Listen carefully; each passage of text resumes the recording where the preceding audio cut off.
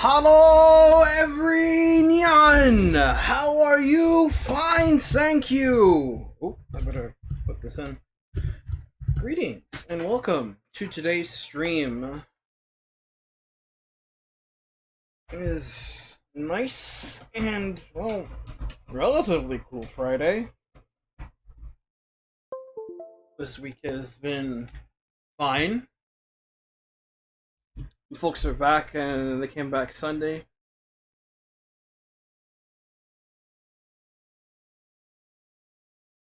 And no issues aside from a little bit of lack of sleep, but from trying to wait for them to come in. But after that, it's just been fine. My sister set up her apartment downstairs. Now it's all finished. She even cooked down there for us yesterday. It was neat. Nice place. It's definitely marked a huge improvement over the apartment upstairs.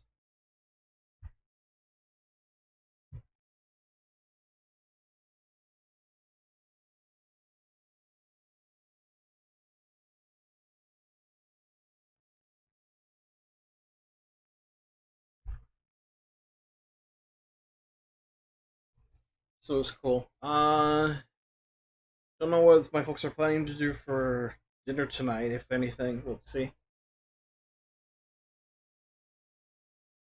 Nice to see that you got through Gravion, Grimshane. Hope you had fun. I do enjoy me some Gravion.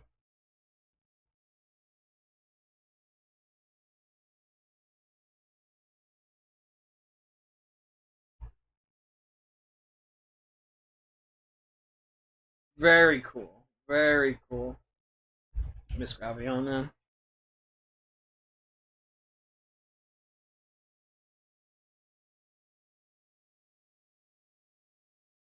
Yeah, good. As anyone should who watched Gravion, that it'd be seared into their brain because they're catchy as hell. And always a good time when it happens.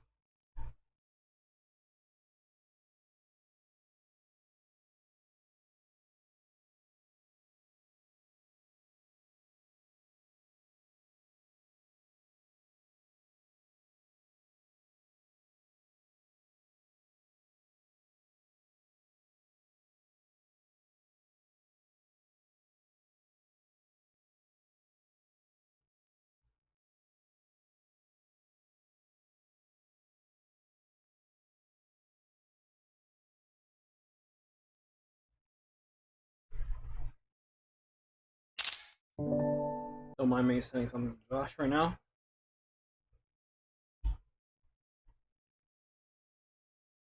Sorry, pretty soon. The heck is... Here we are. Let's book it, baby.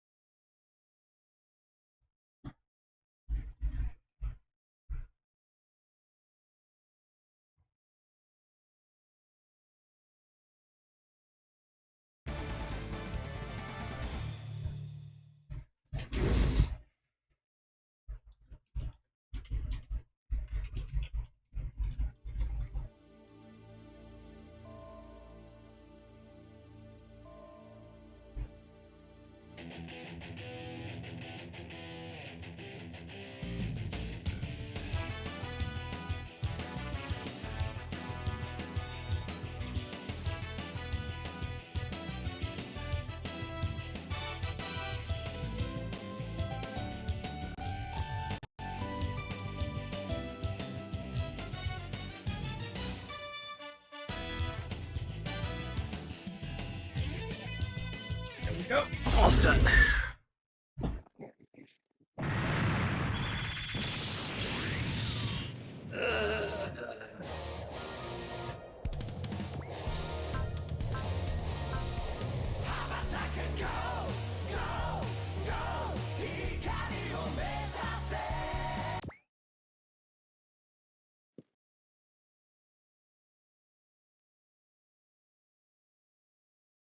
Right, I remember where we left off now.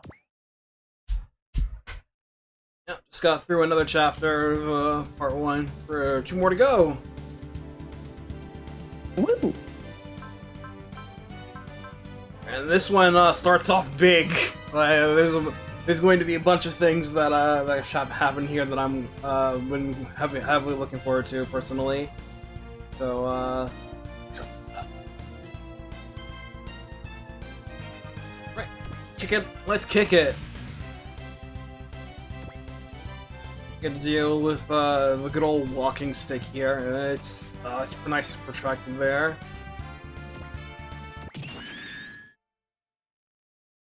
Let's see, I'm leading off today, right, Rocking? Yep. Okay. Scenario 22. Finding yourself in a routine plot?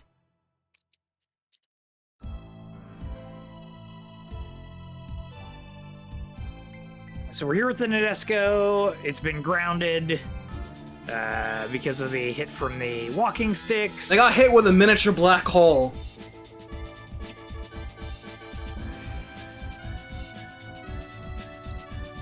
For some reason, this part of the scenario isn't translated on the guide, so... Or wait, You also have the stage name wrong, I think, because it says the stage name, according to the guide, is When You Realize, Is It a Promise? That's not right. It is talking about the walking stick. Eureka explained sorry, the I'm on the plan. wrong map. Yeah. It would help if it was named correctly. Yeah. So we can't fly in because we'll get shot down. Akito is going to lead the command on the ground. Jun tells Guy, don't get too crazy and run out of energy. You won't have the energy beam from the Nadesico. You have a limited timer. They have batteries, so you only have so much usage.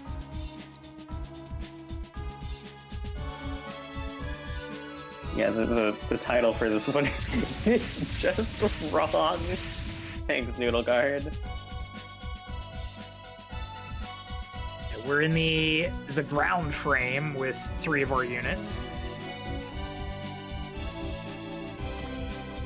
Oh my goodness! It's so big! Yeah. Lizards love cannons.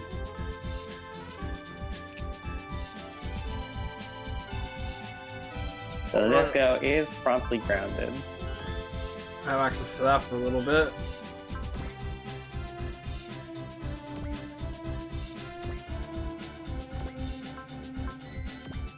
There it is here. Well, at least this time there's a full spirit list for the Nadesico to take advantage of. Because they're all here. Woohoo! As opposed to have just been Yuri killed last time. Yep.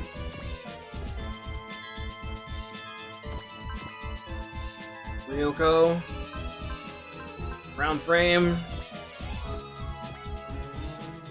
Oh, sorry. We're in the ground frame, and we're also in the...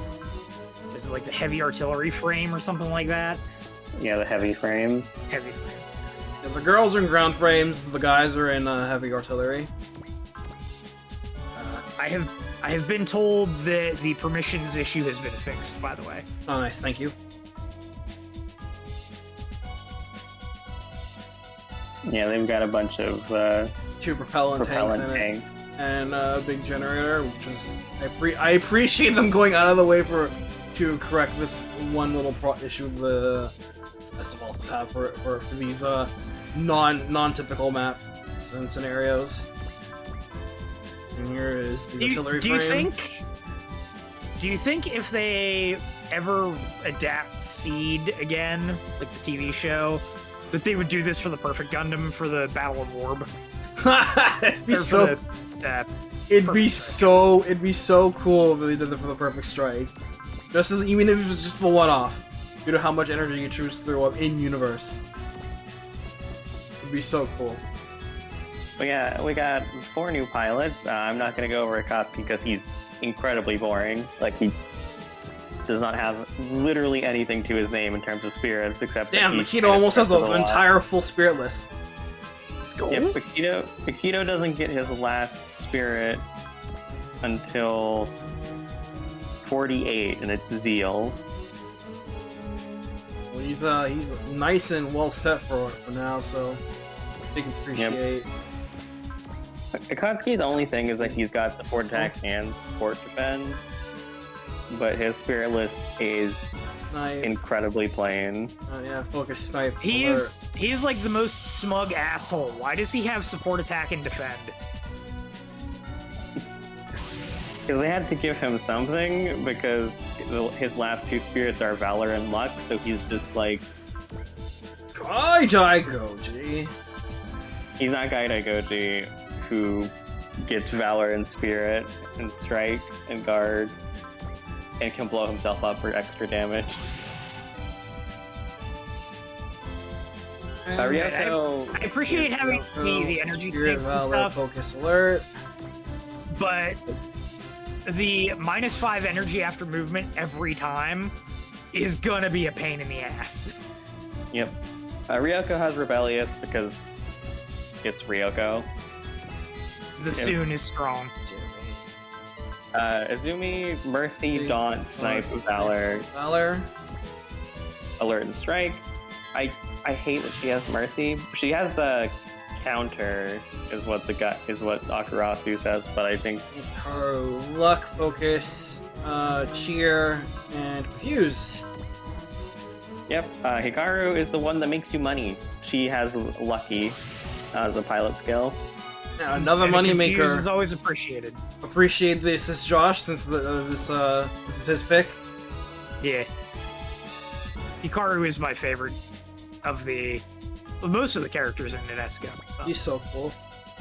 I really like Hikaru. She always runs into the problem that all the Aestevalis have to me, where I feel like I have to, if I'm using Hikaru, I have to use the other two, and that's a lot of deployment slots. And if I'm only going to use one, it's probably going to be Aikido, because he's the one that exists, or both of them. Guy.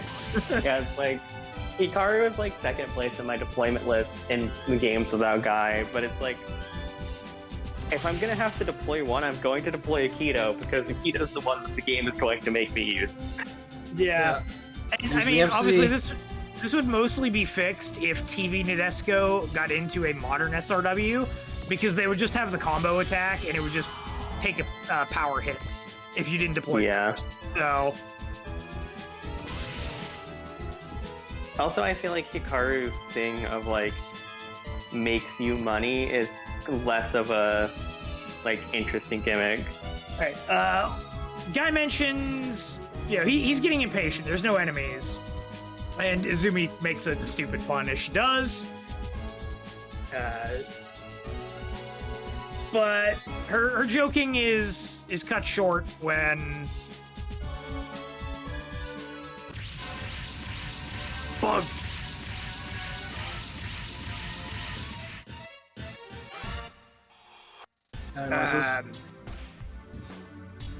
So Kyosuke and Akito point out that our objective is only the walking stick.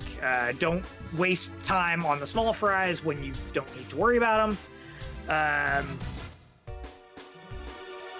Try to avoid them. In the show proper, when this happens, they split into two groups with, I think it's Akito and Akatsuki going to destroy the walking stick and the others fending off the enemies. That's correct. I know this because I watched the episode after the stream ended last week, just in preparation for this. I watched Nadesico again, I think it was towards the end of last year. So it's mostly fresh in my mind, but it has been, most of this year since I saw it, so. I need to actually sit down and watch all of TV Nadesico. I watched, a couple of... I watched, the first few and the last few, and I just, entirely missed the middle section. Well, the good news is, it is literally just free on YouTube. Yeah. Officially uploaded, you can just watch them. Now, it's the sub, not the dub. but still. That's fine with me. I think I've played enough games with them in it that my brain would just be more used to the sub voices anyways. Mm-hmm.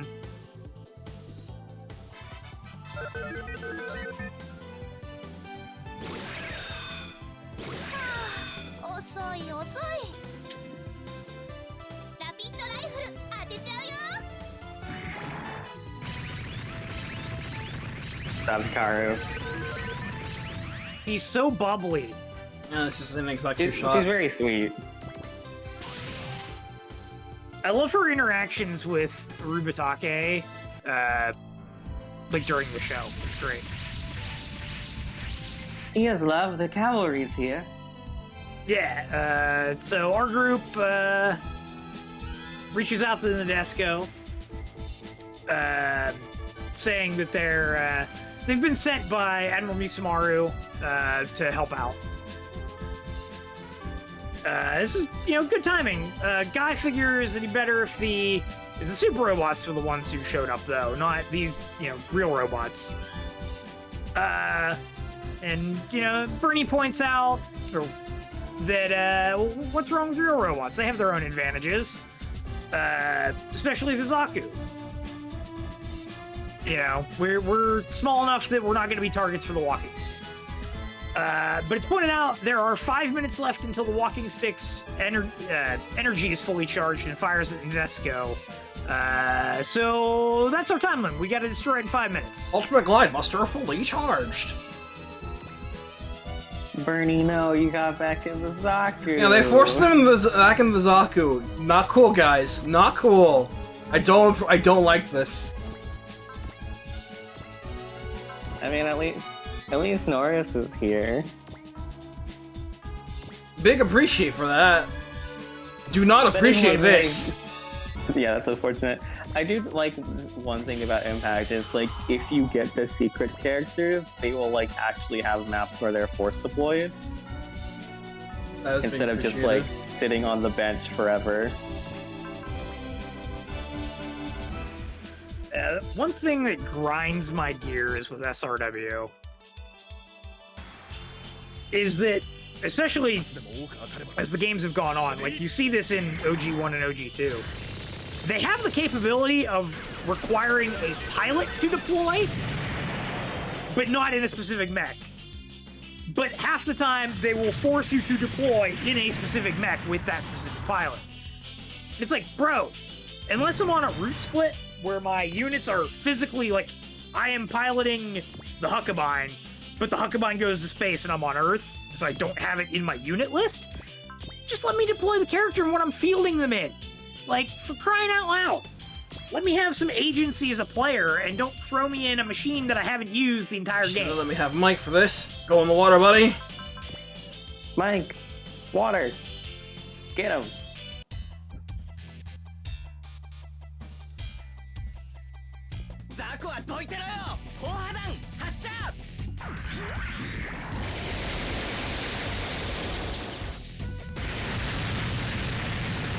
There's nothing going on until we destroy the walking stick. I guess we should talk about the elephant in the room. Why? Sorry. I'm not going to talk about the demo for spoiler reasons, but way better than 30's demo was. Zam. I didn't play 30's demo, so... I watched Mel do it. That was it. Yeah. Oh, right, yeah, because, Mel streamed it in voice call, super late one night or whatever. Yeah. That was before I had functioning internet, so I couldn't even watch it if I wanted to. Oof. Yeah, the Dark Ages. It has the same structure of just because we're doing the 30 structure of different chapters with a bunch of maps inside, it's here's chapter 1, it's the first 4 scenarios, play it. Cool, great. Yeah, I've heard, and I mentioned this in Metabot's chat, that, the free select system of 30 was kind of based on Impact, but the way that they're doing Y feels like it's just Impact again. It's literally, here's this chapter, you have these maps to choose from. Here's this chapter, you have these maps to choose from. Yeah. they've said in interviews that the second chapter is the only one that's going to be like close to 30, and what I imagine is going to be is you get like a couple of series in chapter 1, and then chapter 2 is going to be, okay, here's all of the maps to get the other series. Yeah, here's the Earth and space route at the beginning of the game. Yeah.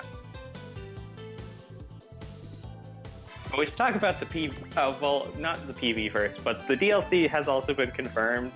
We're going to get another stream on the 19th for both of the DLCs. Oh, okay. I didn't watch the live stream, so I didn't catch all of the... Yeah, they said that like right at the very end, the Y stuff is going to be in the second half of a DD update stream.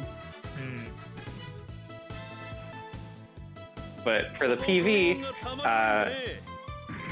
I'm going to go down the list of what was shown in the PV in order.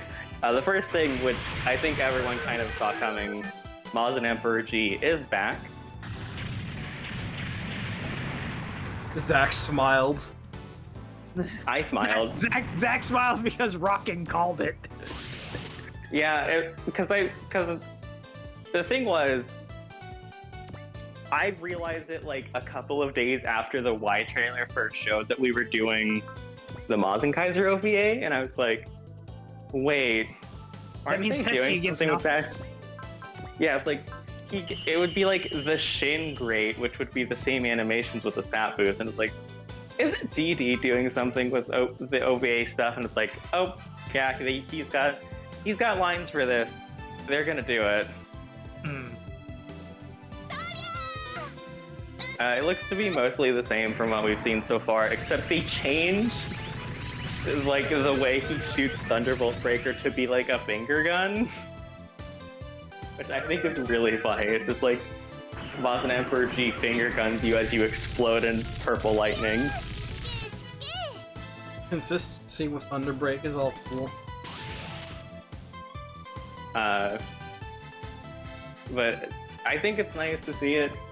I think it also continues my fears of Maz and Kaiser is not going to get boss 4 out, because this one feels like we're taking all of the assets we have lying around and making a Frankenstein out of it. Because the only thing that is completely new are the generals. Yeah, Sayaka is not playable. Yeah, Sayaka and Jen are both one supporter. Yeah, so they don't need to do the Aphrodite or the Venus. And the Maz and Kaiser is mostly reanimated from what there's the Dynamite Tackle, which would be new, and then the Shoulder Slicers is like half of the old animation with a new ending added to it. Yeah, and they're doing the same thing for Combattler too, where they're just using the stuff from 30, except they've like completely changed Jodenji spin. Yeah. They didn't completely change it. They gave it a new cut-in, and it's a really good cut-in. Well, even the part where like it generates the stuff like right after the cut-in, that isn't in the attack animation in 30 either. So. Oh wow, I didn't use it much in 30 to notice. I went back because I used it in 30, and I'm like, I don't remember any of this from Jodenji Spin, because I used Combattler and used Jodenji Spin a lot. And so I went back and watched it. I'm like, nope. Yeah. The next thing they showed in the PV was Raideen fighting another Raideen enemy. There's so many of them. He's back. He's back. He's back. He's back in Pog form. Love to see it. Because they showed Baroa in the Nemesis trailer. They showed the little goobers in the first trailer. We could see like the Yamato Orochi maps right on some maps. And then it's just another new one. There's so much Raideen content for the first time since Impact. Also, hi Yankee. Nice to see you from Bean Stream. Oh my god, Yankee's real. Fallen. How's it going, homie?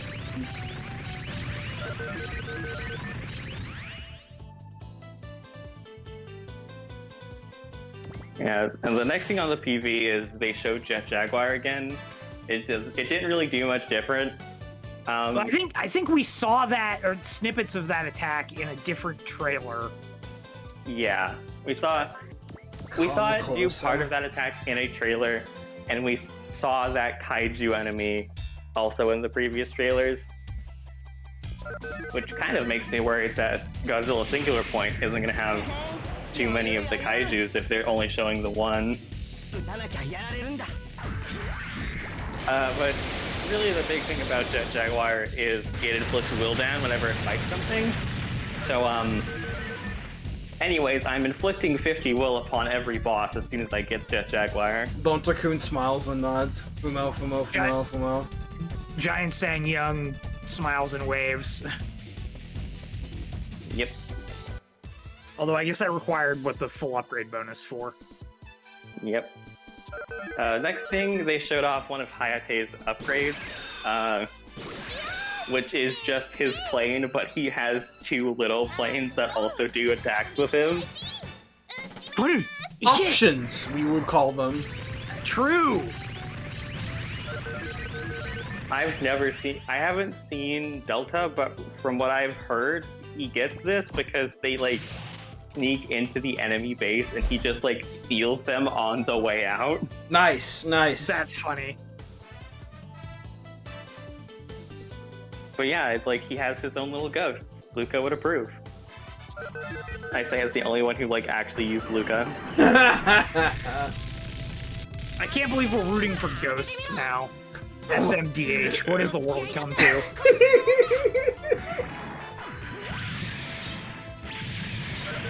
Yeah. It's just the theme of Macross. Turn your hate into positive energy. Turn your hate into positive vibes. The next thing in the PV was they showed Daba has a mobile armor attack in the L Game Mark II, which is funny because this is the game where they're making the mobile armor form not like a real thing anymore.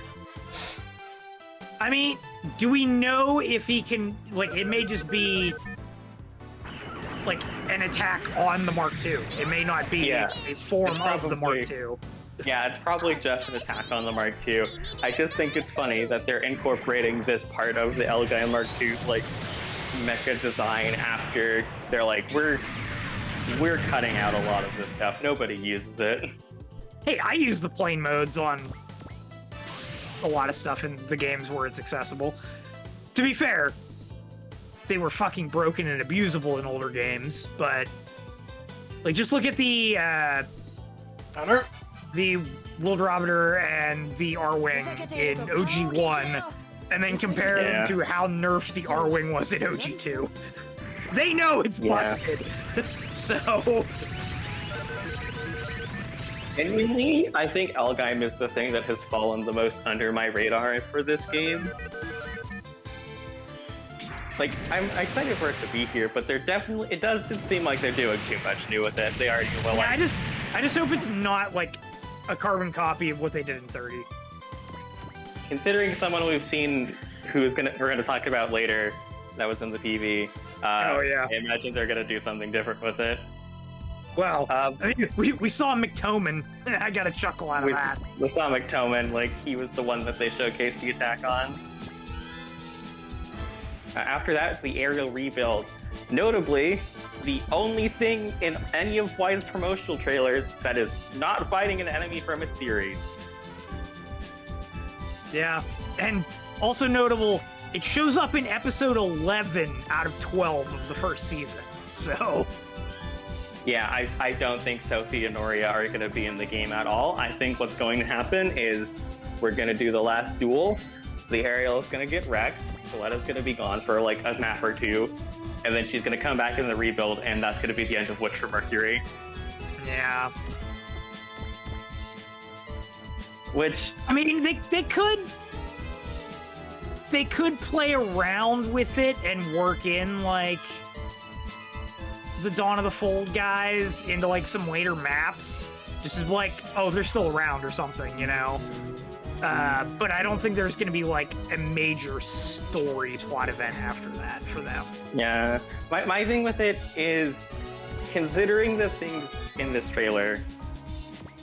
Hold on.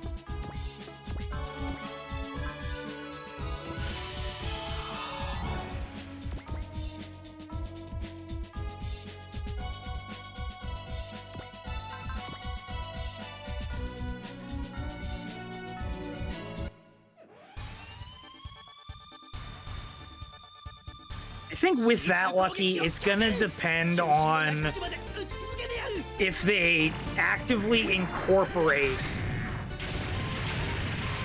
like DLC story maps, like how some of the later blocks of DLC maps that they added in 30, like you do the recruiting the guys, and there's like a combo map where they're like all available on it, and there's a tiny bit of story with like the Z3 enemies popping up.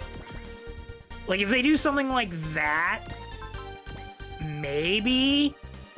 But if they're just adding the units, then I don't know. The way they've described the DLC is that it's going to be separate side stories for the series and stuff that are coming in the DLC that are 16 maps long, that have their own unique final boss. So I don't think we're gonna get Witch from Mercury Season 2 in like DLC 1 or 2. I think if we get it, it's gonna be like the expansion pack stuff. Well, did the IBO map in 30, where you fight the fuck-ass mobile armor guy, yeah, was that added with the expansion pass, or was that added with the DLC? That was part of the DLC with the IBO stuff. Okay. What they did was it was like 3 maps of IBO plot. You started by getting Mika. Well, no, it was 4. It was you got Mika, you got Akihiro and Shiro, and then you got Chocolate Man. McGillis. And after that was the Hashimel fight. And that kind of wrapped up the IBO stuff. But I don't think we're going to even see the Dawn of Fold characters, because they showed a lot of really big spoilery stuff in that TV, to the point where it's like, it's very noticeable that Witch from Mercury doesn't have a lot. Like, that doesn't have like Nordia, doesn't have Sophie, it doesn't even have like a Mook from the Dawn of Fold characters. It's just like, it's fighting an OG robot. We're doomed.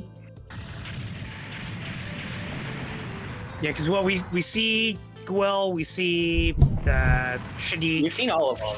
We've seen all of them. Ellen was in the sizzle reel. We've seen Gil a couple of times. We haven't seen the Darrow Blade yet, so that's weird. We've only seen the first one. We've only seen his Delanza. Yeah. Yeah, as soon as they showed Shadiq in the Nemesis trailer, I'm like, oh, we're not doing Dawn of Fold at all.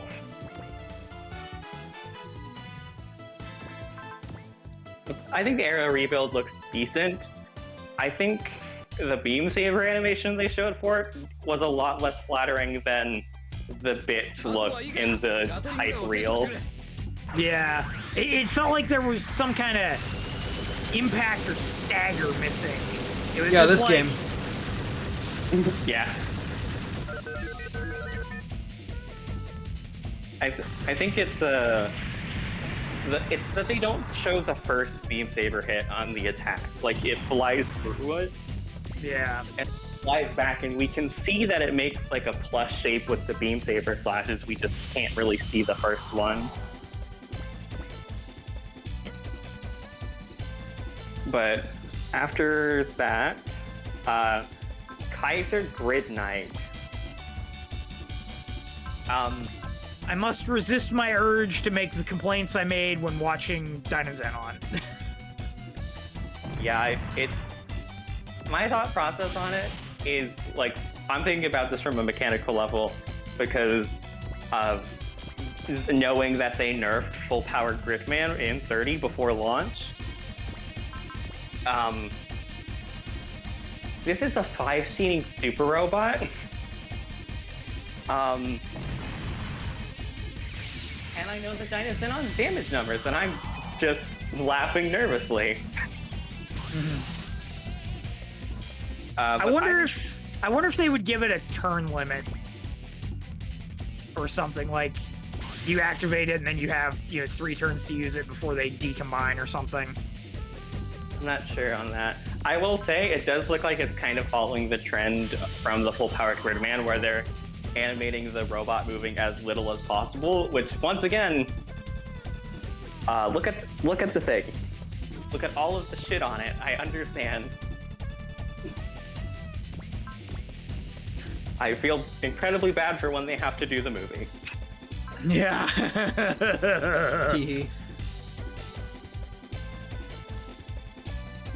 After that, we got to see what looks like the actual robot for the antagonist, or the OG rival. I think it looks neat. I can't really tell what the theme for the enemy OGs is. Yeah, all I know is that it looks like they mashed up the Gundam Double X and the Neo Granzin. Yeah, that's what vibe I get looking at it. It's very chunky looking, but it's not like very distinct on what it is.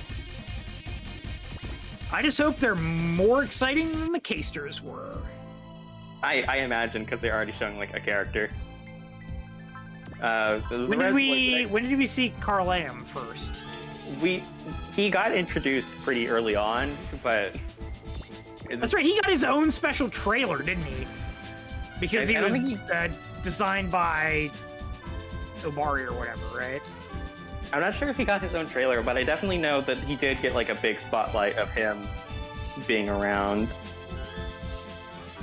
Oh god, please tell me it's not Cowboy versus Ninjas.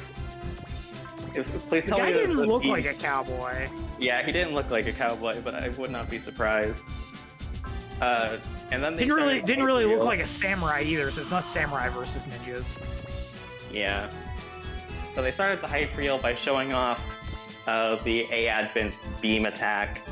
I think it looks neat. I think the fact that they had like a big inside the ship cut in for an OG battleship is great. We don't usually get those. Oh god, it's big. Yep, it's big. They also showed Drake, so we're definitely getting Dunbine stuff by like the boat full in these trailers.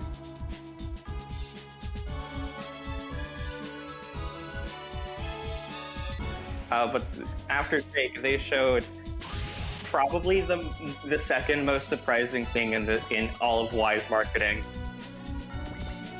He's back from Jupiter. A man from Jupiter. Mule. Why won't the O move? I cannot believe he's back. I was talking about this last night in Ron when Ron was playing Suikoden 2.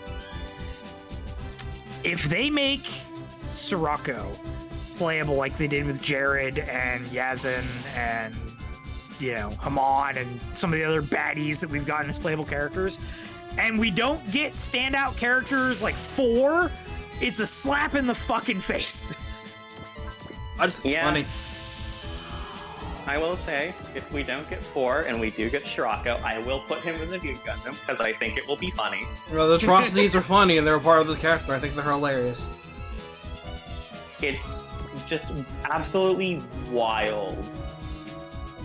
Not only that they showed him, but it was like, we're doing post-Zeta. What is he doing here?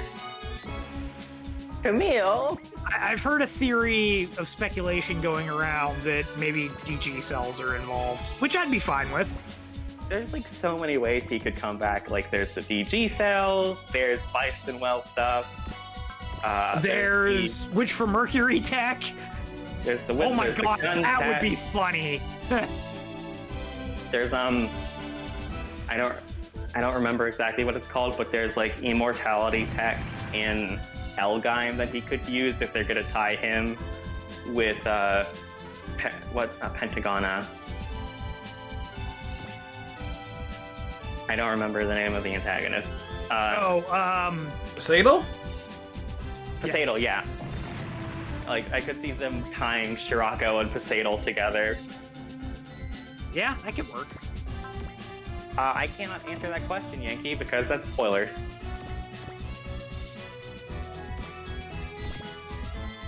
Well, gee, that means we see something about it in the demo, apparently.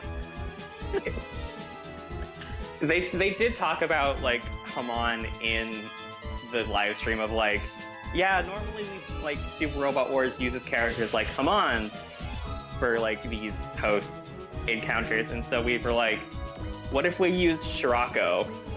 Like nobody has really done Shirako in a post Zeta landscape before, and I'm like, yeah, because he's dead. Yeah, because he's dead! Exactly! Well, I mean... Full rip Kozo energy. You could say the same about Haman in like a post-double Zeta realm. Yeah. Typically these games are set during like CCA whenever UC shows up. Even though there are double Zeta people running around, or Zeta people running around. Yeah, it's just weird to see him back. Oh. Is this what I posted, Bean? Crit. It is. That tweet is fucking hilarious, yeah. Neil driving in the Zeta. The next thing they showed in the trailer after Shirako was Godzilla having a giant laser beam, which I don't think is like a super big thing, but it looks very cool. That better be a map attack animation. That's all I'm gonna say. There's also a lot of Godzilla attack animations they've shown off for something that people keep telling me will only be a boss character. Because, well, we've seen it like do a stomp, we've seen it do the breath. We've seen it like do a wombo combo on Jaguar in the Nemesis trailer of just like slapping it around. Like, that's a lot of attacks for a boss, guys, especially in modern Super Robot Wars. Oh, hey, buildings. I assume they give terrain. Yeah, they do. Oh, yeah. And then the immediate next thing after Godzilla was they showed Getter Saint Dragon.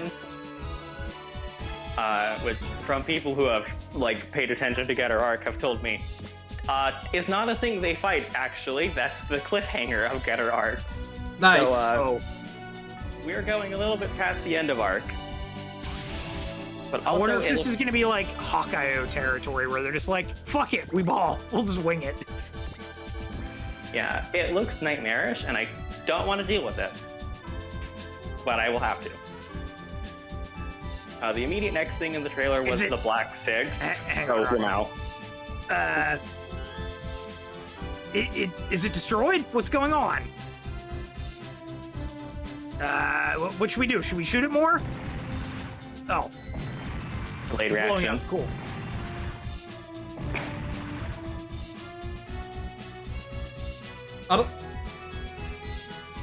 Yatta! Ooh, we did it! Mission complete. No more worries about the railgun.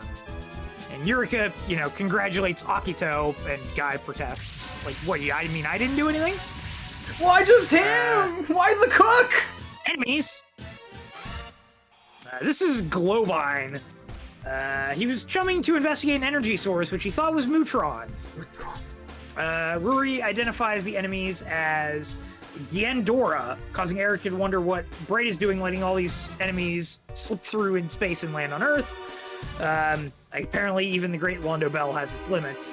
Everyone but Guy is a bit worried. Okay. Increment the counter. And Nadesico still won't be able to move for a while. We're theoretically running low on energy and about to become immobile. Shiro sends a distress call to Bright, says you only have to hold out a little while until help arrives.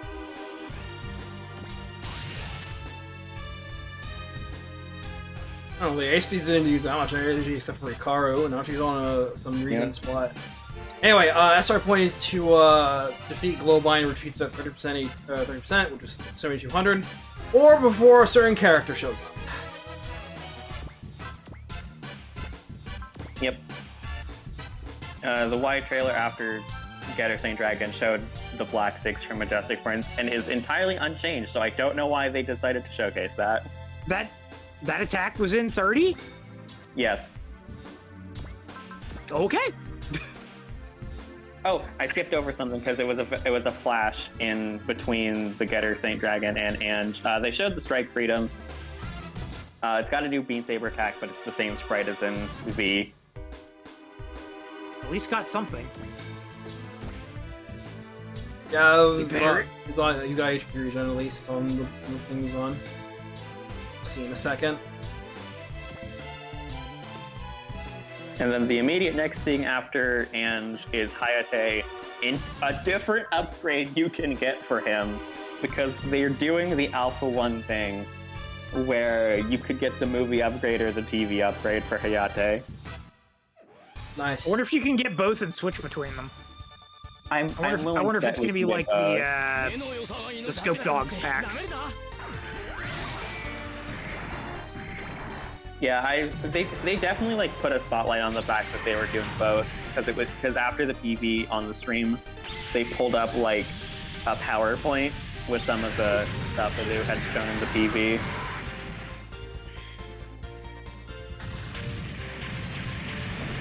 But after Hayate, they show Izuru has a new cut-in for the final attack on his machine. They show Zex. He's got a new cut-in for the Mega Beam Cannon. But the Tallgeese 3 is the one out of... X. Yeah, the last time. Well, I think it was the same as in Z3 as well. I think it didn't get touched very much.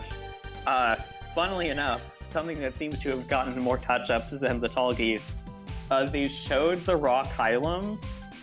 Ray got a new cut-in. I love that cut-in. It looks so clean. It's just a shot of like inside the cockpit. The bridge, yeah. Right. And they also show like the Mega Particle Cannon like flying towards the enemy before it does the old animation. Good job, Rennie.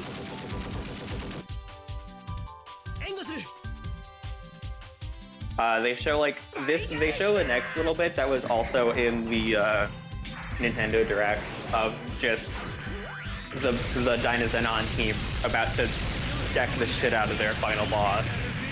Yeah, the Blue's gonna kick me because I've already forgotten the name of the kaiju. Yeah, it's the Galuga.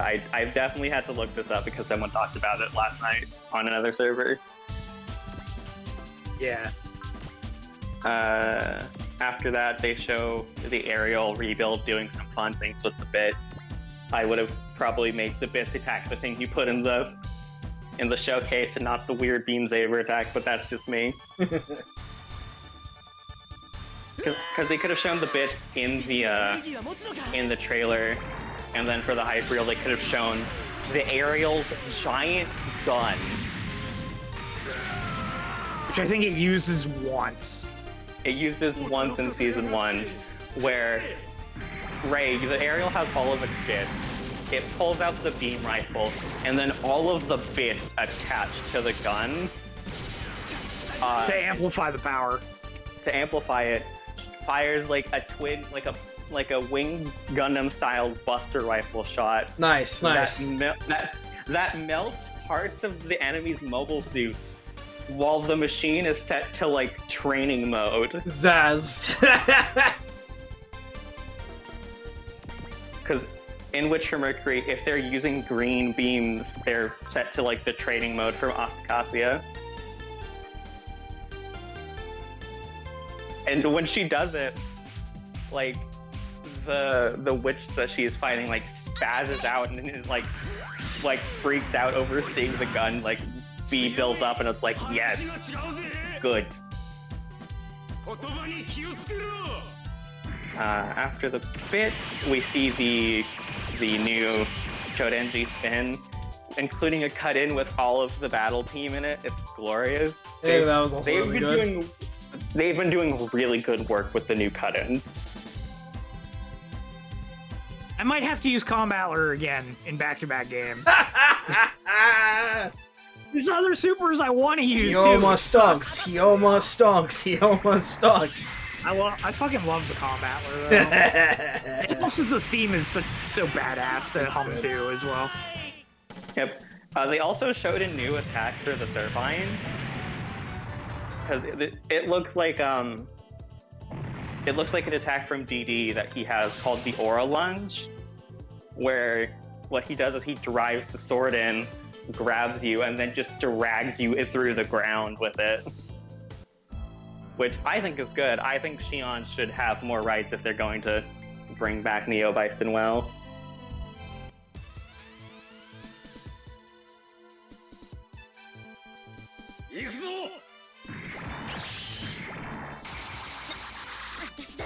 They show the Kamu Based. that everyone was waiting for.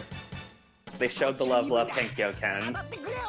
And everyone, including me, was like, yes, G Gundam is back. Actually, wait, isn't that the Billbine, not the Surbine? No, they showed the shows in the Billbine, but they show a new attack for Shion where they do like the cut in his helmet and then into his eyes. That is from DD, which I'm like, good, this robot has had 3 attacks for 2 games. Give us something more. But they did show off the aura slash animation from the Billbine. We've kind of seen it. It's like, they showed it like in the first trailer too. So I was like, show something else from Dunbine, please. We've seen this. They showed off the Thunder Bomber from Arc. You mentioned, you didn't mention they showed off Mirage, did you? Oh yeah, I missed Mirage. Zach would kill me for that, but they did show off Mirage. It looks like she's got different animations for her plane compared to Hayate, which I think is neat. I feel like they could have like fallen into the trap of making all of the Siegfrieds look the same. Now I know why I couldn't tell it was the Surbine, because it's covered in aura. That's why. Yeah. Shion is going in. Ooh, another dodge. All right, Bernie. Maybe he's getting some. He's getting some out of the Zaku yet. After all, we shouldn't have shit talked it, I guess. Zaku's have good points too. Yeah, they show the Thunder Bomber, and then they show the single most outstanding thing they could have possibly shown in this trailer. They made another Dynazenon. They made a white Dynazenon for the Kaiju Eugenicists to pilot. Which, I mean, dope. I always felt they kind of, at least some of them kind of got the short end of the stick, even if they made their piece at the end of the show. Like, it's glorious. I cannot believe that they don't. Hold on, how do I phrase this?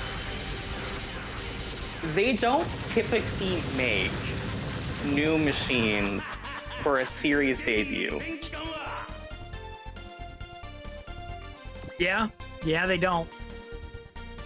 And I definitely think that says how much, like, the people working on the SSSS stuff is like, do it. Go nuts. Also, yeah, the translation calls them the Kaiju Club. I think that's a space issue, because I don't think they could fit Kaiju Eugenesis in, like, the group portrait. So the Garuda is here.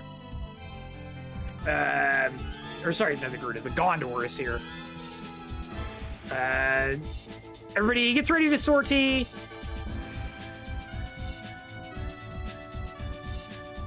There's not... It literally just says the Gandor, in fact, shows up in another couple turns. That's all it says. 5 units to deploy.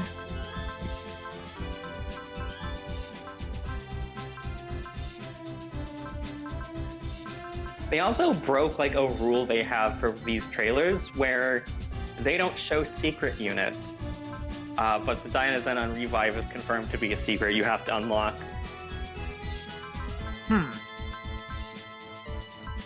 Interesting. Which is fine with me. I'm going to use the Dynazenon for the whole game.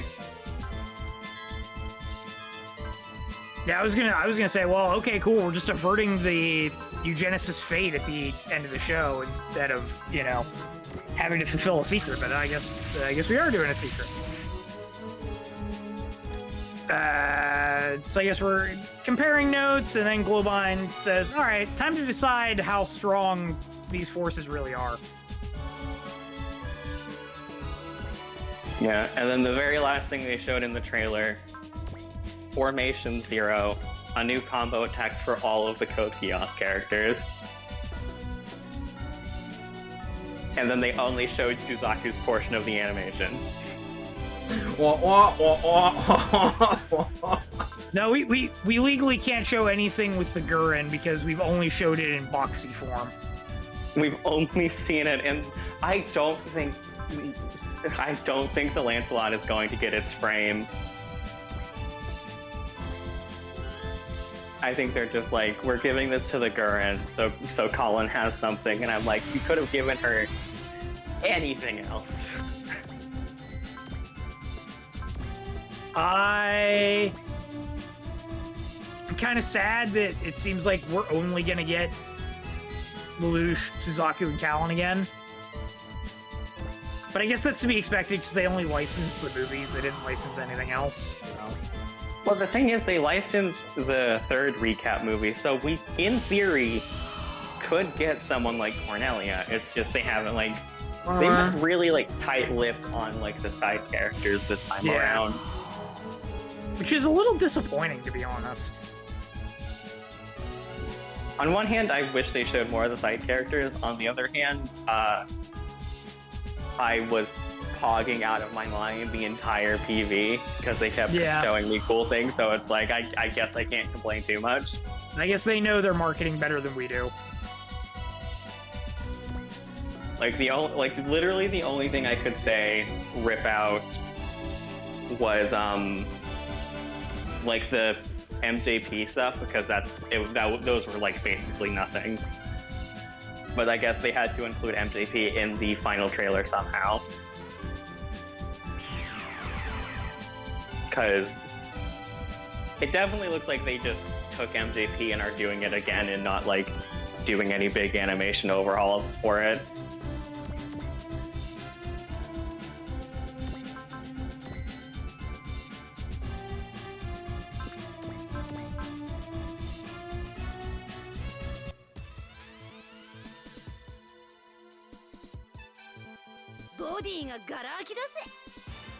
I'm trying to think. How many... Bodiga! Ameze! Bodega! I'm trying to think. How many side characters did they show in the PVs for 30? They showed Purple 2, they showed Blue 1. They showed the Kakuseigen. Like for a couple of frames. I believe they also showed the Black Stick in the 30 trailers. They showed the Kakuseigen for sure. I think they didn't show like any of the side Elgime characters in 30. They showed the Sendolgal from Knife and Magic, which was the centaur thing.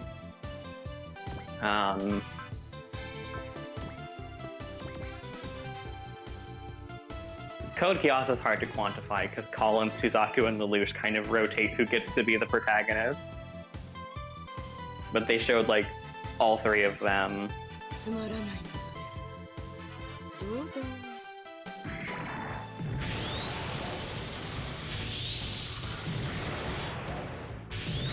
Drake is the only main battleship that we've seen for an antagonist for. Oh yeah, they also showed the dragon map sprite in one of the like story sections of the PV. Yeah, we saw Sai Chi, yeah, very briefly as a map sprite. Which, based on what they showed for that scene in the PV, I'm like, why is Sai Chi there?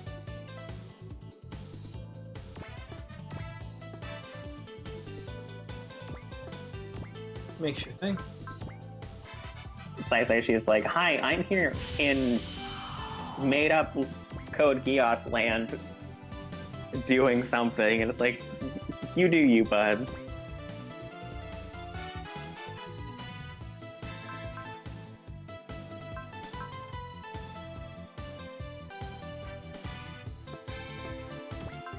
Also, playing the demo made me figure out how they actually pronounce the OG machine's name, and it's a nightmare for me because I've been calling it the Lune Dross for too long.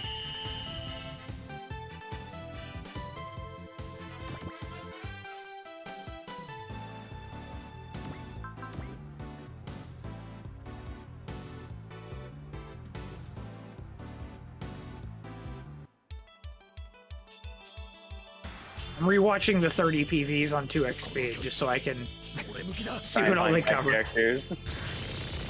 So far, first trailer has been all main characters, which makes sense. Yeah, the first trailer is like all main characters until the hype reel. Yeah, this is a. It's definitely very German the way they pronounce the main robot. And I'm like, oh, my throat doesn't do that. They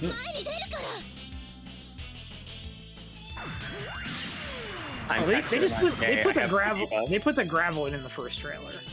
Yeah. They've been showing the OG rivals in the first trailer for these past games, which I think is neat. So they showed Callan, Shiro, Quattro, Gable, Build Tiger, Junko, Kid, Zoltan, Ryusei, Asagi, Tsumi. Oh, well, that's just an attack on group, man. So they showed Utsumi. Yeah, it's just an attack. Second PV. Ike Kuridoman. I think the Lune Drak is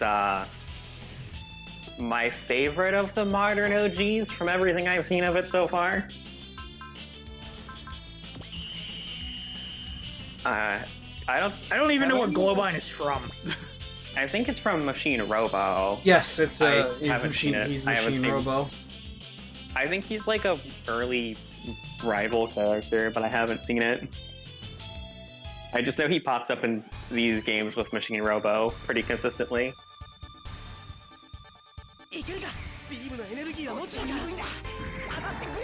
This is a team up for the ages. Also, yeah, the fact that they confirmed that ninja, like the ninja skill, is all capitalized, not because like of this weird localization thing. It's because it's an anagram. Wow. Like, thanks, guys. Very cool. Bro, you drew a katana just to throw it? Good dodge, Shiro. Alright, PV2. First thing you see is Lamia. Wait, did Akito lose energy for support attacking? Sure did! He sure did! This map is kind of fucked up.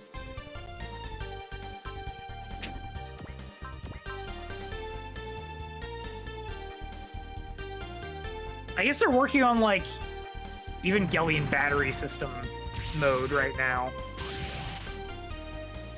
Yeah. It was just wild, because it's like, when they take an action, they lose energy. My brain was like, obviously not support attack. So they showed Umi, although, I mean, I guess she's a main character still.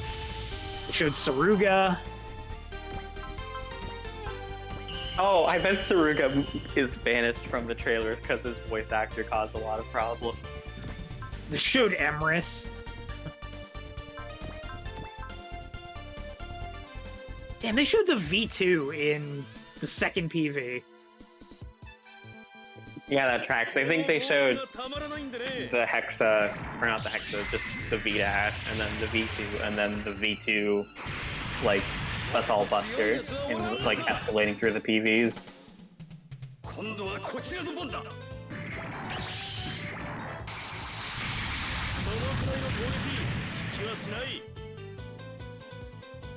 Thanks, Akatsuki.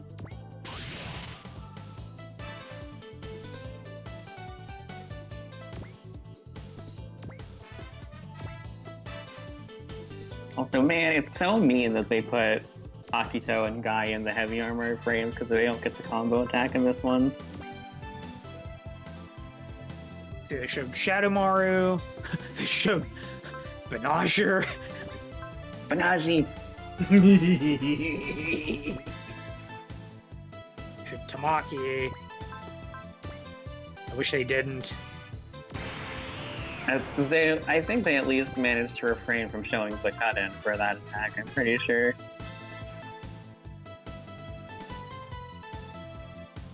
Ready, kid, don't need you to hit for this. And trailer 3.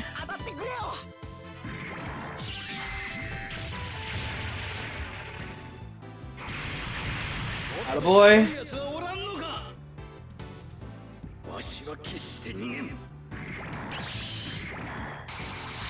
Yeet.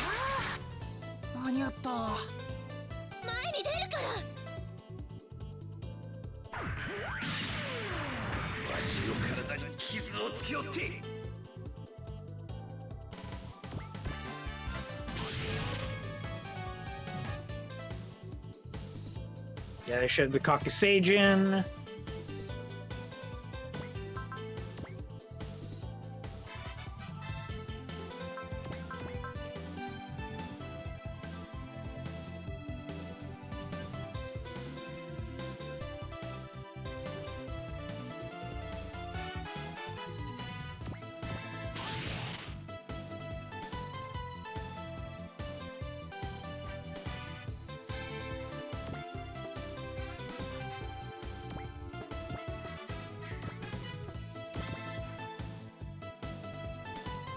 So yeah, things I'm learning. They definitely showed a lot more side units in the 30 PVs compared to Wise. Yeah, I think that does kind of come down to the series list not having a ton of side characters in it. I mean, they could have put a ton of side characters in. Like, it was their choice to do post-plot Zeta. It was their choice to do whatever, you know. Well, They could have done. we might get the Zeta characters back, but it's just like in terms of like series quantity, because I imagine that they have like a checklist of like how many, like they have to show off all of the series. So it's like we have to show off Godzilla Singular Point. There's not a side robot in that. We have to show off Raideen. We're not showing the Blue Gar in a trailer. Fuck you. Like if they were going to show the Blue Gar, you were going to show it in the Nemesis trailer getting beaten up. We're not showing this. Fuck you. There's the Blue. Listen, the Blue Gar is small and cute and whatever. It's not trailer material. There's Combattler. There's not really a side robot for Combattler, and they've been showing Garuda in every trailer anyways. That is true. They've Majestic Prince is clearly not getting much attention, so they're trying to show that like at the bare minimum. God, I hope we don't get the other guys that are part of the thing that aren't the Rabbit team. We're gonna get them. I'm sorry, they're reused assets. They showed Ciela from Dunbine, so they did show more new Dunbine stuff than We saw Marvel in dialogue. Marvel was in the dialogue. They showed Ciela, they showed the Black Knight, and they showed Drake. Very unfortunate for him, I guess. Very unfortunate. Elgheim also seems like they're not changing too much, so they showed the Elgheim, the Mark II, and Gable, and I guess McToman. I wonder if we're gonna get any of the other people like Quasson or Liche, however you pronounce her name. I feel like if they were in 30, they're just gonna get reused for Y, and just like as a matter of this is easy work we don't have to do. Yeah.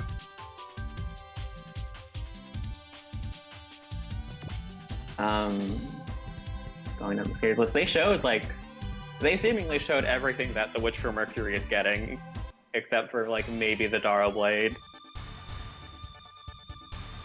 But just like maybe I get it.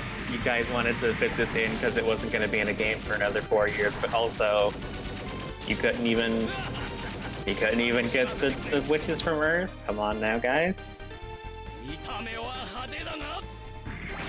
They've shown off a ton of Macross Delta stuff. Like they've shown off that there's like 5 different playable planes before we even get to Hayate's upgrades. All of the Valkyr are different supporters. We're getting the battleship.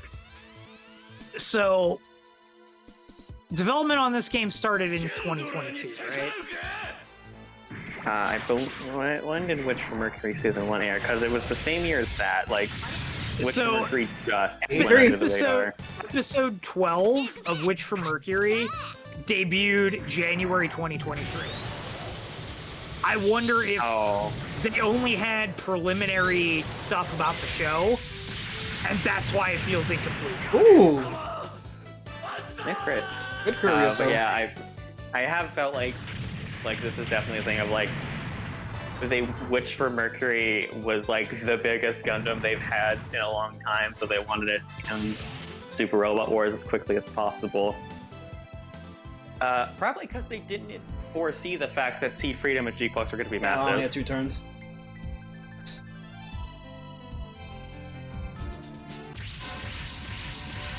More enemies arrive.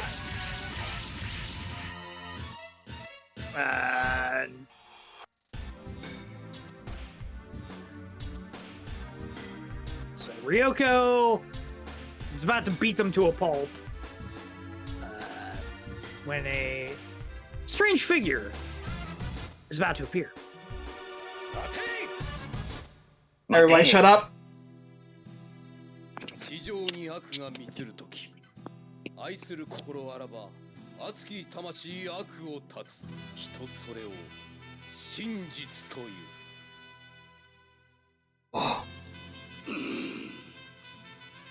お主、名は何という？お前たちに名乗る名前はない。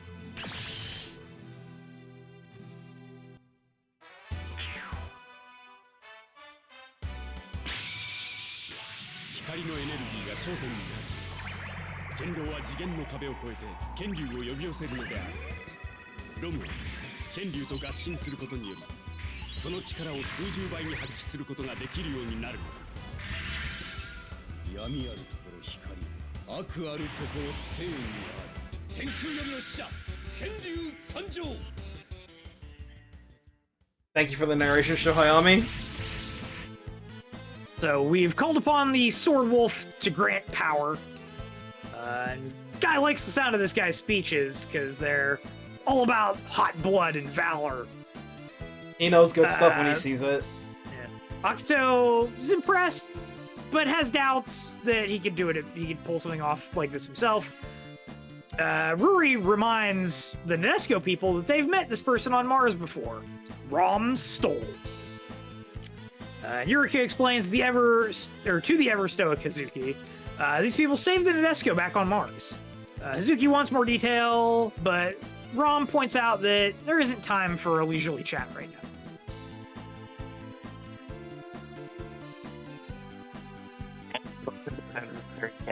Impact she would bring to the final map.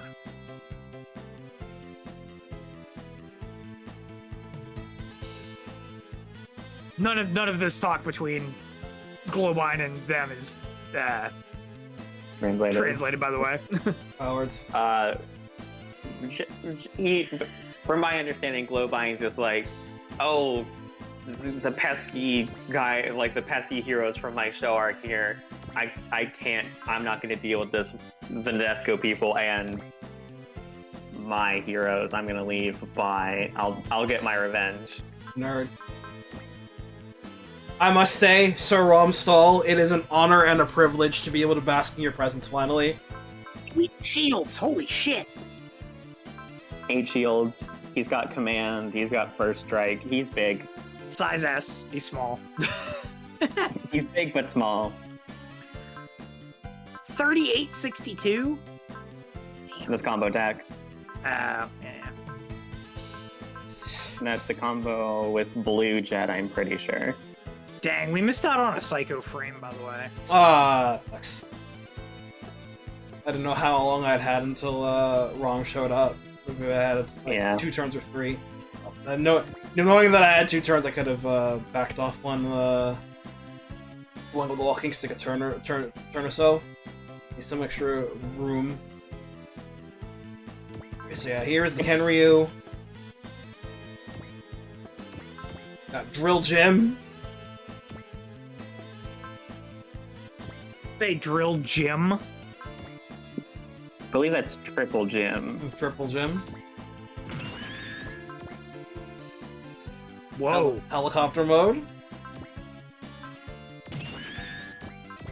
This is a sports car. Anyways, Romstol is like basically just a Brave series protagonist. It feels that way. I mean, look, that portrait even looks like the Gunmax. I had to think of the name from J. Decker. Yep. Anyways, here's the guy that has the combo attack with Rom. Notably, Blue Jet and Rom both get Soul, so big dumbies.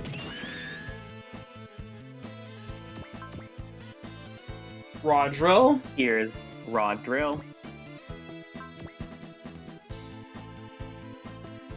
Most notable thing about him is he gets Gaunt as his last spirit. Nice. Appreciate that. I'm going to make a joke, and you guys can kick me out of the call if you don't like it. We've got Gorge Rom Ramsey and his Raw Drill. This fucking guy. This fucking guy. Now we got... And here's Lena, Rom's sister, who's just in a power armor. Yo, we ready to throw an alien queen out of the She's airlock? just in a power armor. Yep, she gets Perseverance, so whenever she's at 120 will, she's gonna get gain every turn. Base. She's also not a very good combat pilot. Her only combat spirit is Alert. She's very good. Who cares? Very They're good giving me a powered armor character in a super robot. Look at her! You see her in the damn thing? Yeah. Yeah. Her spirit list: Rouse, Bless, Aid, Alert, Love, Revive. Machine Robo is so cool. It's a shame I can't find a good place to watch it online. Yeah. I also find that because of the limitations for final map deployment, I always go in like, I'm going to use a bunch of these little goobers because I think they're funny. And then it's like, oh no, they're competing with the Tobakage characters for final map deployment. Ron goes this way, and the rest of y'all go this way.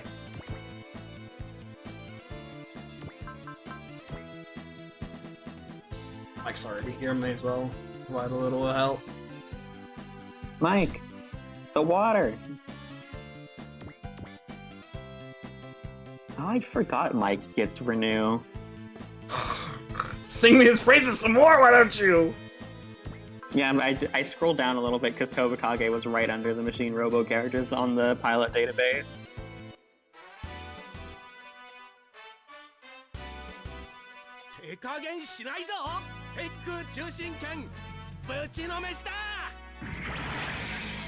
I appreciate the devs fought ahead and gave these guys upgrades because the Machine Robo characters do not join for a very long time.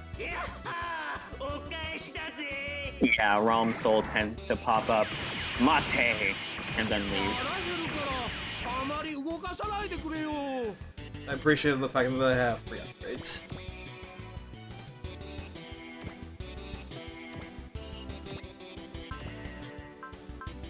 Three to 5. 5 to 7. Holy. That's a weird range. That is a very weird range. Eclectic ranges, man. What is this? Lonely Mirror with its range 4 Dark Dome? Yeah! I missed that shit, dog. I had to remember which hack that was in. Massive Radiance Double Bow be upon ye. What if my jet was a samurai? Cool.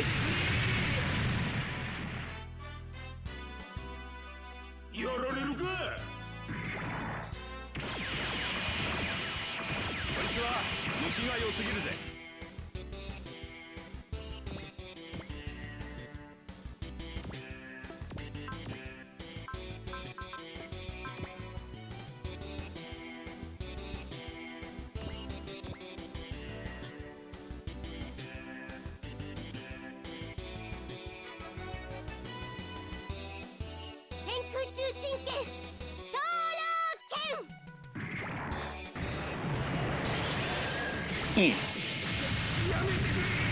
19. This thing is so fucking OP, dude. Question, Rocking, if Yeah. you know and remember. Are there any characters that we have seen in any of the PVs that are voiced by Kyosuke yet? Mr. Kyosuke? I don't believe so. Okay. Maybe one of I'm not versed in the What Mazinger or the Mazinkaiser. Oh, he's Zex! voices. Yeah, oh right, he's Zex! I'm dumb. I forgot. Zex went in one ear and out the other. I'm used to listening to dub Zex, so I didn't even make that association. This. Okay.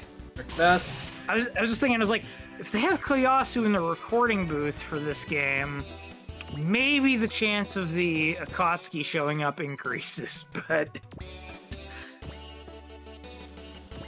they also might be just using stock Zex lines. They may not have needed to have him come in and record anything. Yeah. It seemed from the demo like characters had a bunch of new lines, but also the demo series were all the new ones and not many of the old characters showed up in it.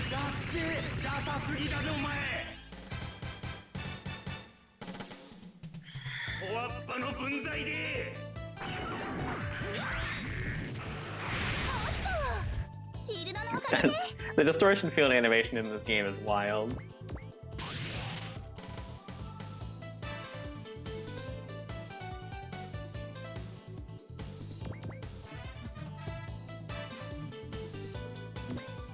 I appreciate that.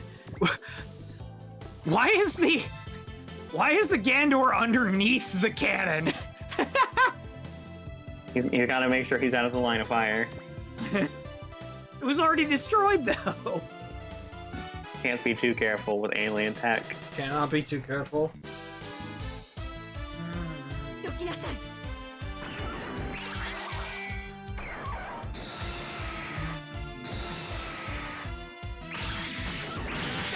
Also, yeah, he was long yet in 30, so maybe they did get him to do some moose stuff at some point.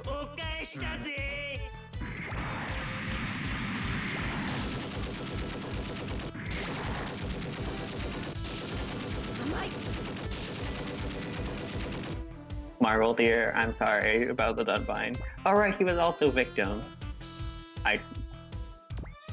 Who's Jade Victim? Eckert. I don't legitimately remember who Victim is. He's one of the Jade Eckert antagonists. He's recruitable with the secret. I didn't pay much attention to Victim because of 30's pacing. Oh yeah, that guy. Forgot about him.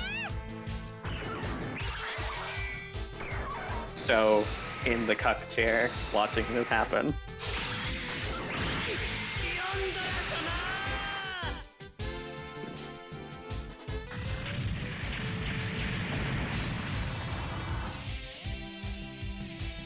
Look, I'm just trying to huff a little bit of the copium that maybe See Destiny will be more than 4 pilots. I can definitely see it happening just as a matter of like Getting it in early ahead of Freedom. Get the animations in. Because my thing with it was, people were like, "Oh, well, they could reanimate the Strike Freedom because it's in the movie for a little bit." And I'm like, you'd have to reanimate the Infinite Justice then. Like, because of the combo attack, you couldn't have the 2 different sprites that didn't match. Yeah. Well, and the Infinite Justice is going to need a complete overhaul for when they do Freedom anyway, so... Yeah, it was like... People were like, well, they could reanimate the Strike Freedom and the Infinite Justice for this game, and I'm like, there's no way. That's actually a waste of time. I mean, I would never turn down more cool seed robots and new animations for the cool seed robots. But if you're gonna have to throw them out for the next game probably anyway, there's no reason to do it. We've only seen, what, 2 seed enemies so far? And it's the 2 different mobile armors, right? Yeah. We've seen, like, the Euclid and then the thing before it. the Zealousy or whatever. Yeah, the Zamata. That's what it was. Or yeah, that thing.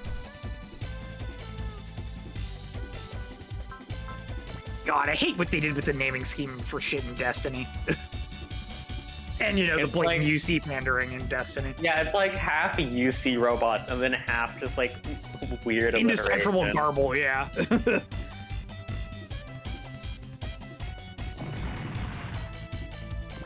But yeah, we've also only seen Shin and Akira, so that definitely feels like we're only showing off as much as we are legally required to, because we're not doing much. Then again, they show off 2 enemies, which is technically more than they did for Witch for Mercury.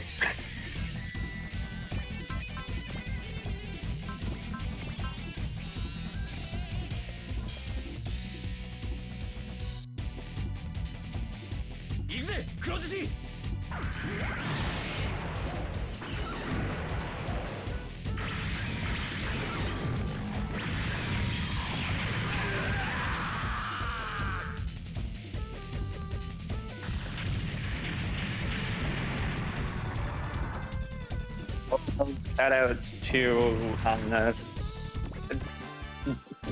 Gilbert Dellendal for funny names. I cannot believe that's the official translation. It's in the show! I know, but it's really it's in the show, but you still shouldn't do it.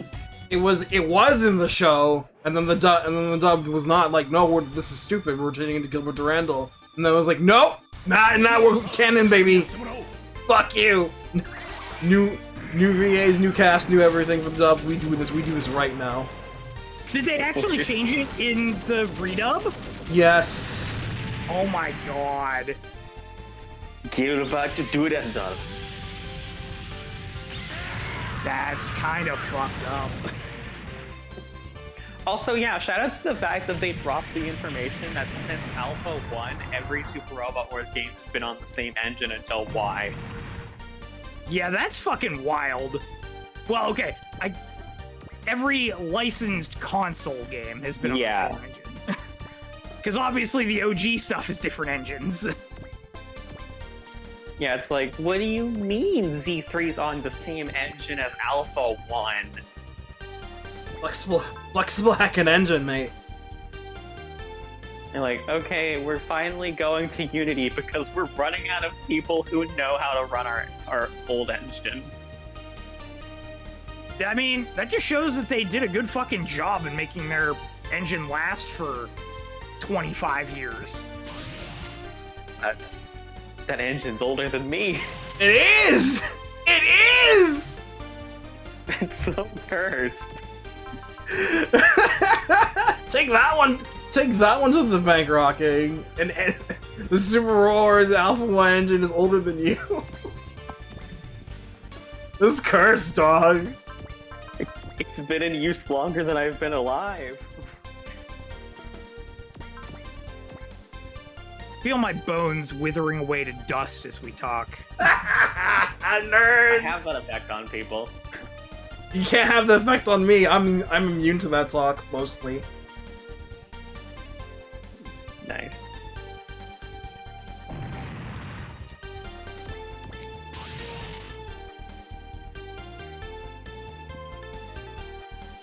This side's mostly clear. I did see apparently that the developers are suggesting for people to do multiple playthroughs to see content they might miss, so I wonder if that means there's going to be stuff where like you only get one of 2 things and can't see the opposite side. I think there's definitely there is definitely like if you play a stage before another one, the stage will change because of the demo. Because Zach streamed the demo last night, so I got to see both sides of like picking each series to grab first. And they were like the same stage, but the dialogue was different. So like an improved version of this, where Yeah, like I heard that. it's very impact coded. I heard that, Jet, by the way. Tsuba Megaishi, that was your aerial ace? Uh-huh, I got you. Thanks, Jet. Oh god, I forgot there was some all the way over there. It's a good thing I noticed them just in time. Descendo wouldn't help me that way. Glowbine, why did you bring so many guys?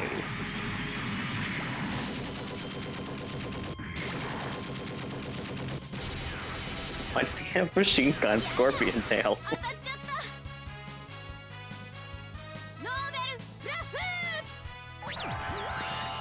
I imagine fan translations might have been easier with Unity. However, a large impediment is one, the size of the game and all of the text, and two, replacing the text graphics, yeah, and making patches.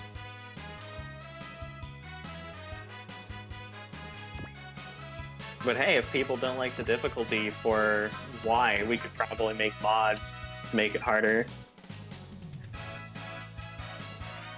Because that's one of the things the demo could not show me because of the way upgrades in these games work. It's like, on harder difficulties, the enemies will get more upgrades whenever they upgrade. And it's like, well, this is chapter 1, so nothing has upgrades here.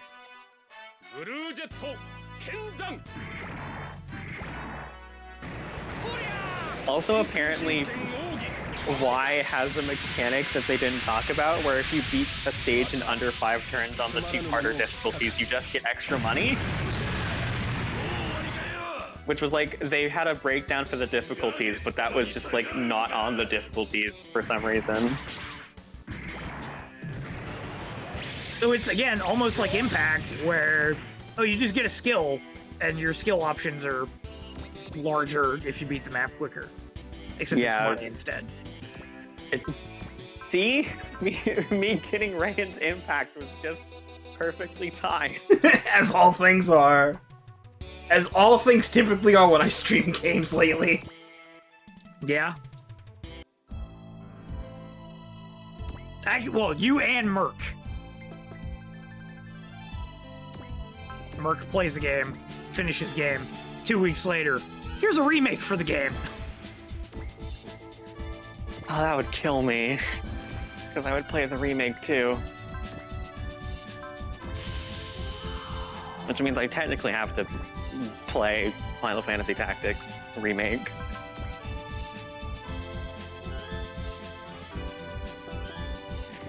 I don't know how I'm gonna have time for everything. Like, Y's the end of this month, FFT's next month, like, I'm still in the middle of a bunch of other crap. My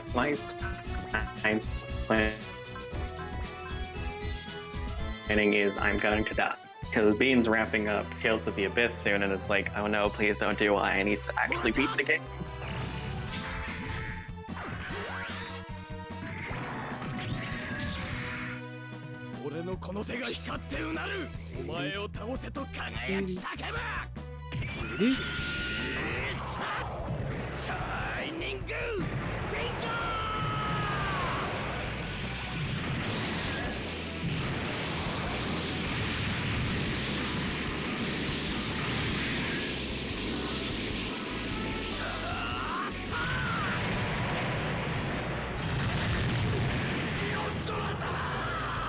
Damn. Did not need the Valor.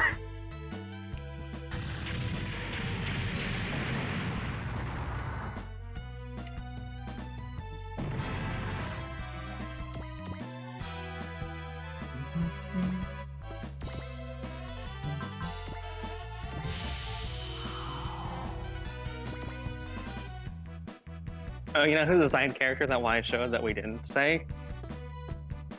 Rain.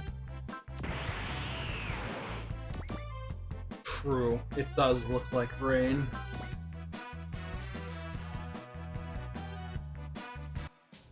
Also, yeah, Fantasy Maiden Wars is coming out, and Merc, I think, not Merc, I think, Bean will kill me if I don't play it this time.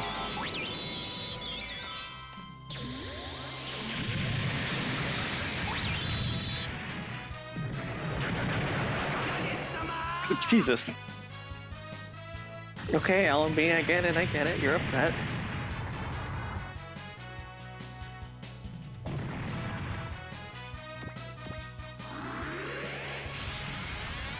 Speaking of hot, I can tell you basically nothing about Fantasy Maiden Wars. I know very, very, very little about Tuhu. I know even less. I know one character. I mean, I've seen art of a bunch of characters. I couldn't tell you diddly squat about any of them, though. This is stage 22. Yep. I only know the time manipulating maid because of a Death Battle X between her and Dio. My money's What, the Sakuya? Or however it's pronounced.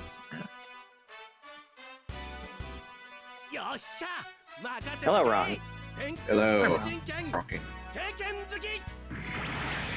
We talked about it while you were talking, but I want your opinion as I put the mic to your mouth.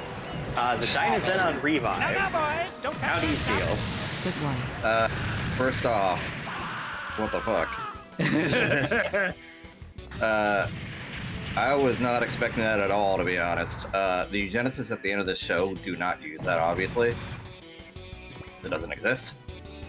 They just become a really big kaiju, which is kind of what I was expecting to control. Well, we already know that's in there because it's in the trailers. Yeah, I'll take a second side Dynazenon. I love that thing. It's weird, but I'll take it. You know what's really funny?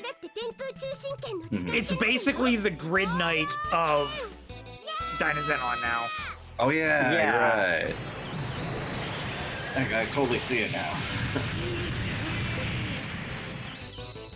It's just like, oh, you have to combine the Dynazenon with Grid Knight to get Rogue Kaiser Grid Knight?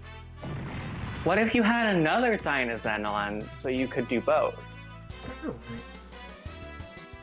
It works for me because, I probably shouldn't spoil this, so I'll give a warning first for anyone who's interested. ABV, no moon rank, but ass in there for the robot. Alright, Lena. Alright, here's your spoiler warning. 3, 2, 1. The eugenicists die at the end of the show.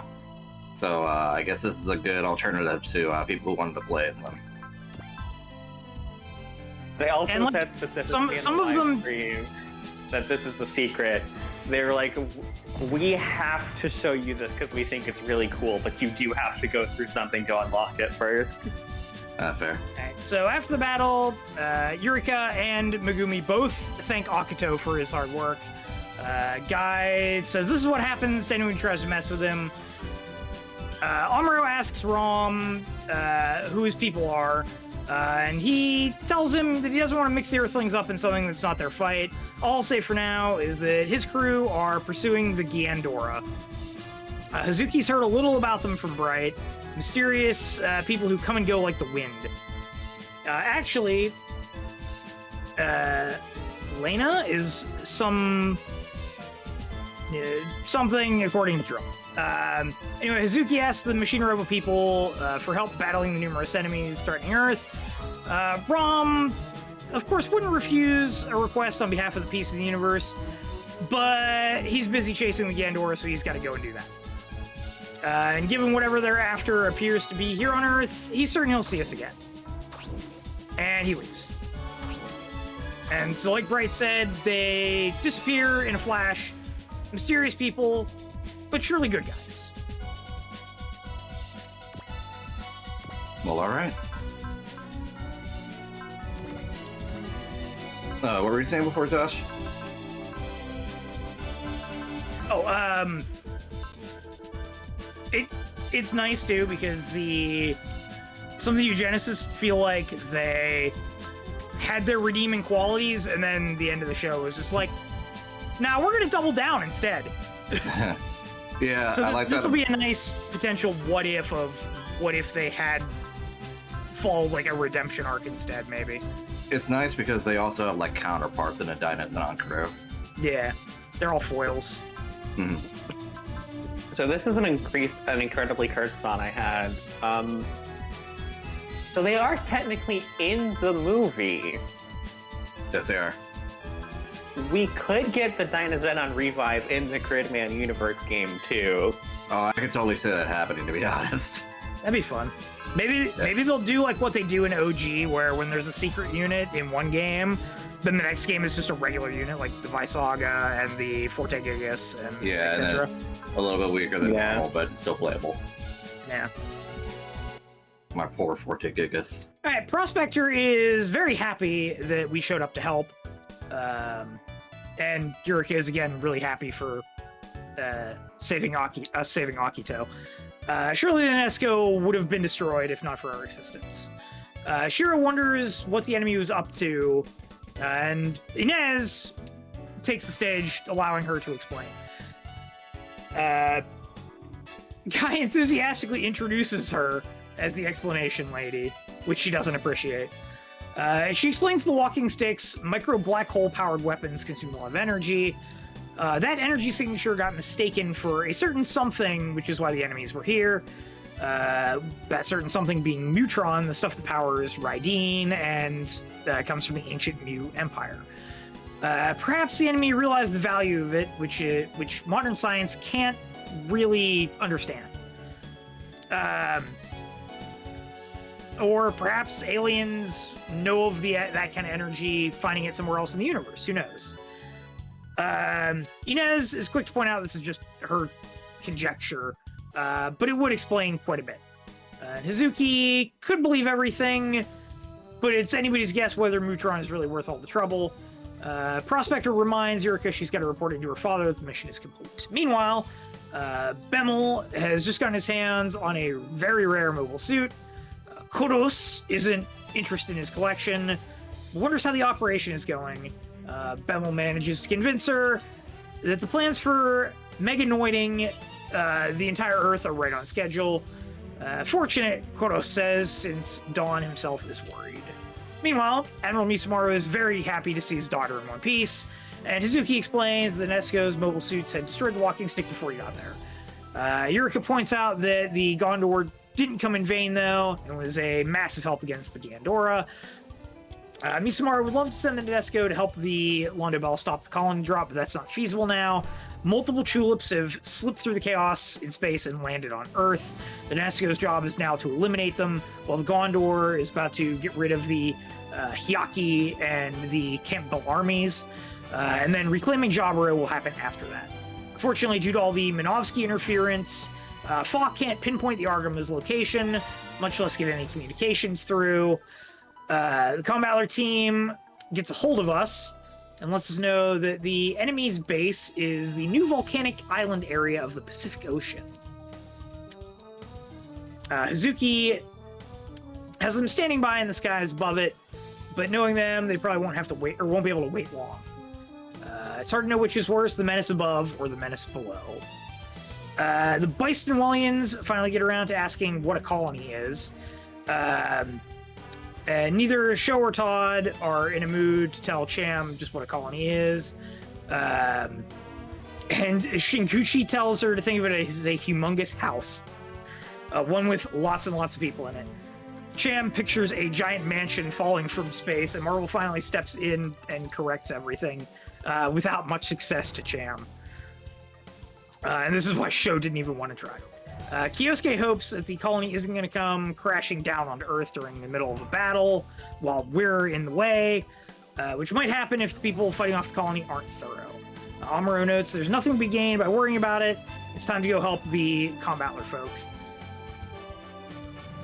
I'm guessing, so Saotome lets us know with an emergent communication he's still alive. Hayato thinks this is bad luck. Ryoma wonders if their upgraded Gitarobo is finally done, and everybody's glad to hear that they powered up Gitarobo is in the works. Ryoma is half right. It is ready, but the lab is being attacked by the Yaku. Meanwhile, Allenby is disappointed that the Nadesico is leaving so suddenly. Having them around would have been a big help. Rain points out that without dividing our forces, there's no way we can handle all of the enemies in both Earth and space. Joe wonders how Romina is getting along, which Mike says is very unlike Joe. Of course, he denies thinking about Romina. And Jun, oh, I guess Jun's not here, so I guess it'd be Sayaka, notices his taste for very princess-esque ladies. Koji finds that a little naive, and Joe sarcastically apologizes about his concern for his comrades in space. Rennie wonders where the plural came from, since she figures Joe's only concerned about a single person. She and Joe trade barbs. Koji tells them to go do maintenance on their machines if they've got that much time to argue back and forth. And Sayaka observes that Koji is as dense as ever. Domon is totally clueless, which may be for the best. And Azuki summons everyone to the bridge. Something bad is going on. Garrison has informed us that Hazard has joined forces with the Meganoids. It was he who brought about their revival. Of course, Dawn and Koros were not confirmed destroyed in the last war, but the only place they could have hid is the Mars Reclamation Base. Joe tells Suzuki that their hunch about Hazard was right, and asks who Garrison is. After he explains who he is, he informs Banjo that the missing Crocus has been found at the Martian pole. Hazard, of course, informed neither Misumaru or Hazuki about that. Since Hazard was on Tulip Watch, it surely isn't a case of carelessness. He's got something planned. Unfortunately, everyone around the Crocus has disappeared. It was discovered in a cruel, destroyed state that couldn't even be identified as organic or not. It's said to be the result of their boson jump, which is odd considering the Nadesico made the jump just fine. Perhaps the Nadesico's distortion field made a difference? Garrison doesn't know the details, but Hazuki tells everyone they're brought here for one purpose, to decide what to do next. Shiro and Aina come in, and Cham is about to gleefully blab about what Shiro was doing, something very similar to Show and Marvel. I had warned Shiro to shut the door, and Marvel takes this to mean that even outside the battlefield, one can't let down one's guard. Hazuki manages to continue. You've got two things. We've got to attack the Campbell main base, and we've got to help out the Sao Tome lab. So the lab situation is more dire, with Campbellians are geographically closer. Hayato likes the notion of taking on Campbell first and catching the D100 the Hyaki on the backswing. He's confident that Sao Tome won't let the lab fall easily. Everyone proceeds to discuss the various merits of each direction until Garrison offers to collect all the available information in a few minutes. Everyone prepares for short breather, and Garrison mentions that Zaboom have been spotted in their combat robots in Kyoto. Our problems have just gotten worse.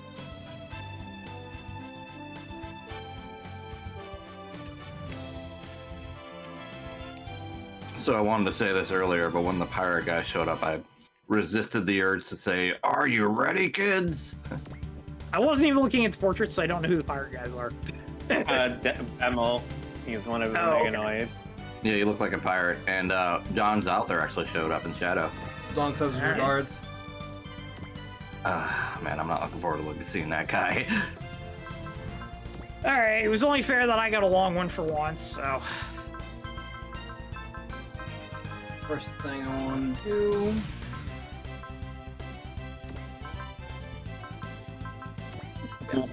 It's about to right now. Back you go. Back you go.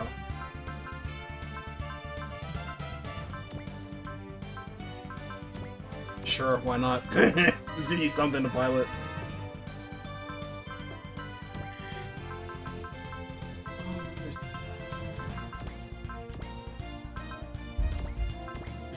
Teeth.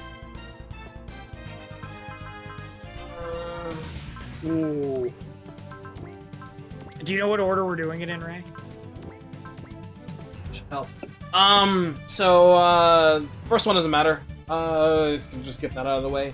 Second one, the second WAP is important since if I do it for a second, we get Texas back. But if we do it third or fourth, we get a CG cutscene between Getorobo and Getter G. Lame. I cannot believe that they're just like, what? Okay, if they don't come quick enough, they don't get Texas back. But what do they get? Cutscene. It's like, guys, you could have just done the cutscene and the Texas Mac. True. I was eating. Oh my god, that thing hasn't been upgraded yet? What? No, not yet. Well, the weapons, yes, but. Zach, using the Death Siphon W be like. There's True. the Shining. Maybe. Also, I was eating when I heard Texas Mac in the cutscene, and I didn't hear me scream. Alright, that should be plenty for Shining Gundam. Spam. Didn't sound like didn't look like I got many parts like here to like really spam to use, so Yeah, I think there was only like 3 on that map. 4. Chobham armor, a space abacus, a repair kit S, and the psycho frame we didn't get. yeah. Okay.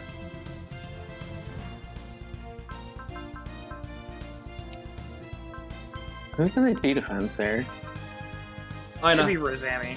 Oh, Ina. No. Oh, I know. That makes sense. Bernie and Ina trading tips on dates they could take their partners on. Mhm.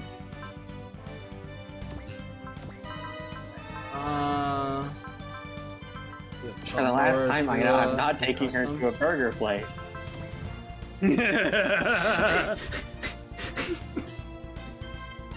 That's mean. I think you would make a terrible master for saber rocking.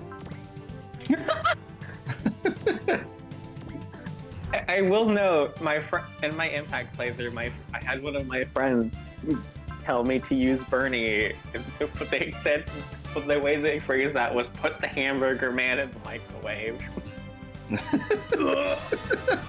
Fuck off!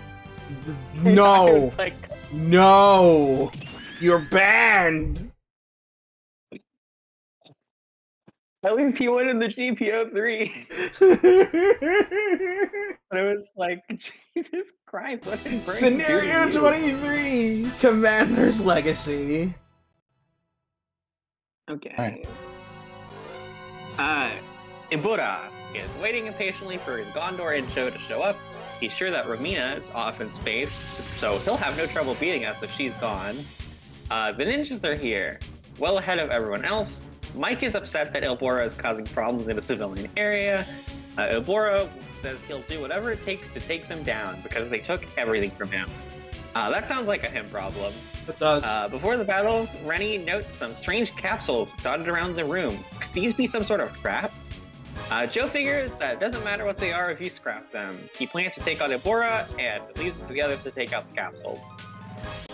So, Rennie be like, sounds like an issue, not an ish me.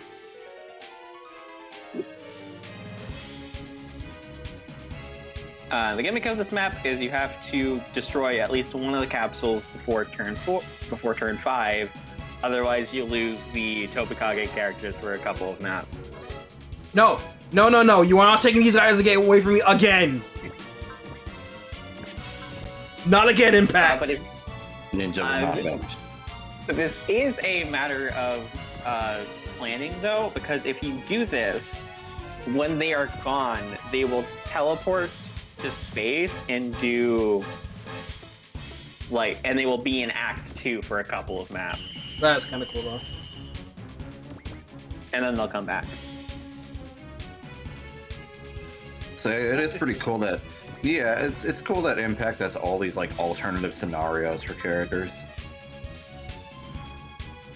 Well, it would be cool for to have these guys support Excellent. No, don't take them away from me now.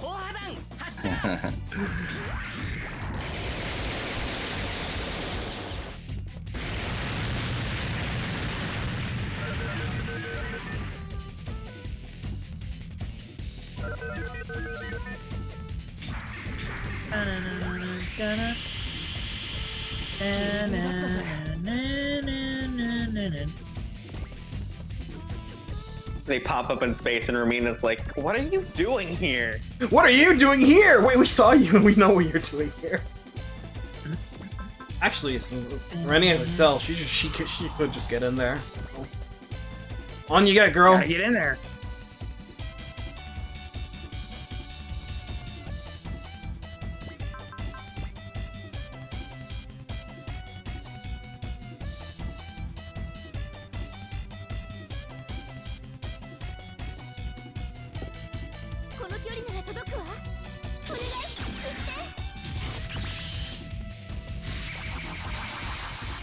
Yeet.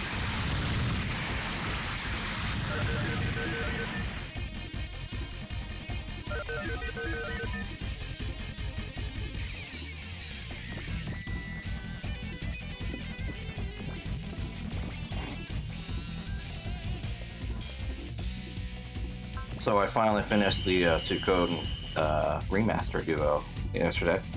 You sure did. Yeah. It was great going through those games.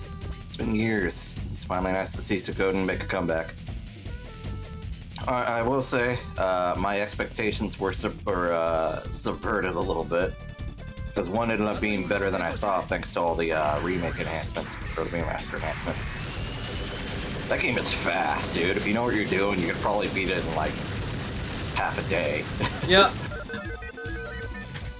It's a fun game to speedrun too. Suikoden 2 is definitely a lot more dense. And it's still good, but it's not as good as I remembered. I think there's a little bit of wrinkles here and there. Still really love it though. Great duology.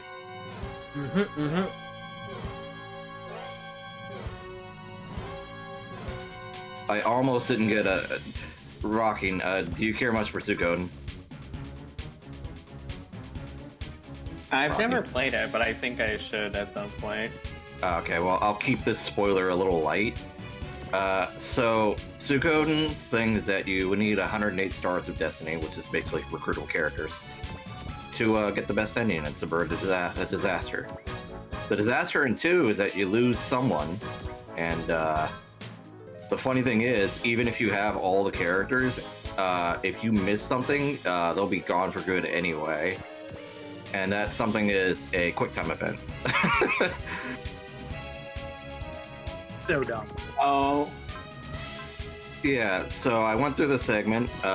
They gave me a quick window, and I wasn't fully paying attention to it, so it kind of went and came in a second. The character dies, and I'm like, wait, this isn't supposed to happen. So I rewound it, and I hit the prompts, and it was good. Yeah. And it's like half a second you have reaction time for too as well, which is dumber. Yeah. This is also in the era of the internet where there's like no information online, no guides, or barely any anyway. So a lot of people back in the day had theories like, oh, what if she had like 200 defense? Nope, doesn't do it. It's literally succeed the QTE or not. Yeah. Wild. That era of gaming kind of had some novelty to it. It was the Wild West back then. Yeah. Back when Sonic and Tails were in Melee, except they weren't. Ah, I missed that. That was truly the Wild West. Urban Legend of Zelda, as they call it. Yeah.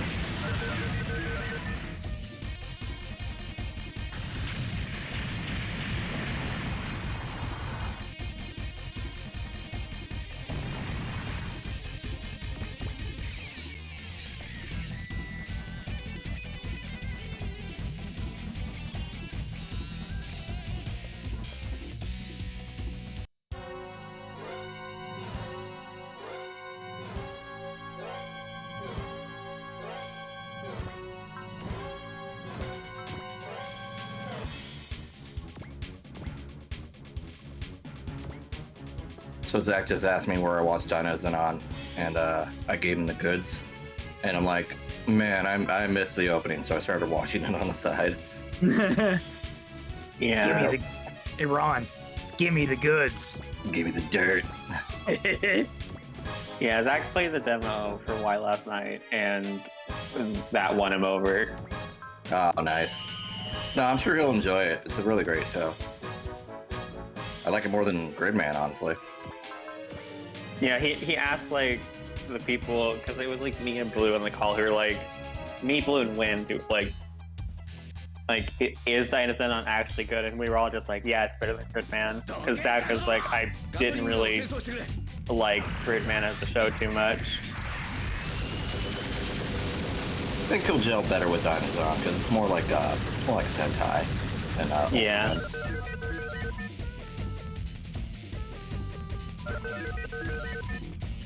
The logic was simply I like Koji more, and I also just wanted the VF unit more because it's a fun item.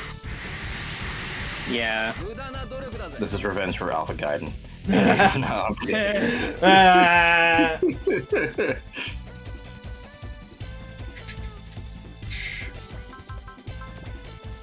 Ron, I got a good image for you.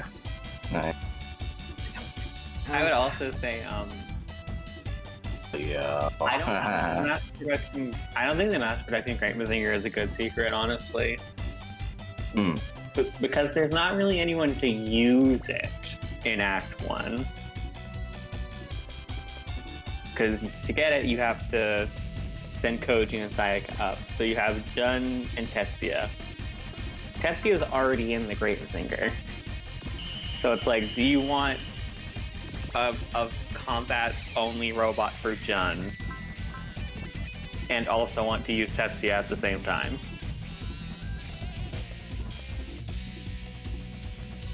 Like, it's a very specific, like, scenario where I would pick it over, like, 400 weapon power on some robots for free for having a part equipped. Yeah, that's like especially for this game, that kind of power increase you just can't ignore. It's really nice. I don't think the mass production is in the combo attack. I think it's just the Mazinger Z, Great Mazinger, and Grandizer I'm checking. Yeah, it doesn't look like the mass production Great Mazinger gets any of the combo attack. What's the point? At least MX did that. True.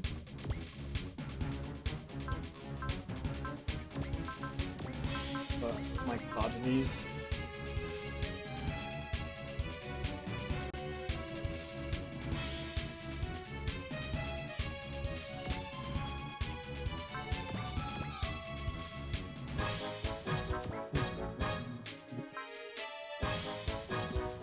I'm gonna go collect my food. I'll be back in a few minutes. Mm-hmm. The food.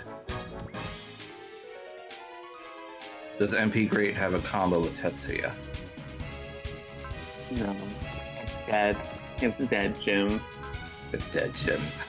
Oh, speaking of combo attacks, I watched a PV with Zach last night. Yeah. The combo attack between the 3 Nightmare frames is pretty crazy. I wasn't expecting that.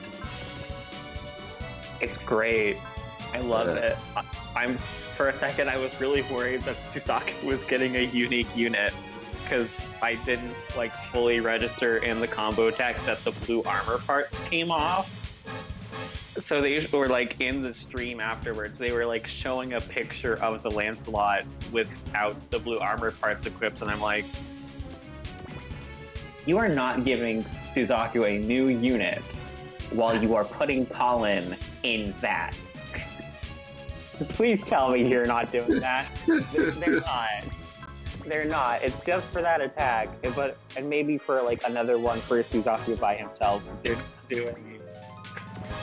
They're not making a new Lancelot Sin variant and leaving Colin high and dry. Yeah, like Lancelot 7 Sins. I believe it's that one, is the all-white one after it's purged those parts. It's called the Lancelot Sin Full Burst. Oh wow. Also, they only showed half the attack because Colin and C2 didn't do anything of the PP. Yeah. I like how he counts down from 7 to fucking Night of 7, nerd. Yeah, Night of 7, Night of 0. Mm-hmm.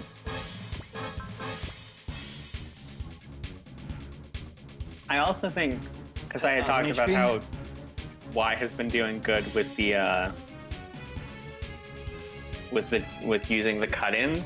I think having the combo attack and like having the old cut-ins from 30, but using them like the Lelouch C2 and Colin cut-ins like to cover the screen before doing the combo attack looks very good. Mm-hmm.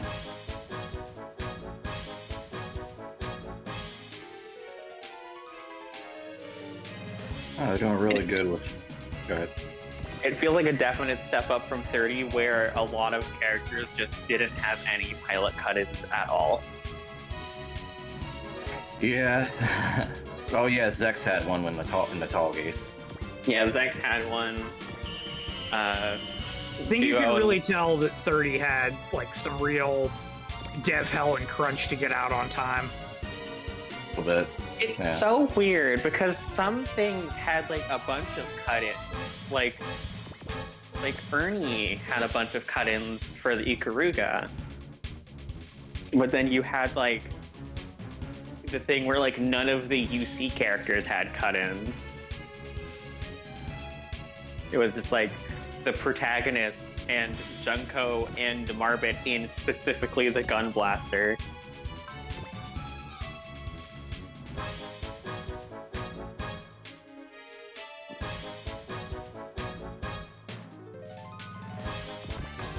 But also, I will the little bit of detail that I really enjoyed was when they showed what I'm going to assume is the final attack on the normal Dynazenon. Is they had like the Galma team and had like all of the characters in like a quartered portrait, so that all of them were in it, and I'm like, yeah. Oh yeah. Oh no, I saw this on Twitter. They translated Kaiju Eugenesis as Kaiju Club when they all did their big attack. Yeah. They probably couldn't fit the whole thing. Yeah, that was definitely couldn't fit the thing. Like, this is an incredibly minor thing, but in the demo, Galma talked about the Kaiju Club, and the next line from Koyomi is him questioning them as like Kaiju Eugenicists, and I'm like, okay, this is weird, but I imagine it's space issues.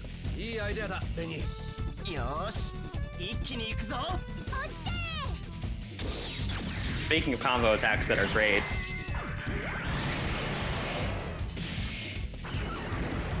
I need to just like have the BX version of, or the UX version of this attack saved somewhere so I can just throw it at people.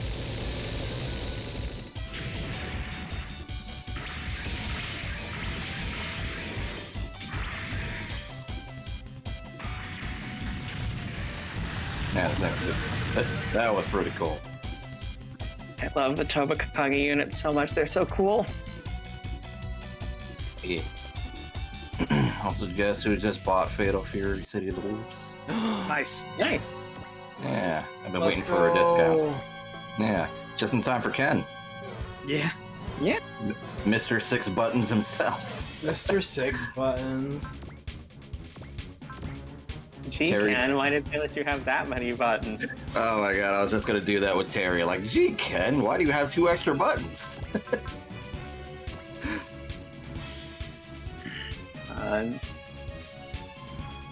Evo was fun. Evo was fun. I'm so upset that they're like, okay, we're having a closed beta for Marvel Tokon, and I'm like, okay, that'll be in like October or something. I'll have time for Y. Yeah. So Yllbora is like, he's not like totally bummed out that they broke those. Like, he figured that technology wasn't going to help him beat them regardless. But even though that's the case, he still feels like he can take them because he's got more help. Meganoid. Meganoid. But we're here. 10 units.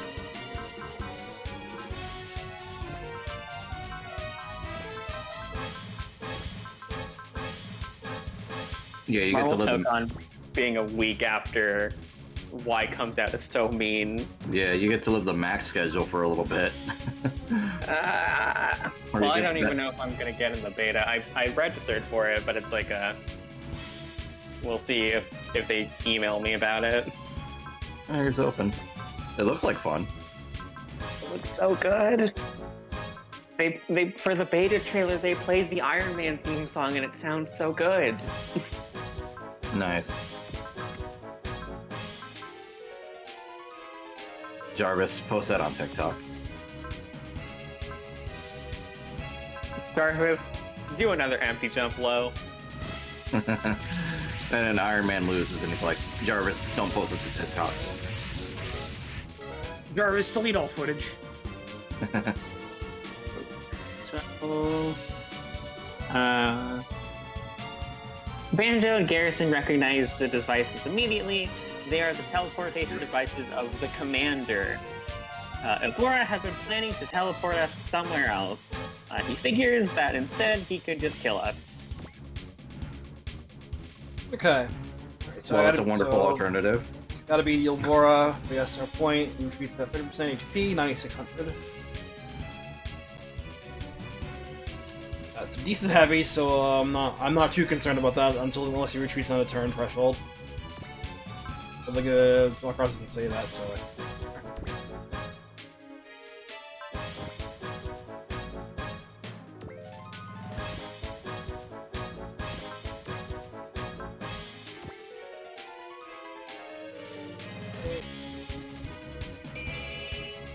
Rennie's just a hit.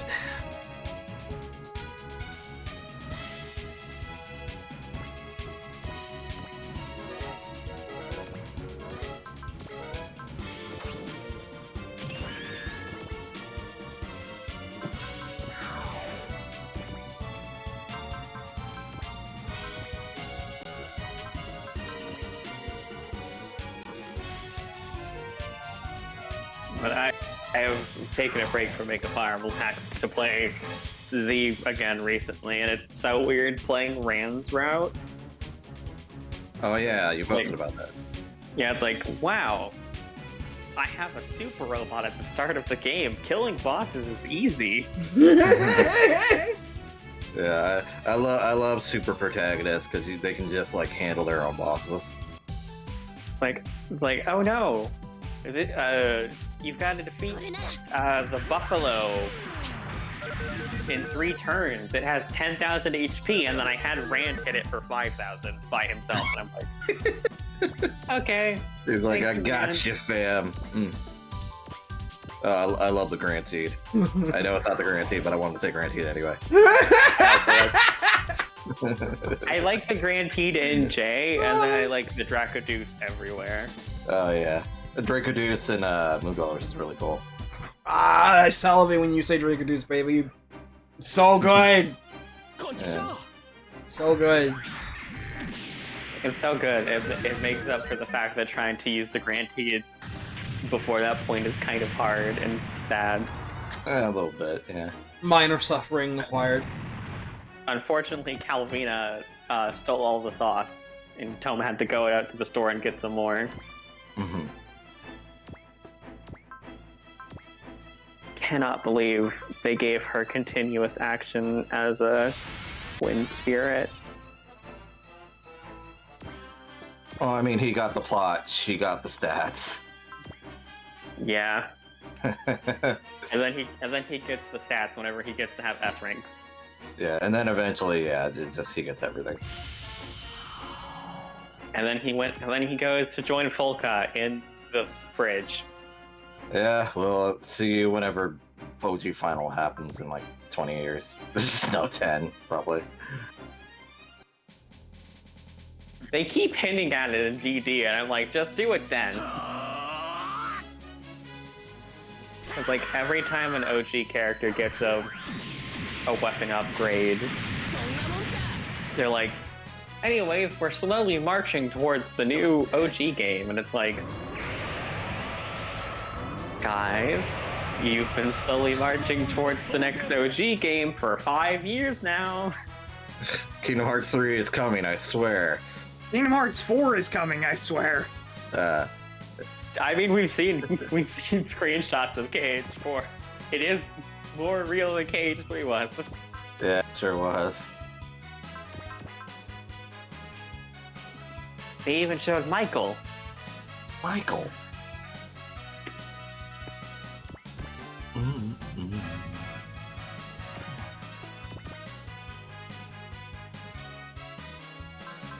But yeah, Z, you've been enjoying it?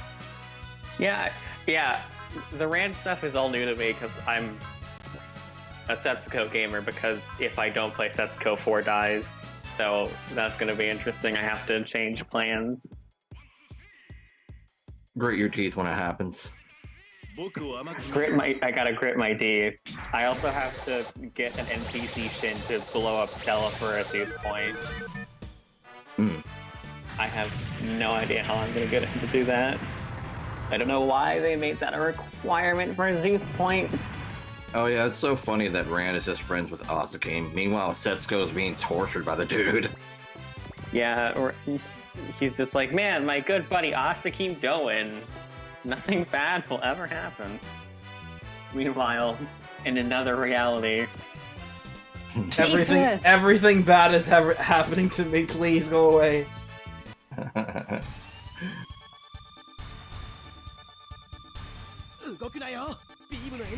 I think Z also has like the honor of being like the only time you fight Harry Ord as an enemy. Yeah, we don't even do that enough of Gaiden. Because they do the episode where Loran becomes Laura, and you fight him on that stage.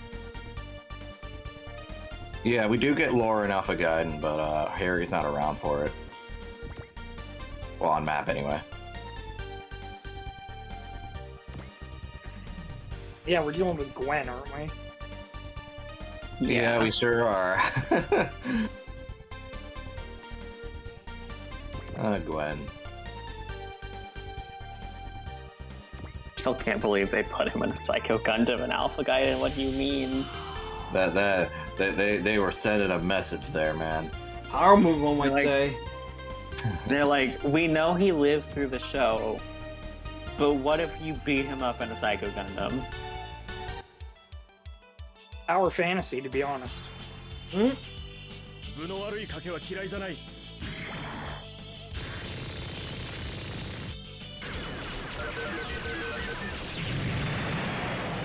I do think it's very funny for why they're like, here's your pre-order character.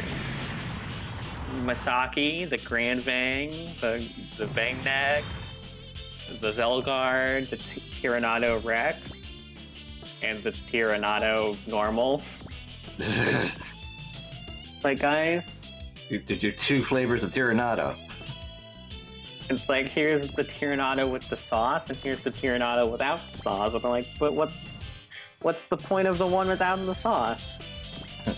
Yeah, here's your Coke and here's your Diet Coke. Like, okay, I guess I'll take my Coke and I will put this Diet Coke. Well, yeah, the point is to have a machine for both of them, but it's like, just use the One's dispense literally at this upgraded from point. the other one. Yeah, it's like, just use the dispense at that point. One is just actively a worse version. I've been fine with a dispense. It's a free dispense. That's cool.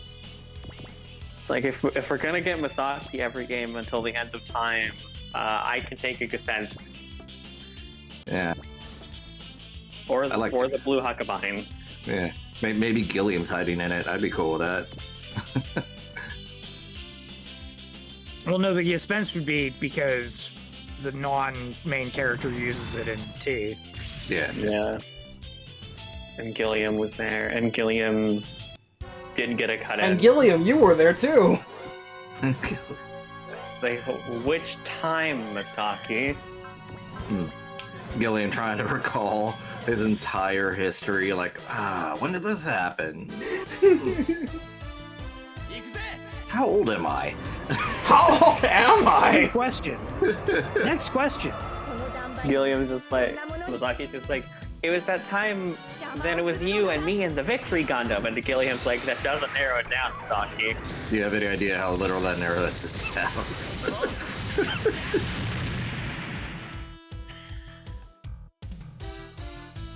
I too would love to see the Elemental Lords again. Unfortunately, they're dead.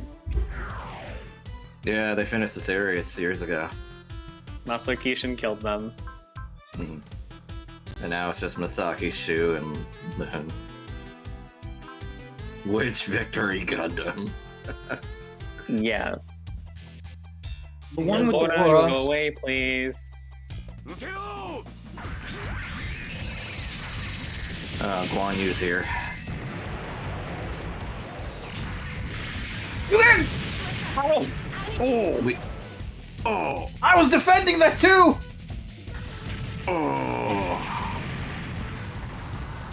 Mike, you're dropping the TV.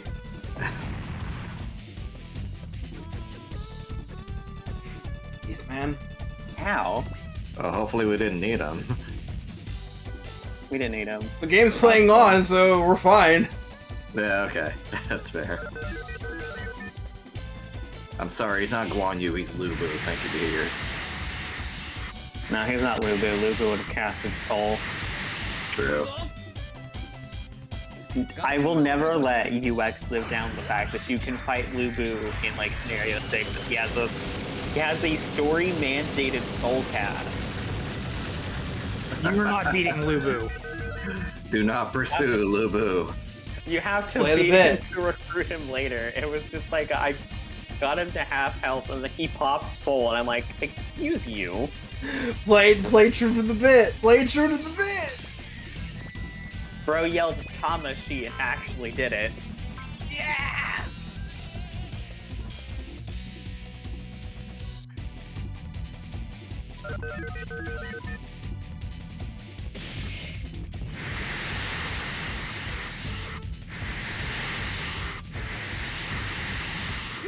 Anyway, needs more Tadakatsu, Honda.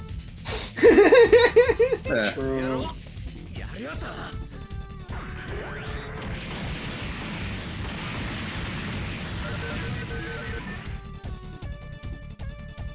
They couldn't have put the little beam rifle anywhere else on this thing. It had to be on the waist, huh?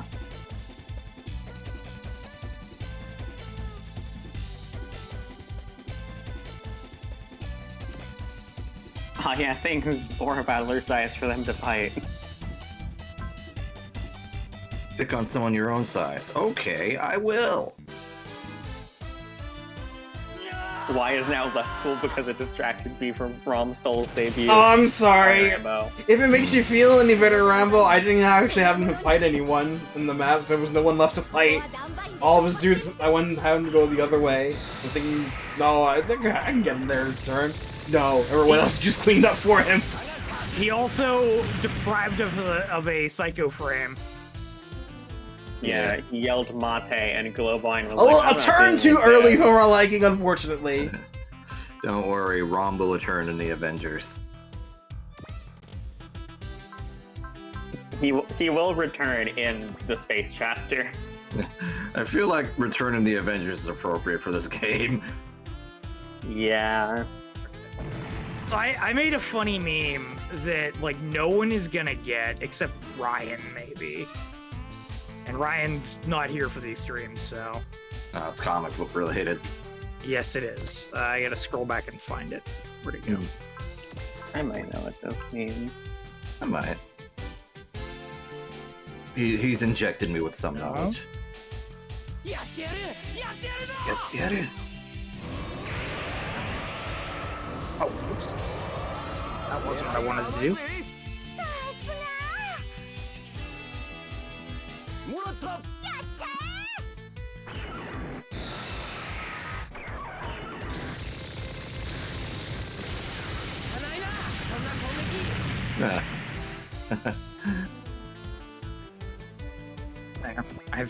I've shown the chat. Oh, I know Rom the Knight. He sounds familiar. Rom Space Knight was an old Marvel comic tie-in for the Hasbro action figure line. And so I changed it from Rom Space Knight to Rom Stole Knight. I gotta talk about him. I remember this guy because he's like incredibly tangentially related to why Storm loses her powers. Oh, sorry, dude. No, one of the guys in our server, Ryan, is super big into comic book stuff. So he would be like one of the few people who would have gotten this joke. Yeah, I remember this guy because like he has like a thing that removes the powers of super powered things. and the government was trying to get it so they could deal with like the dire rays, and he was just like, "No, Lamau, I'm not giving this to you." So they have Forge make it instead. So, knowing that Yllbora is coming for my ill-gotten gains, Joe, you need to team up with someone so you can live. Joe, go sit next to Kyosuke and have a good time. Kyosuke can... Fuck straps there. Yeah. You know what else is really funny about ROM Space Knight? After Marvel no longer had the rights to make ROM comics, Hasbro got that back, but because the creation of the comic was Marvel's creation, they got to keep the Space Knight part. So any future ROM comics, like I think they put some out under IDW, I want to say, was just called like ROM or something else. Like it couldn't have the Space Knight tag on it. Marvel reused that and did a run of Venom called Venom Space Knight. Yeah. That's cool. So wild. Also, I think go ahead. I think the Space Knight suit for Venom is actually in Marvel Rivals. Oh, nice. One of his skins. My friend plays Marvel Rivals a lot. I don't. I'll have to ask him. But no, seeing Kyosuke stake into that boss, just reminds me that Merc is playing OGS, Kyosuke's route, and he's playing it as intended. Kyosuke has the highest kills because he loves using the stake. Good! Good! We've taught him well! Yeah, that is literally Kyosuke's best game, so might as well spend the... We've taught him well! So, You can like is that 50 is more that one kills than feature the next on the map? highest person. Yeah. There's did. a specific feature on the map. Is it supposed to be Tokyo Tower? That community, This? Yeah. that right there, yeah. Probably. Best tower. Wait, no, we're in Kyoto, not Tokyo. I think actually, hold on. I think Kyoto has something Kyoto like has that their own too. tower, so yeah, that's what it is. Okay. You've gained knowledge. Indeed.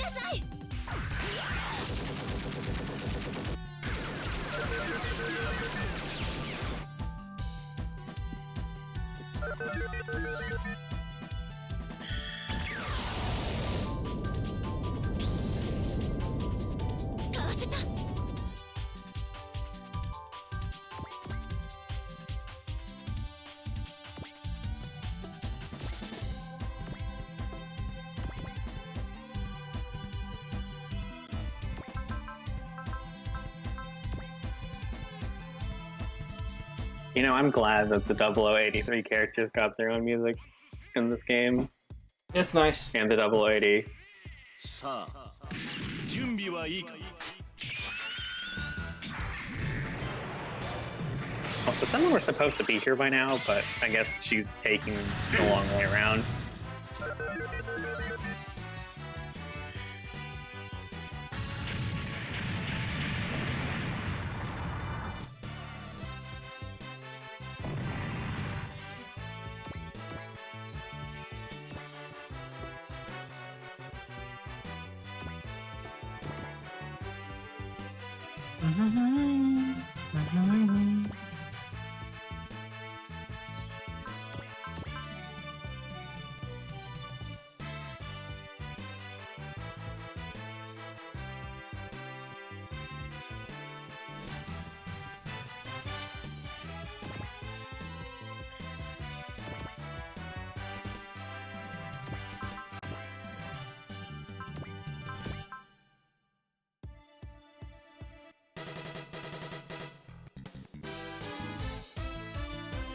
こはダンバインで突破してみせる。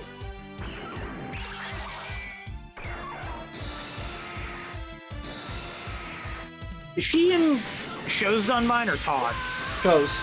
Or Todd, she's in Todd's. Todd's and shows.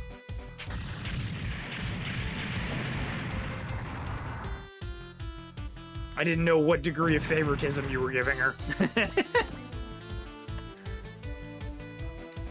Well, Zax has put Todd in the Glowbine. So until then he gets top billing of whatever done by mix are available.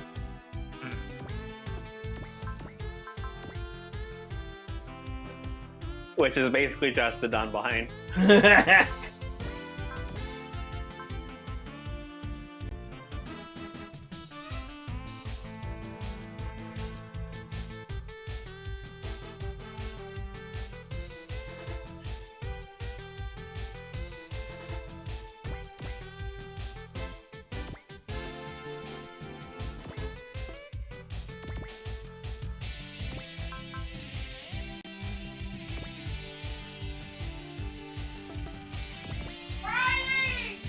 Jeez.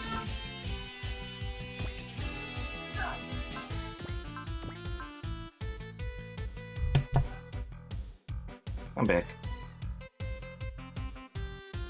面白ってんだよ。やっちゃ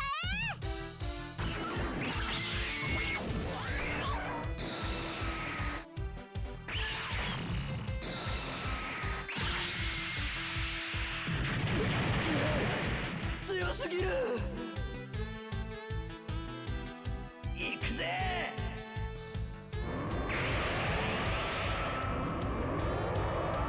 狙いが甘いぜ。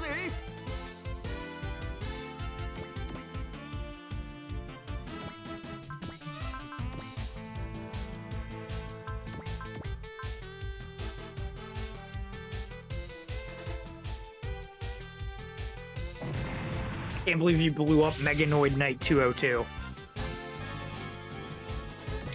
The second of many. Can't believe it. I can. Right out here posed like Banjo with the gun. Meganoid. We'll keep destroying them until we reach 404. Wait a minute.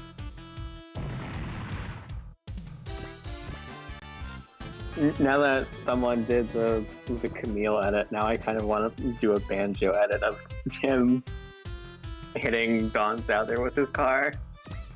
And then it just cuts to a portable footage. It just cuts to Das Boot. Das Boot!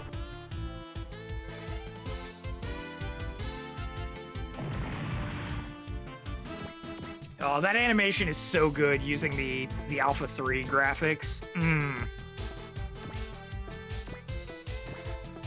It's like, yeah. It's like, Camille liked this post. Camille's in this picture. Camille is this post. Camille posts this. Hey, check out my driving skills. Shirako's dead. This ain't about him. Alternatively, It's you hit absolutely about it. Shirako. You hit Shirako. Good. Good. Now give me a watermelon.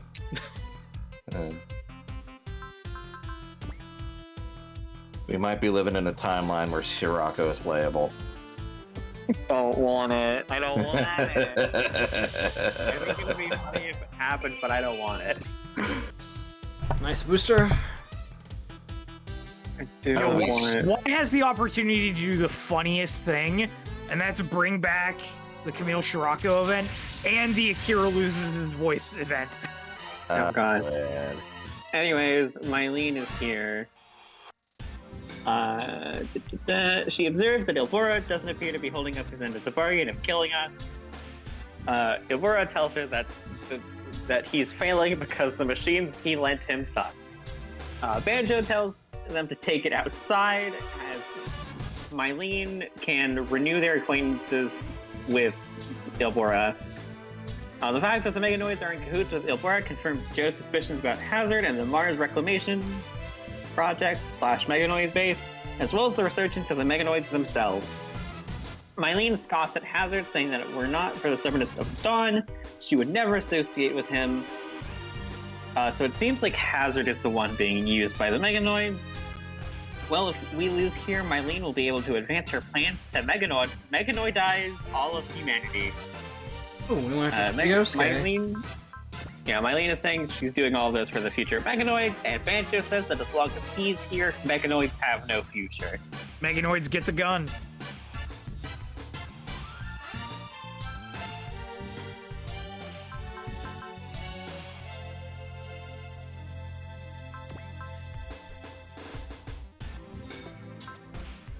I'll take a chance.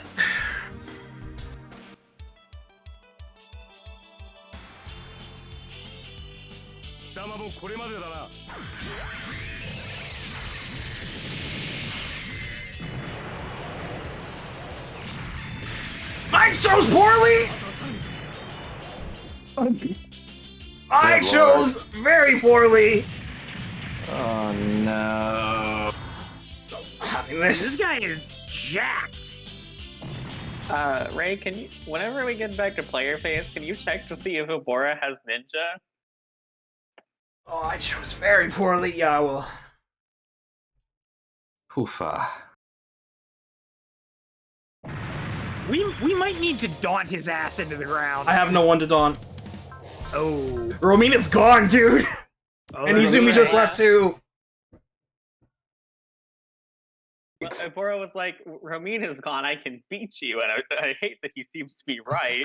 Fucking Rambo, the house wins. The house sure did win. Ninja 6? Oh. Well, that explains the crit rate. Woo! Plus 32. I just tried has a plus 32 crit rate. Ah! Well, that explains so much. All at once. Heaven protect. Heavens protect.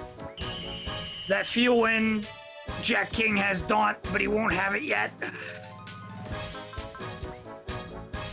Oh, Texas map, my berry.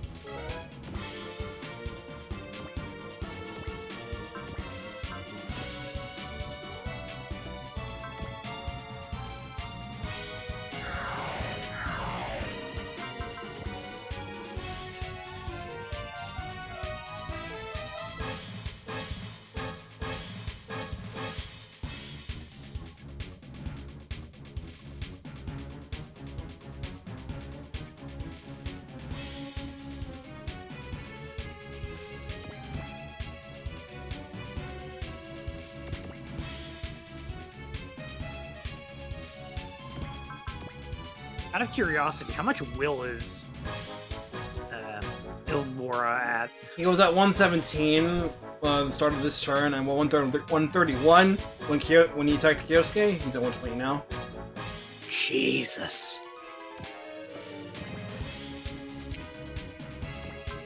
Banjo, get in there and help.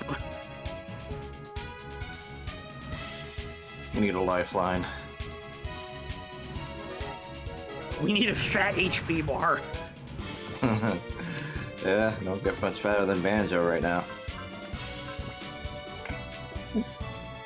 Oh, if only the Upsalis kept its boss HP. Anyway. If only it kept the 20,000 hit point.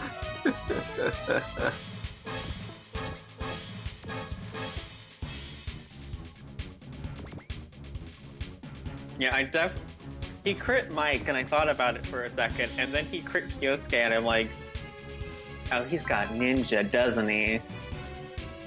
Because one of the big deals for that is a boost to your crit rate. That's pretty potent, man. It also helps that his ninja scaling is he starts really high. He's at 6. Yeah, he's at 6, yes. Mike capped at 6. Rennie capped at 7. Wow. Your feels new type levels. Bro really had the ninja info cards. Yeah, sure did. That was the only other character besides Yllbora to hit Ninja 9. Wait, actually, hold on. That might not be true. I have to check another character from a different series. Where's our fire dragon to take him out, though? Well, mine got shot down before Tobakage could get here, so... Well, that's not a fire dragon. That's a water dragon. Actually, it's an omni-elemental dragon. Fire He's breath. got lightning breath, too. Okay, no, Schwarzbrüder also gets up to Ninja 9. Better ninja than half of the Tobakage cast. That's the power of German ninjas. That sounds like a Toku stats line at the end. Listen, I just read the most recent page of just like this is the only non-main writer with a winning record, and it's like, oh no. Oh yeah, the Saber Riders go through hell, dude. It's crazy because Toma was there on his first day and he beat everyone that were veterans in terms of win-loss records. Yuri, on the other hand, is like the only guy who has a winning record, yeah. It's like, guys, I think you might be bad at your job. Like, far be it for me to tell you how to beat magical swordsmen who draw power from books, but you might not be good at your job. Yeah. Well, Eileen's back. Anyways, Meganoids have no future. Oh, I see. Well, the thing I've always gotten from that is that they're good swordsmen, but they're not really good with books. But Toma understands books better than any of them, so I guess that helps his advantage. God, and that's defending too. He's very big, and I don't like him being very big. Yeah, I'm scared. it's crazy. Scary now. He has my attention now, undivided. I'm sorry, Yllbora. I wasn't familiar with your game. Yeah, I sure wasn't. Now I am. And this is before he gets his actual machine, which is evil Tobakage. What? Yikes! Yikes, dude. Is it also? Is he also gonna always be level 81 or whatever? No, probably not. But he pilots. He goes from the skeleton to a machine called the Zero Kage, which is kind of scary. I don't think it shows up in Act 1 though.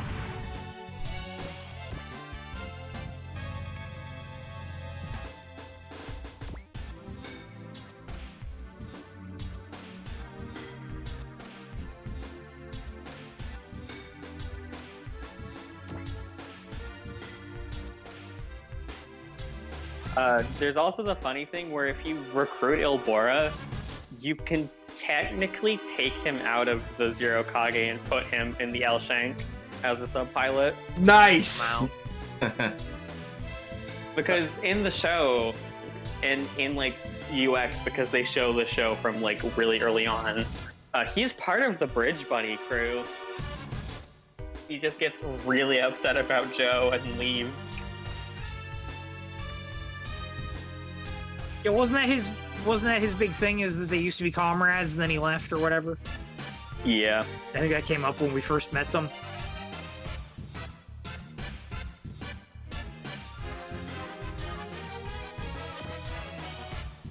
And being fair, I don't think anyone on the bridge crew particularly likes Joe. They just kind of deal with him because he's a ninja.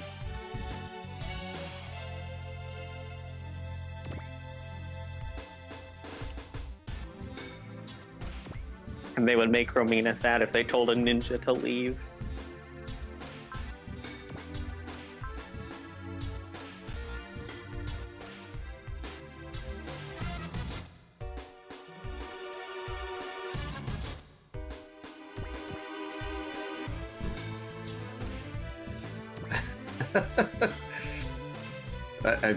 I got a random tweet saying Macaulay Culkin on his opinion on Home Alone 2 and Home Alone 1. He says Home Alone 2 is better because I got paid more. True and real. You know what? Based. I appreciate that. Dude, Macaulay Culkin is just based in general. He's fucking married to Brenda Song. Like, come on. Nah, that's huge. I do like Home Alone 2 better, though. Yeah. So do I. Fun movie. I have like a box set of like the whole Home Alone series. Wow. And I never watched 4. Neither have I don't think I have either. I don't remember anything good being said about it, though. So, For good reason. yeah.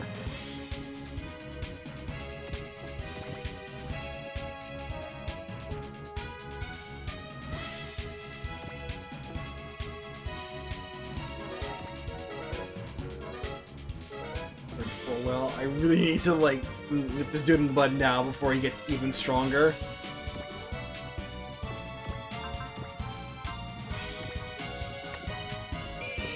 One for you, Legit Kyosuke. threat.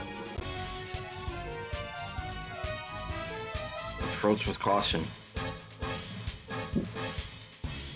Approach with big weapons. Like, I can do that.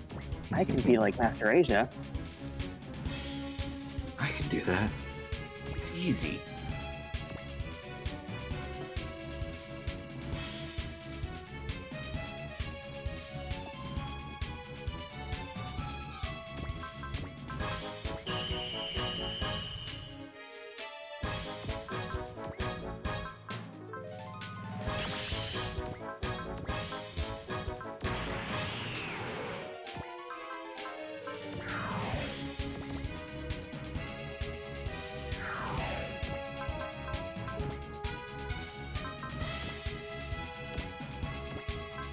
Any more?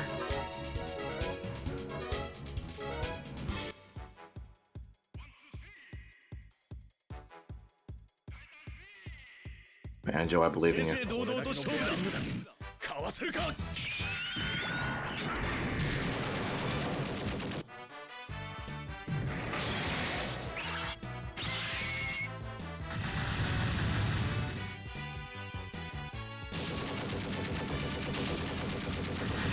の程度で話にならんな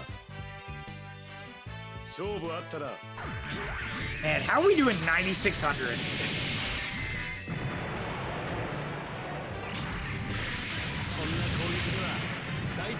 That was at the field, by the way. Man.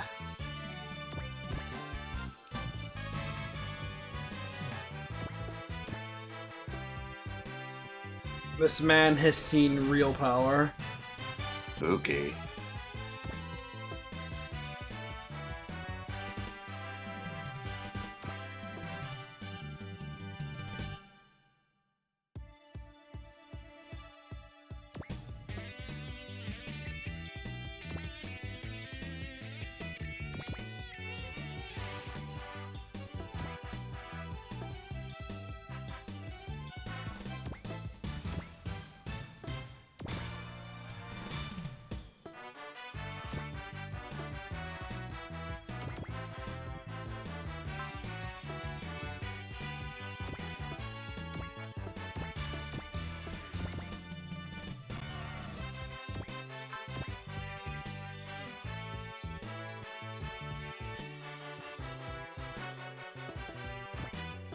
Pretty sure even if he crits Ellie at full health, she still is.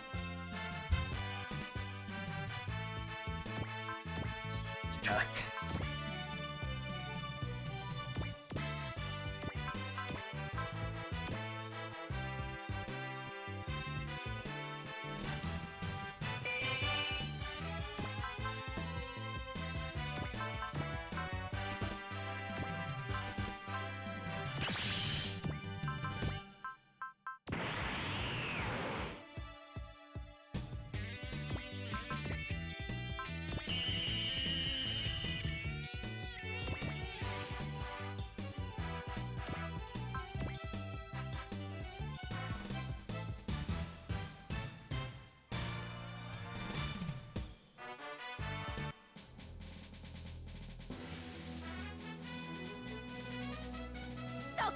Let's go, L&B.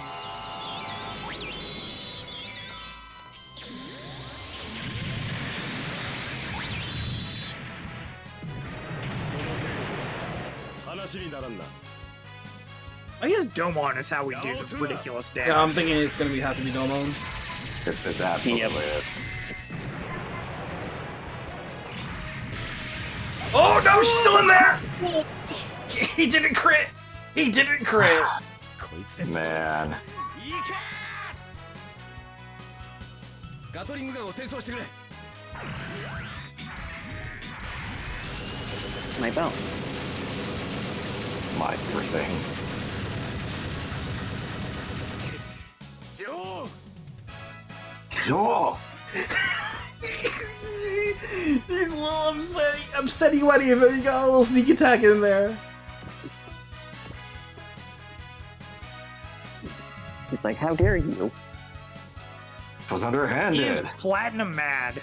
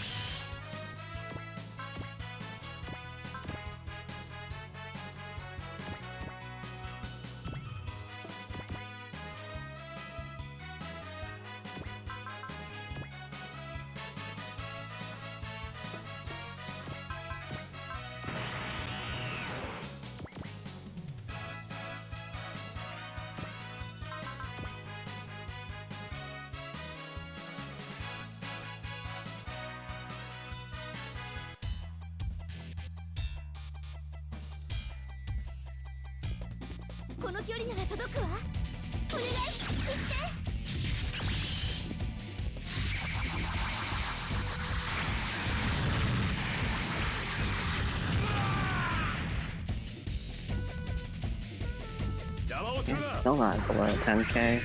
Yeah, we'll see those numbers soon enough.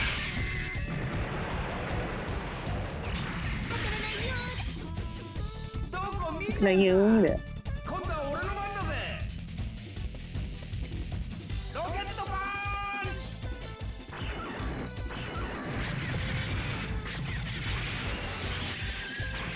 侮ったか。だがまだだ。 Quite yet.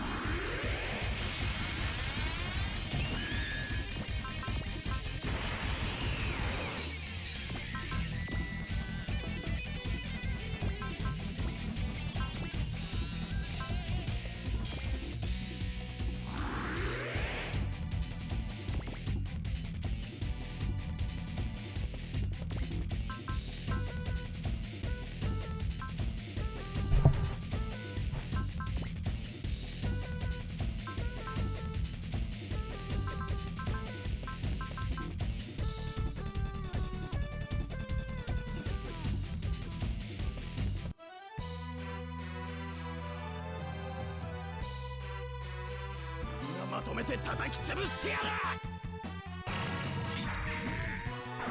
Alright, Domon, you're the man of the hour, as per usual. 俺のこの手が光ってうなる。お前を倒せと輝き叫ぶ。必殺シャイニングフィンガー。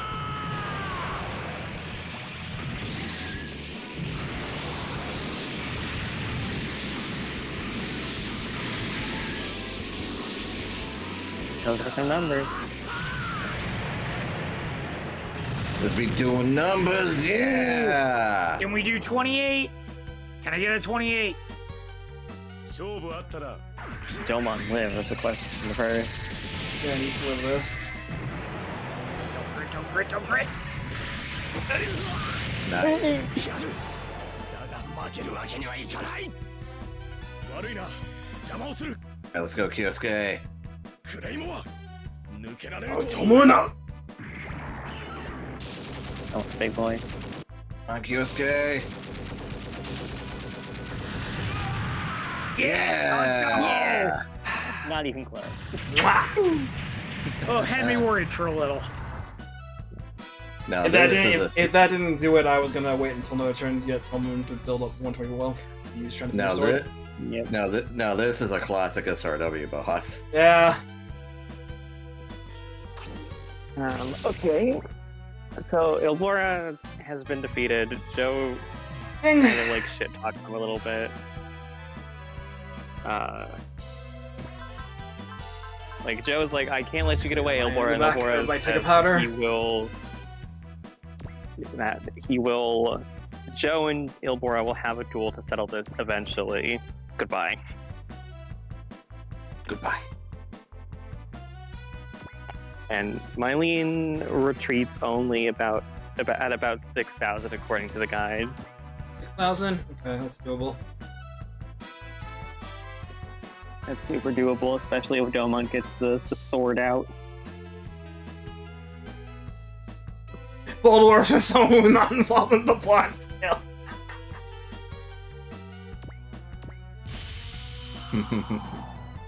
That'll show him. Now, Joe got a sucker punch in. Yeah, he got a sneak attack like a real ninja.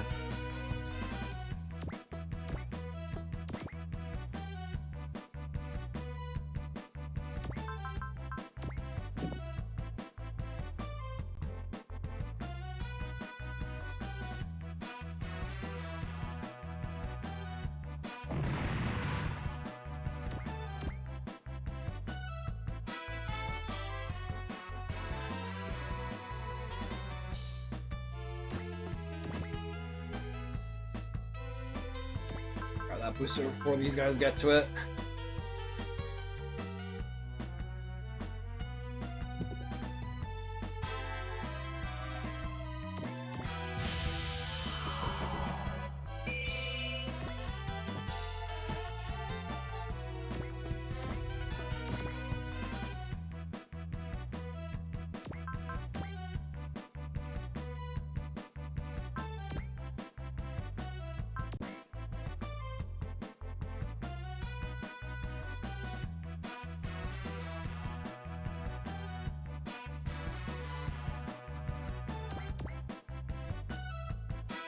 I'll be right back.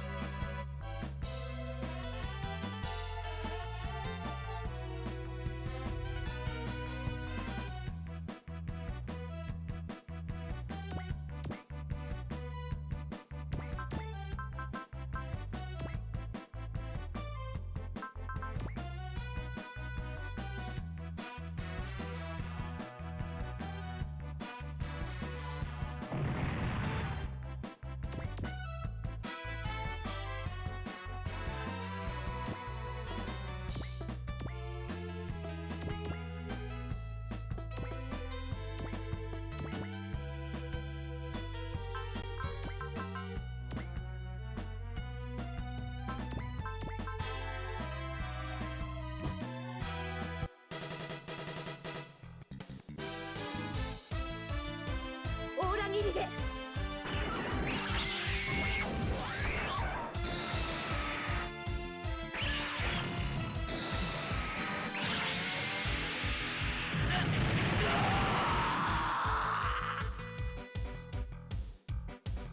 Yeah, man. Whatever you say.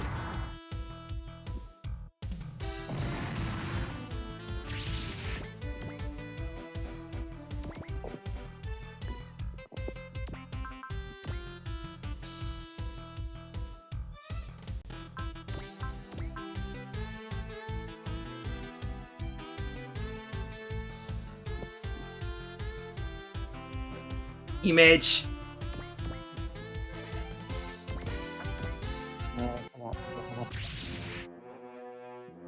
Tomikage! So, absolutely when Tobakage shows up, Joe says that Tobakage is running late. Rennie is like, I don't think you should talk to Tobakage like that.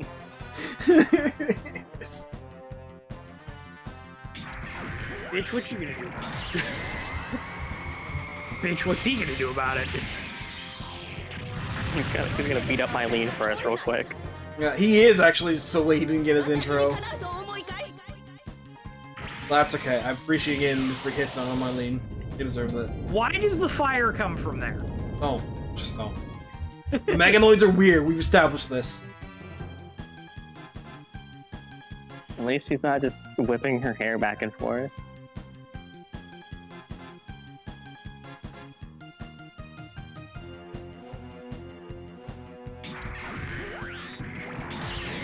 Bobot.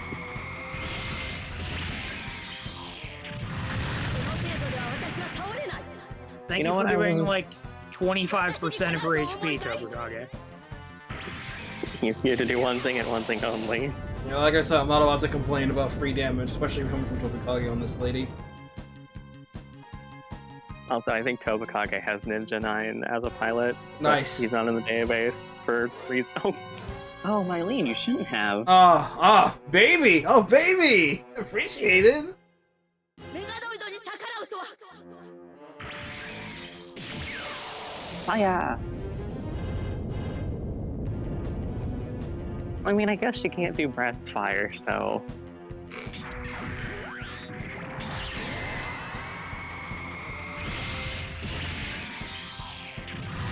It's Tobakage. You did 50% of her HP! In 3 attacks!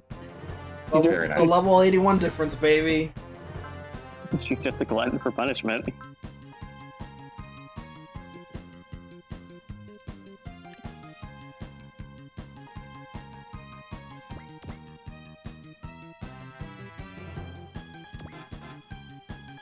Oh, you are not using Hyper Slash. Save that meter. Alright, so looks like Yllbora drops a Ninja Manual. Ninja manual. And it Cool. looks like she drops a high-spec targeter. Cool! I'm never going to say no to more high-spec radars. No, targeter, not radar. Oh, hit rate, not the hit rate. Okay, range. That's still good Yep. because I need the hit rate as well for some of my characters. So Yep. And then the ninja manual is plus 15 weapon crit rate. I think we've gotten a couple of those already. I have one. Yeah, I have probably. I have one exactly. I would bet Yllbora dropped one before. But also, I feel like that's salt in the wound, considering what he's done to us with crits this entire map.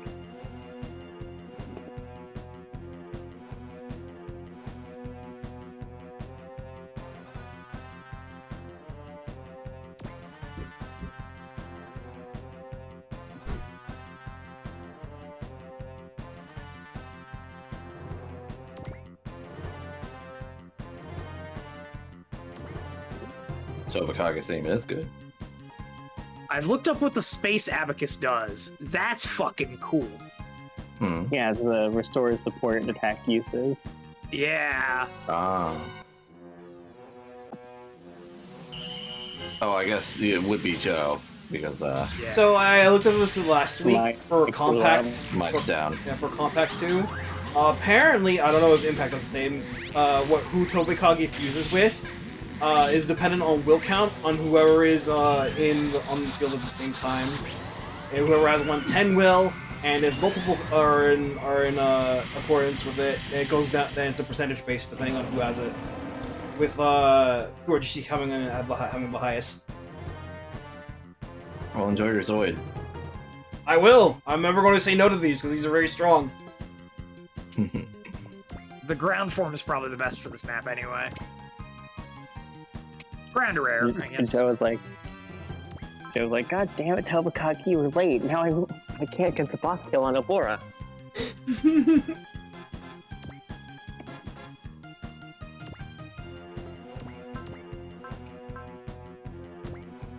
Don't call it Go Lion.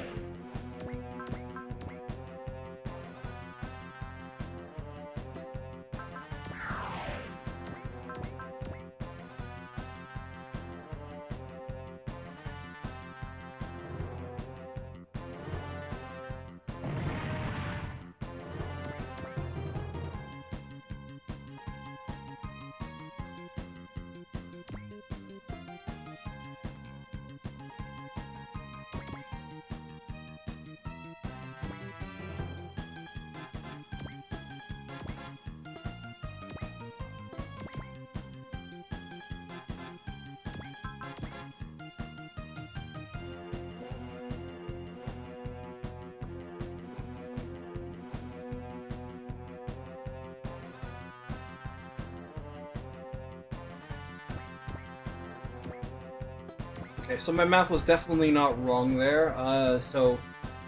The energy boost that the Shining Gundam gets from going Super Mode or Make Your Shisui or Domo is not a flat 50, it's a percentage increase. Because he got 80 there, because I upgraded the energy from the Shining now. And the HP looks like it got an increase as well. And the same amount? Look, not 200, it's 200, but I haven't upgraded the Shining HP yet. Oh, that's good. That's great. Stronger. So that's like a 27% increase. Something like that.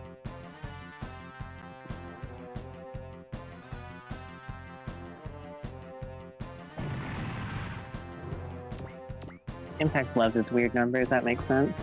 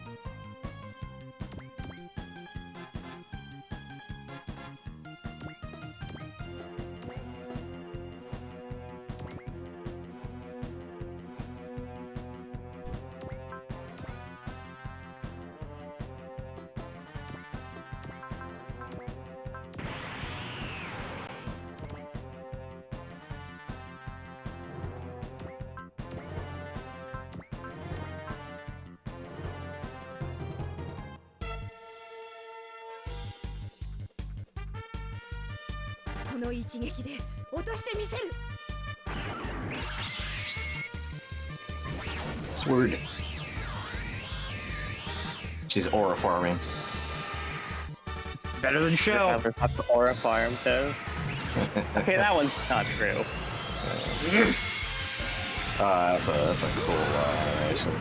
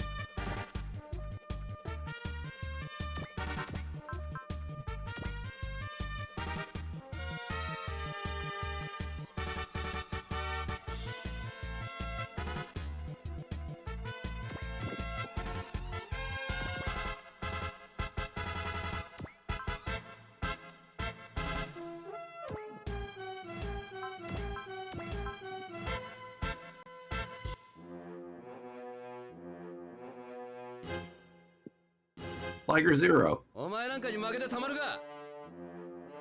こいつで一刀両断だ。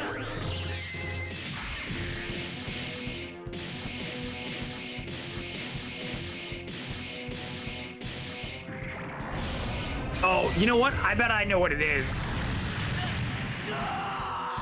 I bet it's 50 plus 10 for every upgrade rank. That makes sense.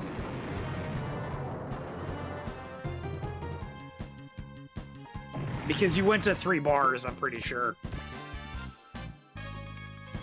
Spirit.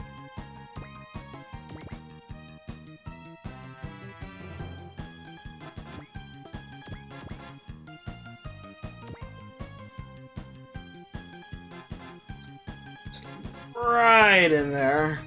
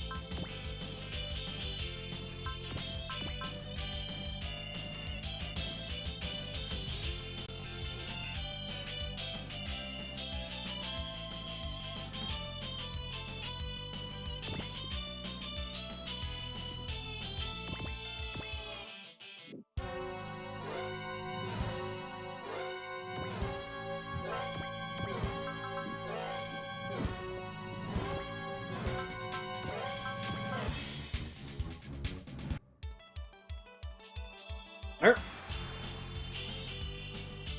踏み込みの速度なら負けん。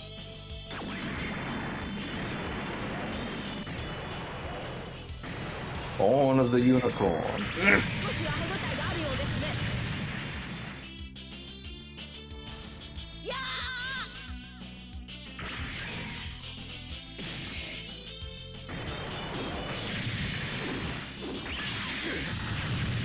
Get out of here, Rapunzel Alter.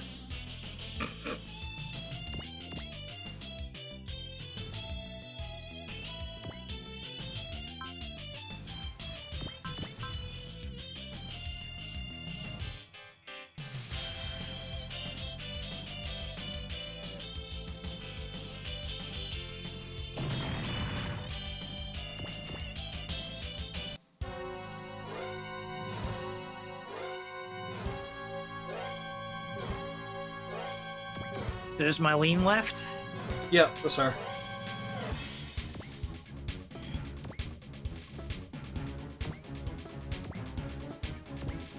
Somebody in there do a little bit of chip, and then we Gucci.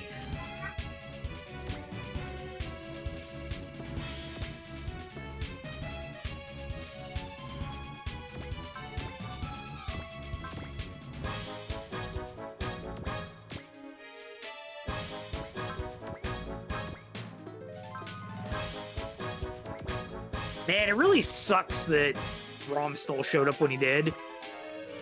We couldn't even benefit from having Hikaru to, like, get rich quick.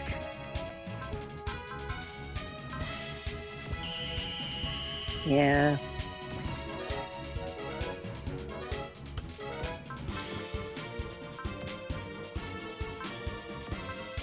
Let's see, just or sword is enough. もらった。思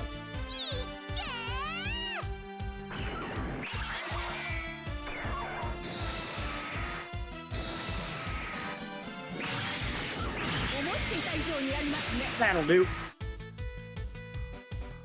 私にかなうとお思いかい？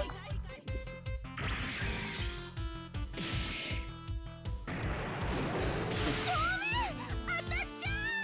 こ狙ってやがる。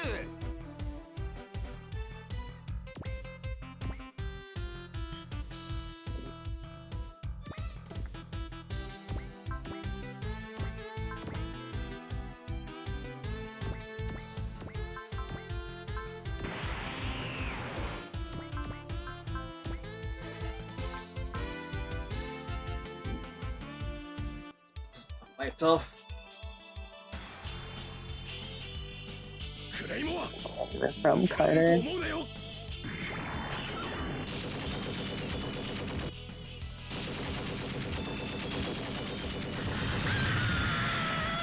Very cool. Easy. I think that was very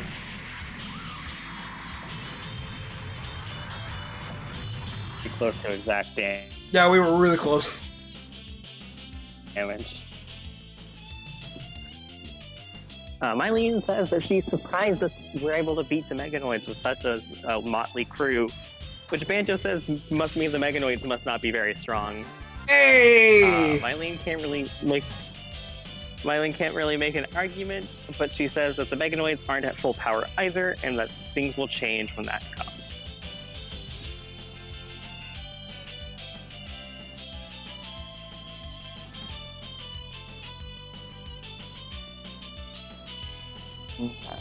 Alright, I lost the plot. I found the plot.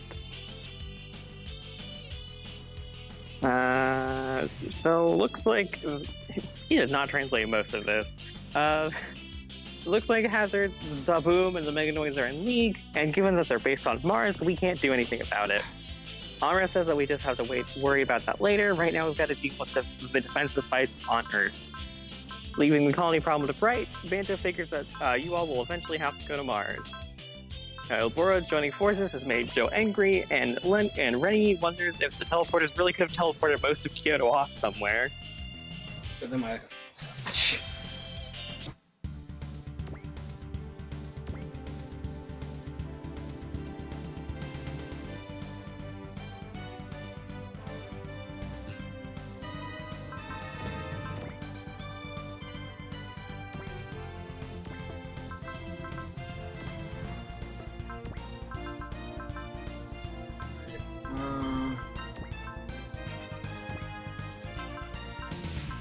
some sauce into the together since we're doing its mount next time not upgraded, so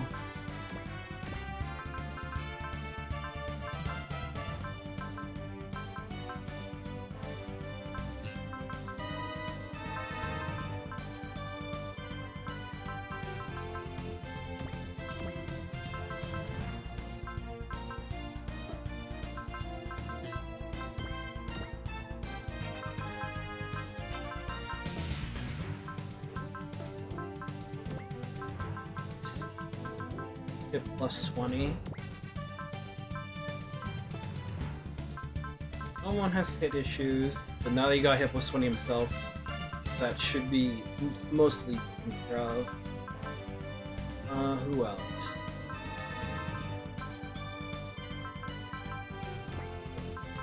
Hero. Trying to think who else had issues.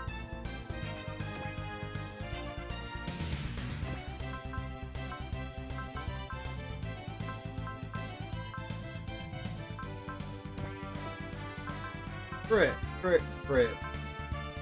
Who is free stuff who would go for bigger Unga? Shiro?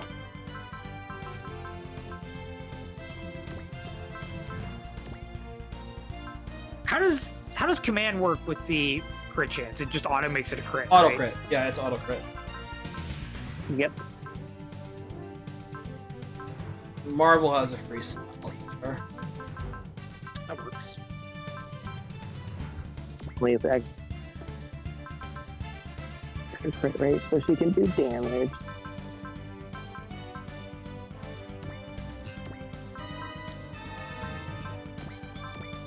A little bit of energy to street.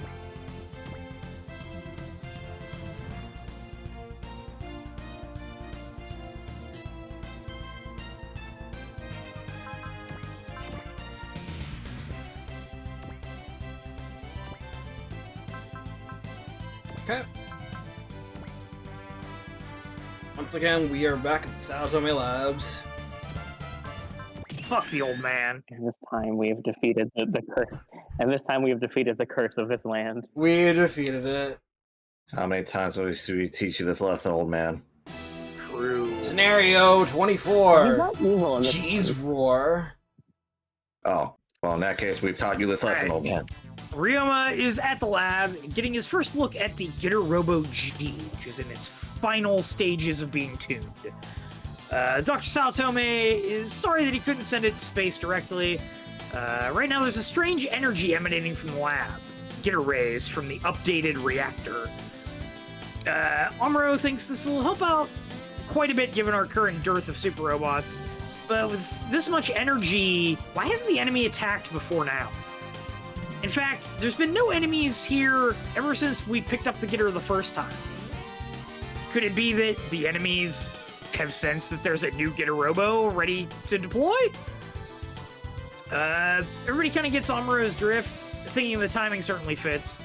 To explain this all to Cham, Marvel tells her, imagine there's something she wants, and then imagine that something has to be assembled. Furthermore, imagine that something is assembled by someone else. Could Cham, given the pieces, assemble them herself? Well, probably not. So wait for the other person to do it and then take it. And so, of course, right now enemies appear. Amuro's bad feeling apparently didn't even pretend something this bad. Hitler is here on orders to steal the new Getter. And everybody wonders if he expects us to just hand it over, and he says he's going to take it by force. Texas Mac! Domo welcomes him to try. In the name of the Hyaki, Hitler swears he'll succeed. How you doing, Getter team? It'll take a few turns until Getter G can launch, so Saotome tells the Getter team to stand by and get in. As they implore him to hurry, a strange mech appears outside, almost like a cowboy. It's Jack King. He's come all the way from America when he heard of the Gondor's plight. Mary King is on along for the ride too, and Saotome is glad to see that Professor King's super robot is finished. Looks like you've got another ally ready to lend a hand. Send them to hell. Me Tatsuka Mamoruka! Me want to cast Hell in Suikoden. No way I was not going to do this second and deny Ron Texas Mac, the hero of A Portable. He love is that the guy. hero. Hey, go! Hey, go! What's the line? Like what? Kochiwa, too much high power man or something, right? Yeah. Uh-huh. Too much high power, man. Me too, yo. Me too, yo.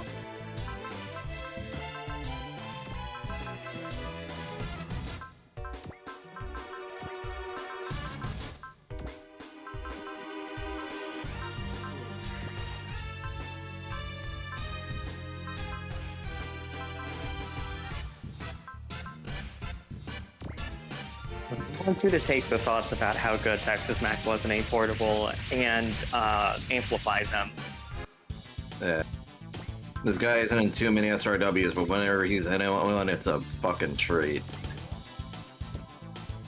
Because Hey, they have done something. go! Oh, look at that When was the ground. last time he? Good. When was the last time he showed up? Was it like Neo versus GC. Shin? Which Neo was in- versus Shin, Yeah. GC. Where's the So- luck? Nice. We've got luck. We've got support attack, blocking, and counter. He's got pretty alright power for a side character. Got a big arsenal. Yeah. Oh, I think he's Texas got a man. lot of heart slots. So if you want to use him, he's a good character to give V up parts to. Mm-hmm. Very cool. And he gets soul. Oh, very cool. Oh yeah. Some of these attacks have B in the ground. This one has B in space as well. And this one has B in the moon, the ground. But like, well, the main attacks that matter is just this, and the rifle. And these have no attacks.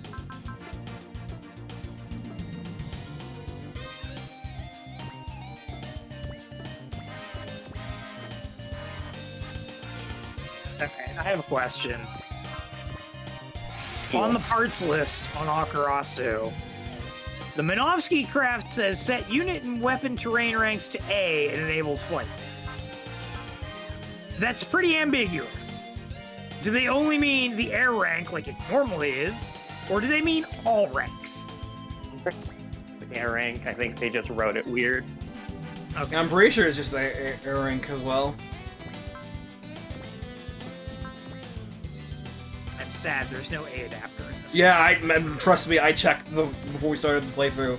I checked, this is Rocky, you mentioned, terrain ranks matter in this game. Oh boy, how did they do? The one game. Matter, they don't give you a band-aid. Yeah, the one game where they don't give you an A adapter. Mary gets Scan, Excel, Trust, Alert, Aid, and Renew.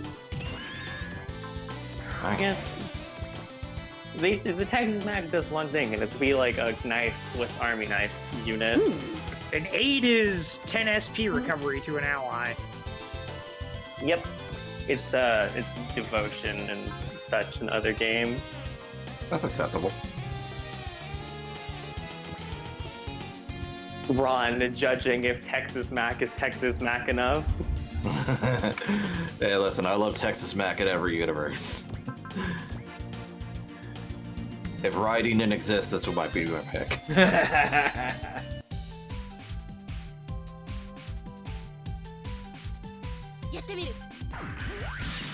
I'm not sure what this objective is on this map. The flowchart does not have one listed. I'll check.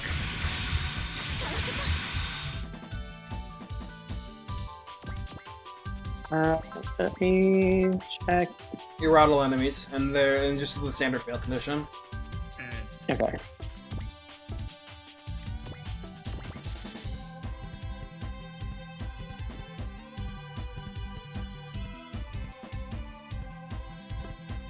Ooh.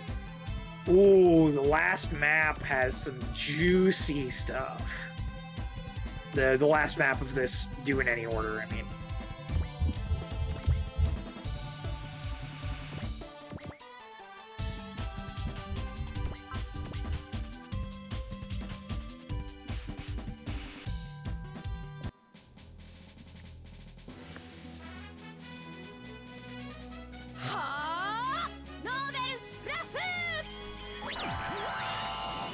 Was Alan in any of the wide reviews? Not that we've seen, I think. No, yeah. We saw her get the beam ribbon. Oh wait, no, you're right. Oh, okay. You're right. Alright, that's good. All is balanced in why. Yeah. We just need to see if the big man himself is in it. Master Asia. I'd be shocked if he wasn't. Well, I mean, Alube is here, so... But, I mean, they already have the assets for Master Asia from T, so... That's literally just a copy-paste job. Yeah, I would not be surprised if the story for Y is like, Domon thinks Master Asia is dead, and Master Asia pops up and is like, hey, sorry, I was busy making sure Alube's plans weren't working. Let's fuck that guy. Yeah.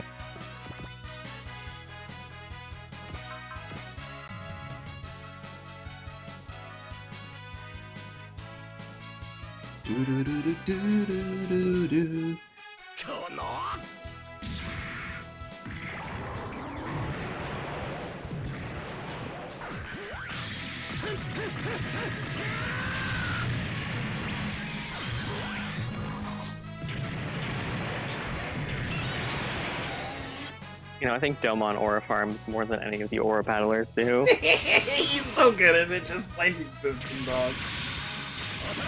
Nice.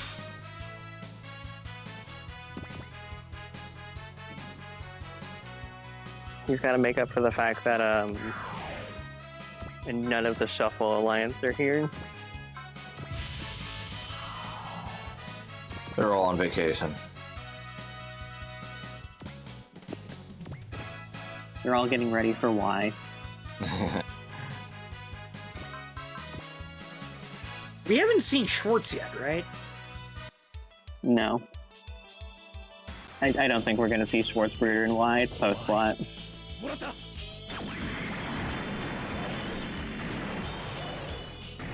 And yet Yllbora has the like end of show machine, so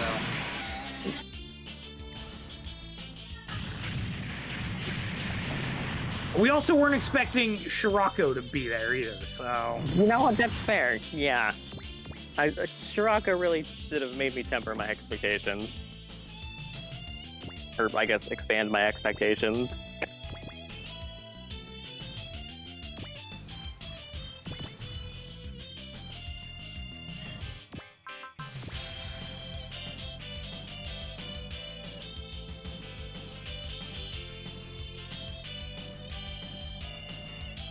is this game gonna be the first game since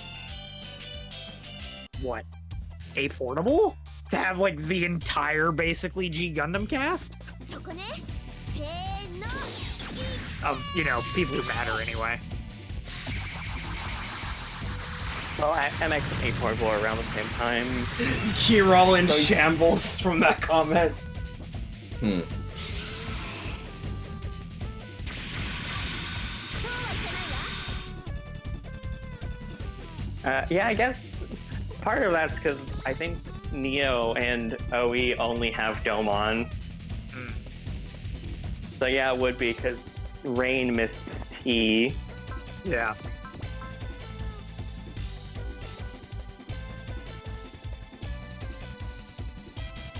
It's kind of wild to think about that. I can see what they were going for, and then I also understand and was part of the voices who did not like that post. Which? Oh, just the idea of not having Rain as a pilot because she's not, like, super good as a mobile fighter. Oh, no, I was more saying it's just wild that it's been that long. But it's cool that they're all back. This truly is G Gundam's actual 30th anniversary present then. If we do get everyone, basically. That's right. Come to Kyosuke. Fill them up.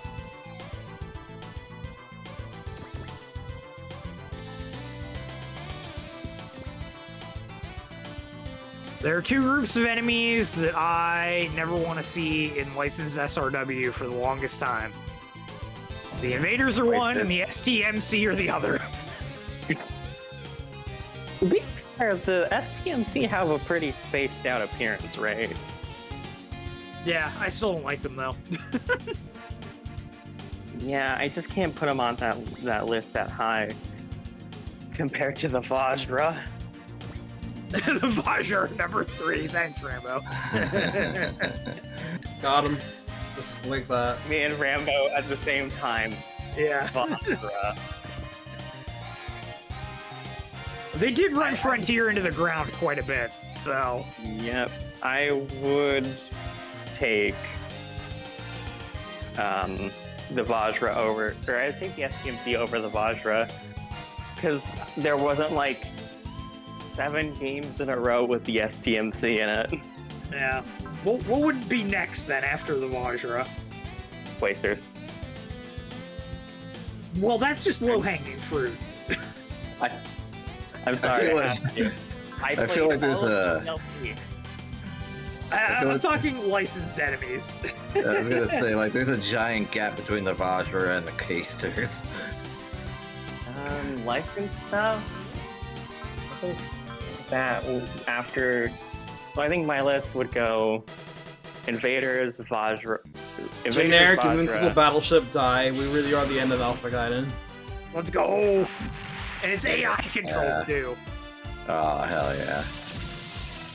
Oh, I know. It would be Invaders, Oh, yeah! Vajra. the EI-15. Yep. Hmm. Yeah, the fact that they only had the one is so fucking stupid. Give us more of them. Emperor Gore didn't die for this. Meanwhile, in Alpha. Damn. Oh! Rip. You didn't aura farm enough. Odd on Fraud Watch. Todd on Fraud Watch.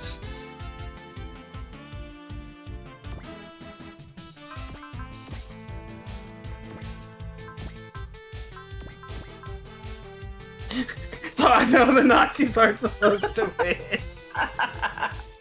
Well, I made a choice by choosing to rouse Marvel instead of HUD, and I paid for it, I guess. Oh well. He's gonna go find BJ Blackowitz now that he's grounded. For these guys. Not very. Okay. Yeah. Let that one go.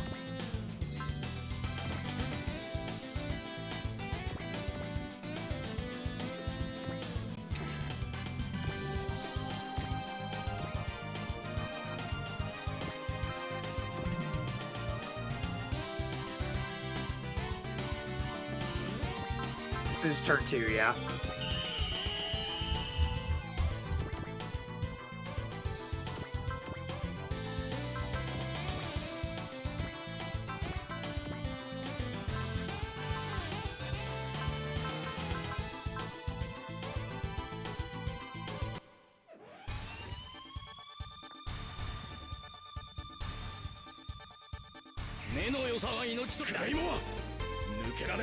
Come on. Well, whatever they're attacking is probably dead.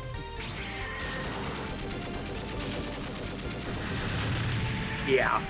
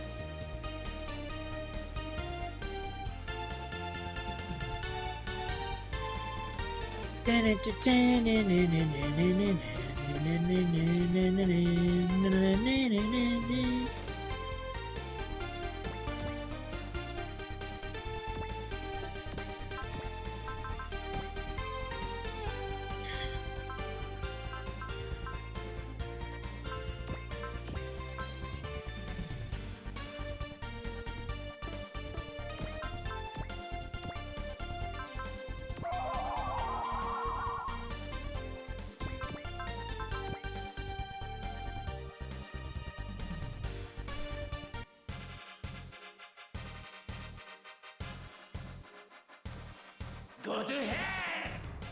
Go to hell! Oh no! It's okay, Barry's supporting him. Oh. Oh, Texas Mac, what a team player, softening up for Bernie. Not for Bernie in a game without a... Bernie's about to cook him. Yeah. Texas Mac, truly a hero of people. A true American hero. G.I. Joe. Good. Easily just made up the money I lost Jack. For letting Todd blow. I actually saw some old episodes of G.I. Joe the other day. They were running a marathon on YouTube. The only G.I. Joe I've seen is the old PSAs. Yeah. Some of the episodes are really fucked up. Basically, two Joes were on a mission to try to save the scientist that had very sensitive information. So he ends up giving the information to one of the dudes, and Cobra ends up capturing the dude, and they put him in a simulated life where they're trying to like force the information out of him. And then at the end, he finds out that the life he was living was a lie. Oof. And it kind of fucked him over. And I'm like, this is a kid's show? The 80s were different. They sure were.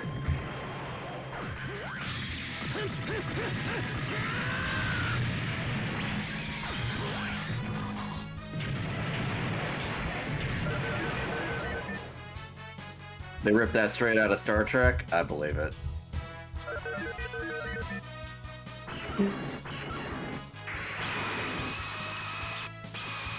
Yeah, that's a bit of a trope. 油断したわね Because they all also good. そこねせーの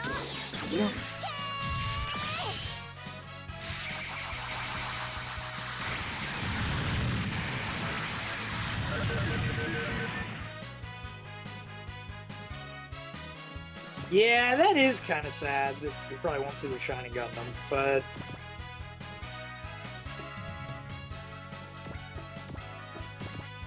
I'm fine with what we've got.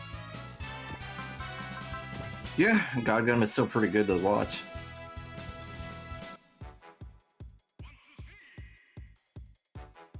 I feel the same way about Seed. Like, we're not gonna see original Seed probably ever again. Yeah, we're not gonna see the strike. Which is sad because it was only in like 2 games. The days Yeah. will never have perfect strike. Yeah, I think that ship sailed as soon as Perfect Strike wasn't in BD.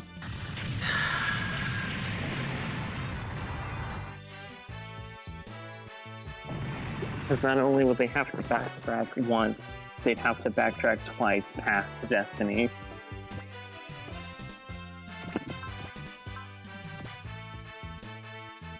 Orb can't have shit in DD, I guess. Yeah, it's just the main force.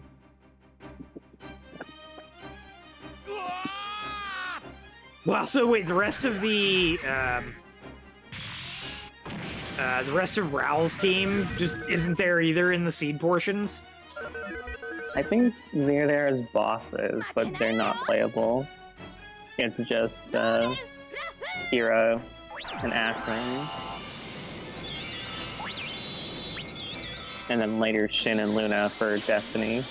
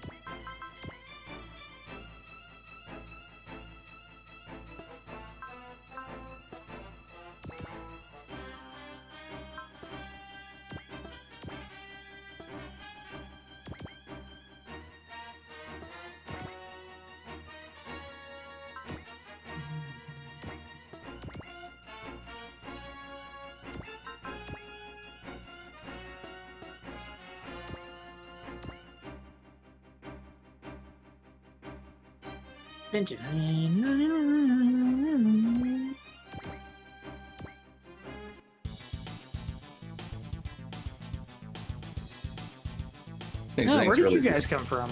Yeah, they're just hanging out in the corner. These things really do bring me back to Alpha Gaiden.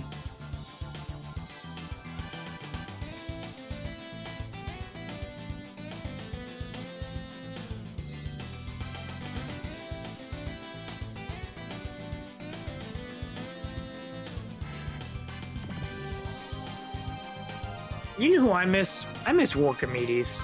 I was about to say. Oh man, War Chem it is. Yes, that's on purpose.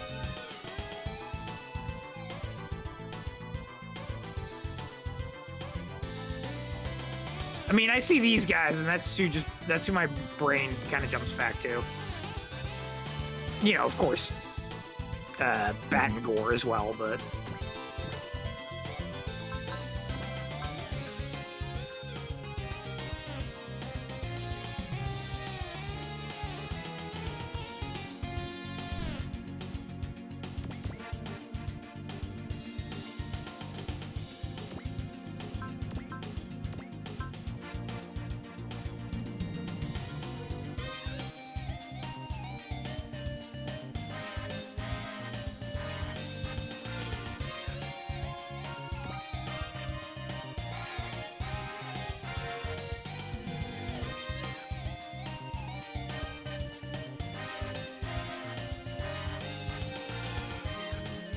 Oh.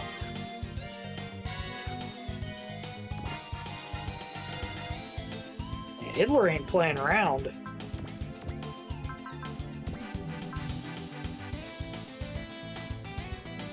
My man takes no prisoners.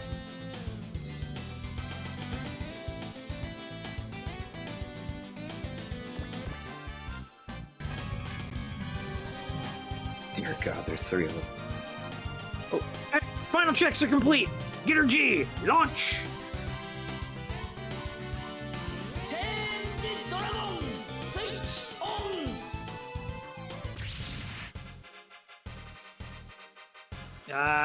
God damn it! They launched before we could steal it. No matter. We'll take it anyway. Change Guitar Dragon! It's good to see the Guitar Dragon again. Missed you, buddy. I mean, of course you couldn't. There it is. I missed this. Perfect. 90 energy. Of course you couldn't take it, Hitler. This thing isn't a Gundam. Should have went to Heliopolis for that one. Get her change attack or something? Yeah. A.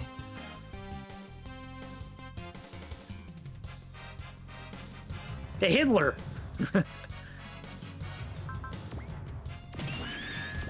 Like you wanted to get her? Here's the getter.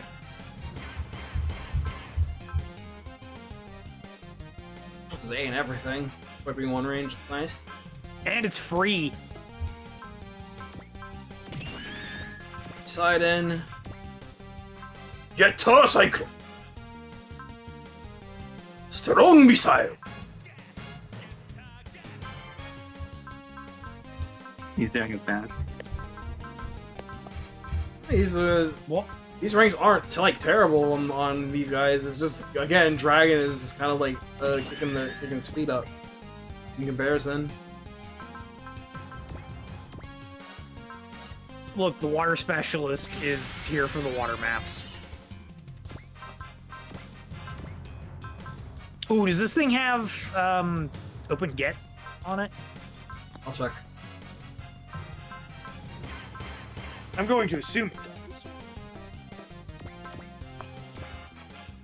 Yeah. Nice. And like ours Mach Special as well.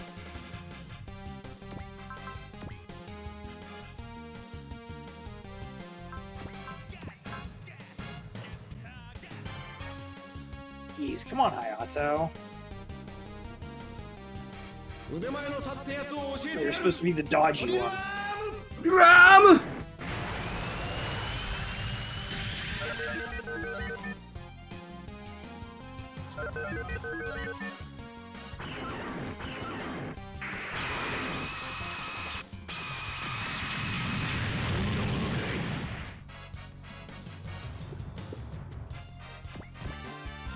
There's focus. About time.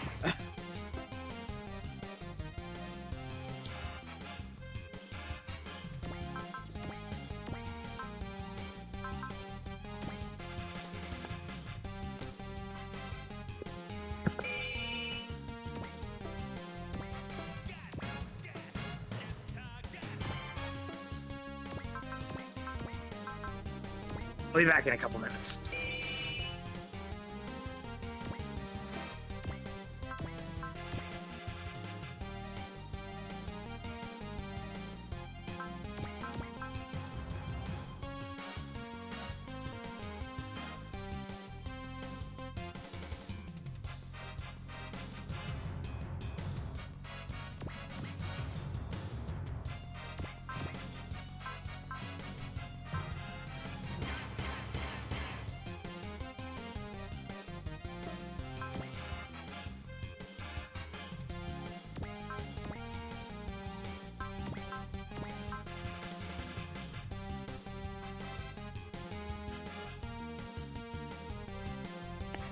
Go to hell!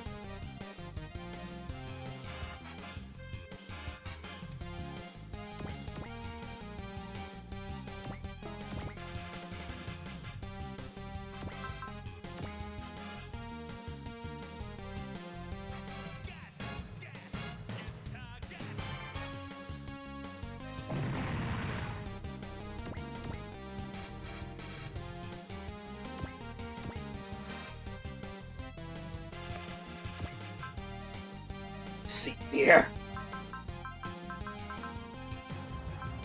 Alright, I'm back.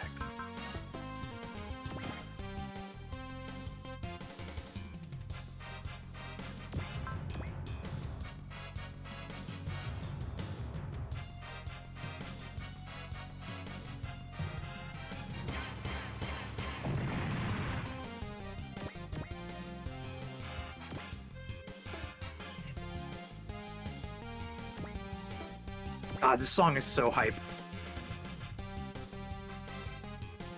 Heats was great for like the first 2 or 3 times they did it.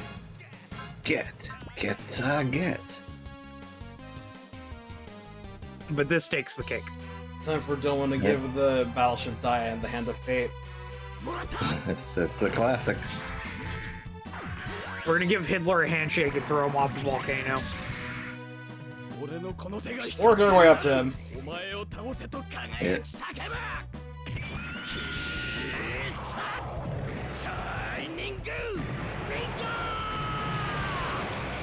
Hand of Fate. Aye!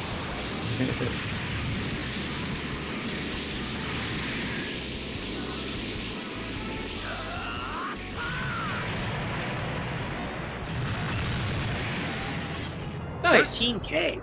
Very good.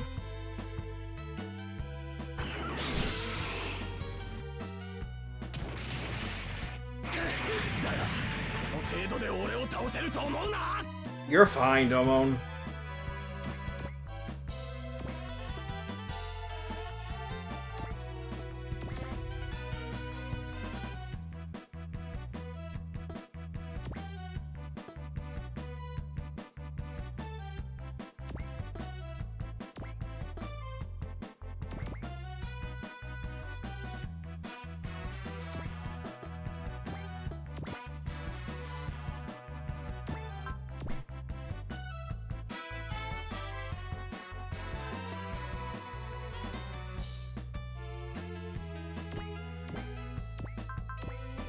$18.50, 200.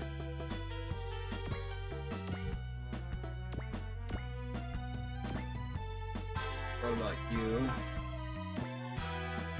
What are you good at? 150, 450, 50. They hit range 1, got it.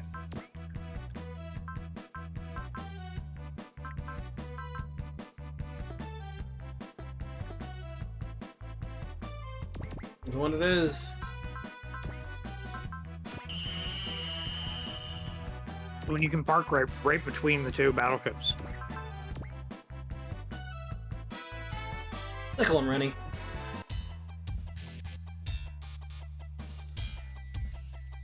そこね、もらった。十文字切りなら勝てる。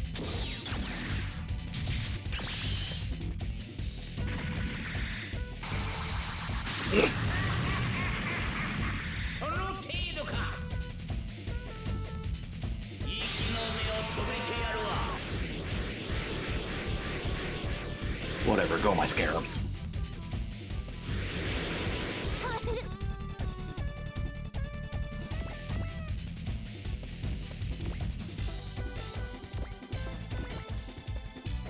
Dang, 50 experience just from battling.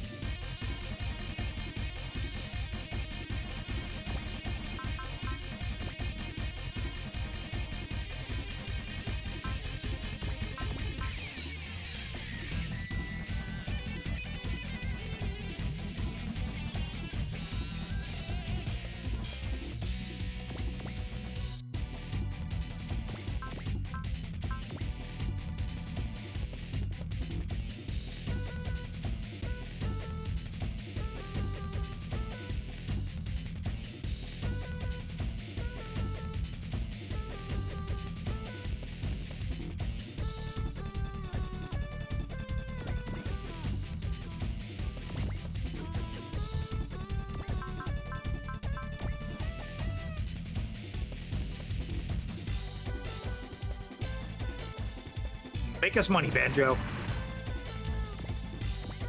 Money. Okay, not bad. You're rich. You can do it.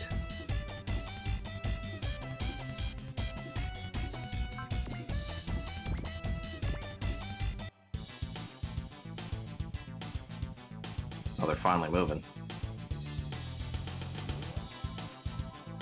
Good, that means we don't have to chase the whole way over there to route the map. Yeah. Quite nice.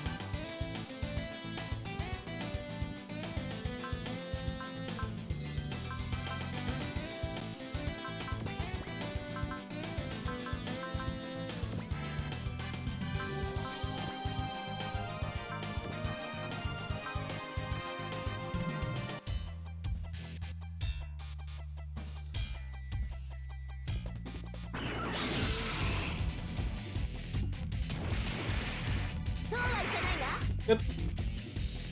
この距離なら届くわ。お願い、行って。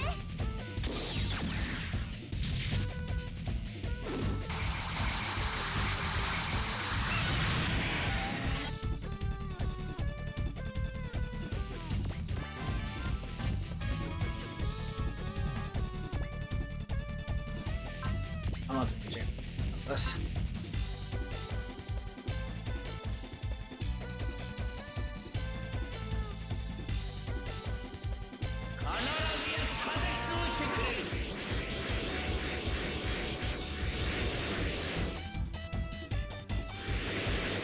Ooh. Nice. Thanks, Rennie.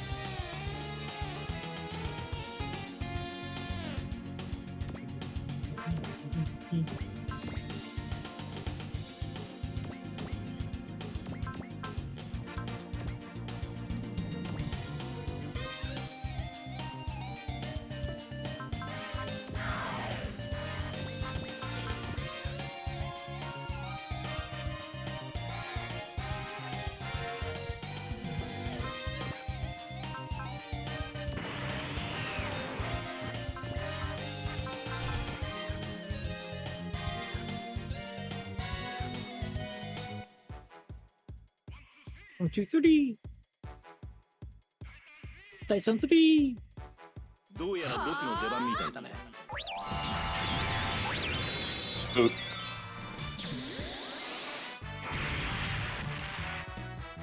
Jesus. That was Valor. Sure No, was. Valor got it. Damn, he's already almost down to 50%.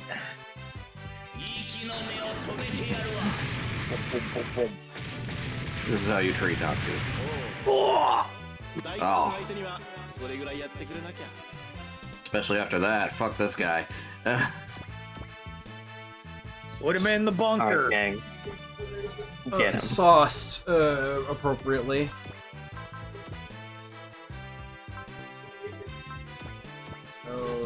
Oh, Liger missile. That's fine.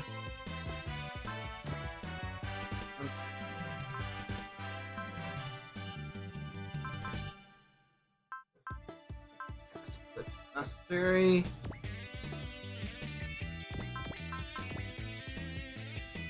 Yeah, I'll take that.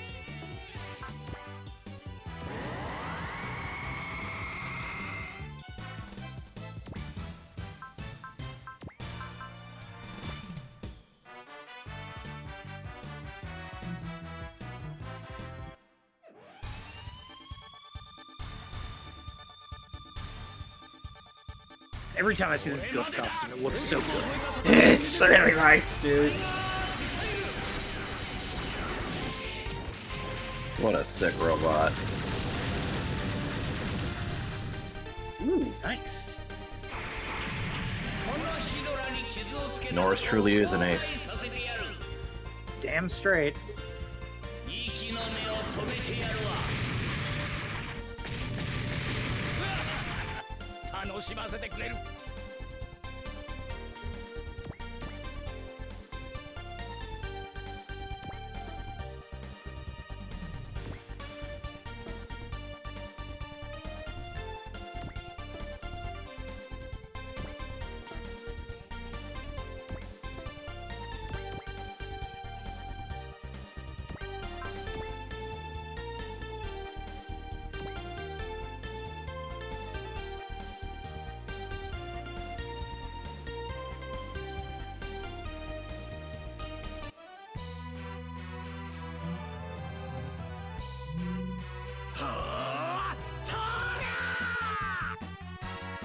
Now it's time to throw Yllbora into the volcano.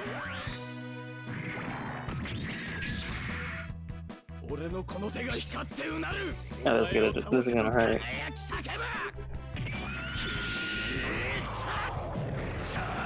I'm expecting 5-5.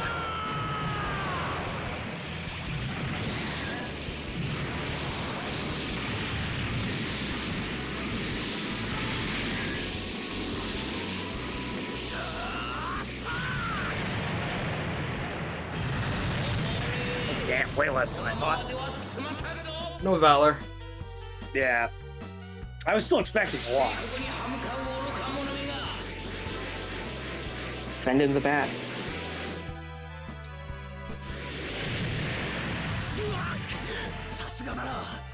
That's good enough. Give him a bit of spice. Give him a bit of spice. It's alright.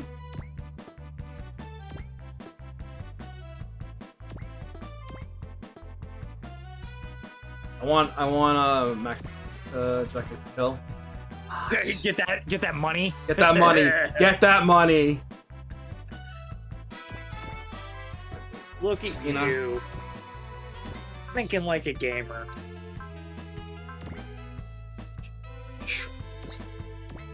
Hold on. Okay.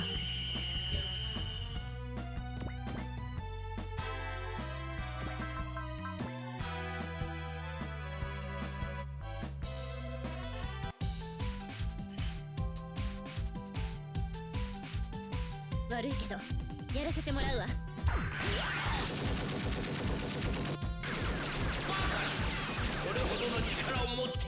That should be plenty. With the just support, that'll do it. Might not even need the support. Nicely done. Chris putting that magnetic coating to work.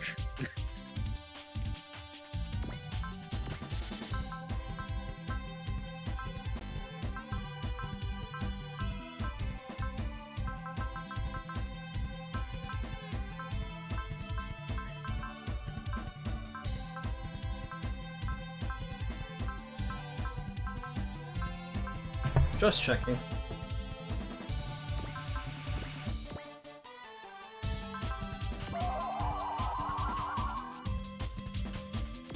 Shine on, you crazy diamond.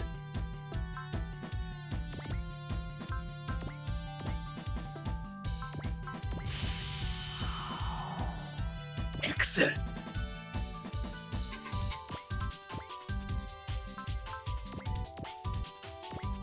Time for a hootenanny. That's plus 50 hit, by the way. Yep. That figures that America would bring down Hitler. And he's got the mace. Yeah. Fuck you, Hitler. Red Nice. Skull was cooler. Dog! Go get your goddamn cosmic cube. That was good, right? Nice. So Hitler is begging for Emperor Barai's forgiveness, and Barai responds. And he tells Barai he'll begin working on the next operation as soon as he returns home.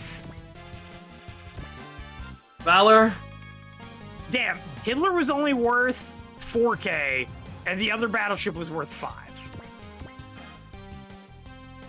That's fucked up. That is That's fucked really up. fucked up. I love how Barai looks baked. It does. This one's- Hitler drops a high-spec radar, by the way. Oh, thank you. There we go. Hell yeah. Now we're cooking with gas. This.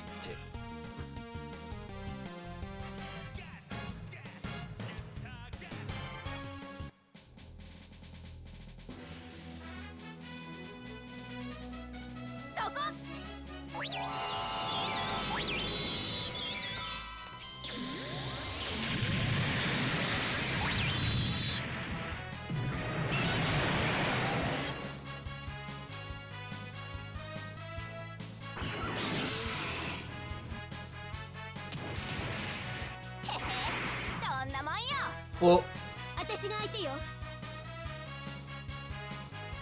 そこね。せーの。いっけ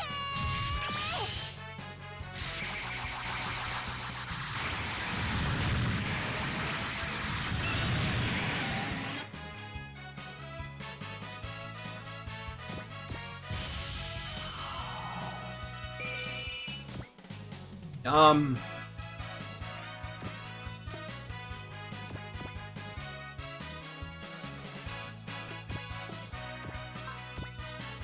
Sure.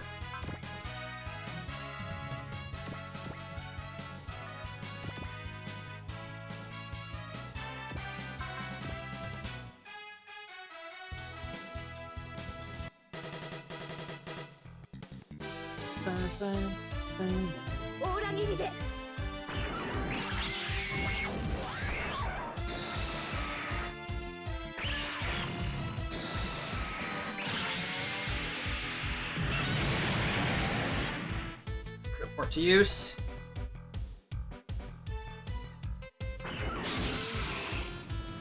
That size difference playing a factor there too. この頑張りがそんなものに。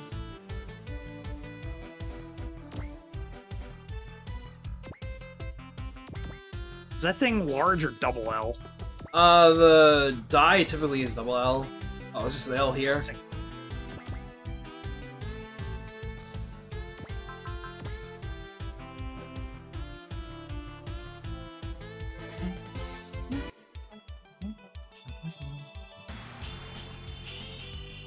査定に入った。行け。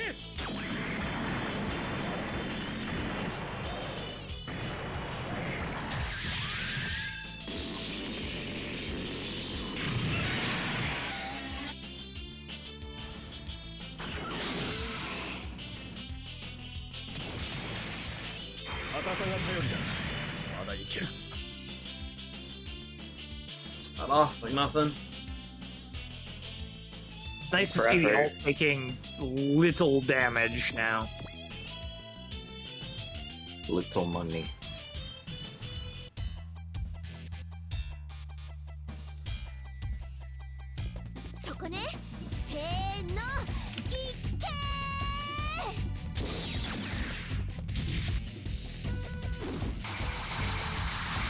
Yeet.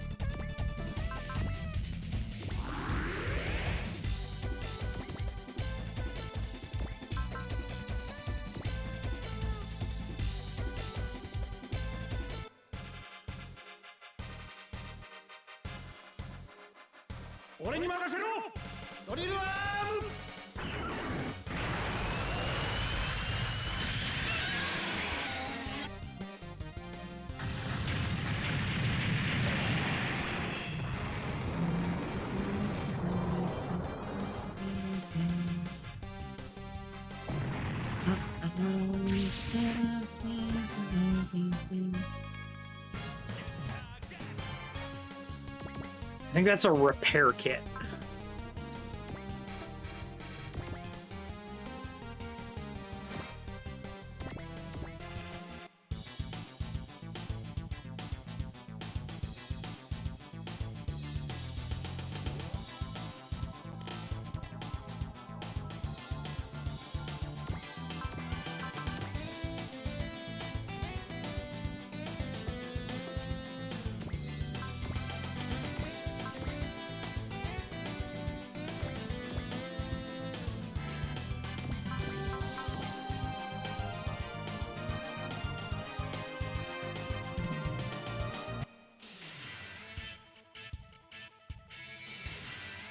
エネルギー充填 100%。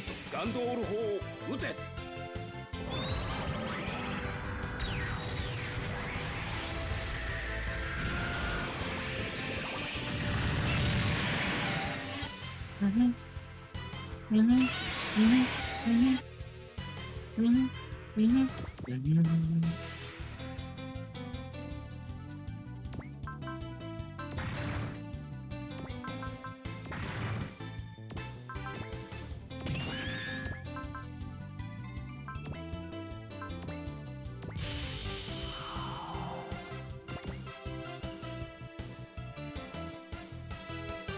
Not the bang.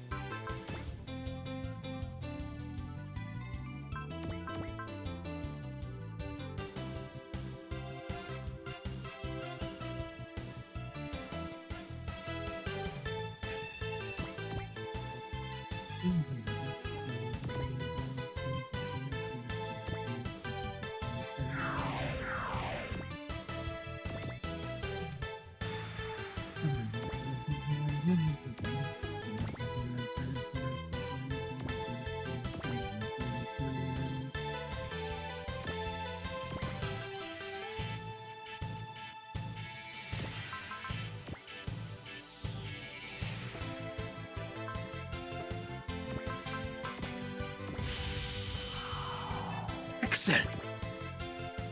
Meow. Gas, gas, gas.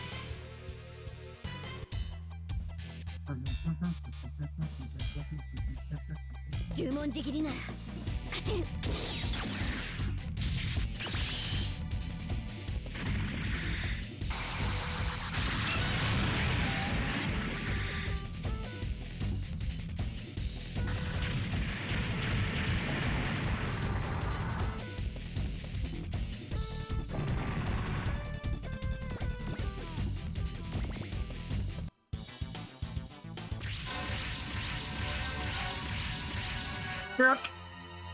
More enemies. It's Emperor Bry himself. And he compliments you on the good fighting that's forced him to activate that. That being the giant four-legged mech that he is currently piloting. Something unlike anything we've ever seen before. And something he says he's come to show the foolish humans just how big their foolishness is. Cham tells him sizes and everything, and everyone pretty much agrees.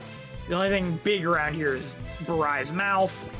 Barai, seeing that you're not impressed, tells you that you'll soon learn the true power of his unified 100-demon robot as you die. Bet.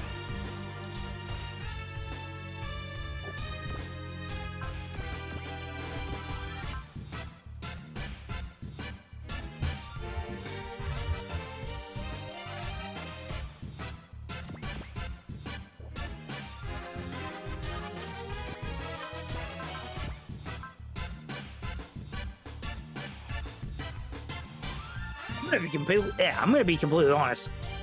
I don't remember Barai at all. Yeah, he doesn't typically He's kind of a guy. do much in these games. I vaguely remember him, but not a whole lot beyond him being a jackass. I think it speaks volumes when Hitler is more memorable. To be fair, it's Hitler. He speaks for himself. I tried very hard not to make controversial jokes. この距離なら届くわ。お願い、行って。 Thank you for existing, Hydra.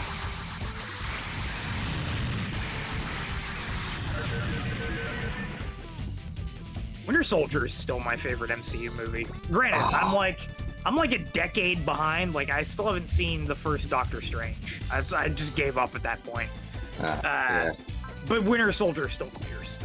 I love Winter Soldier. It's my favorite Marvel movie. It's so cool. I like how big of a threat they made Bucky, and he barely speaks in the movie. It's so cool. Now, the movies are good up until, you know, Endgame Part 2, and then, you know, hey, you're done. You don't have to go forward. Everything else is optional. Movie. Oh, Fantastic Four is good, actually. I heard that was good. Fantastic Four and Thunderbolts are both good. The new Spider-Man will probably be alright. Yeah. They're doing the X-Men again, so we've got like a coin toss on if it'll be good or not.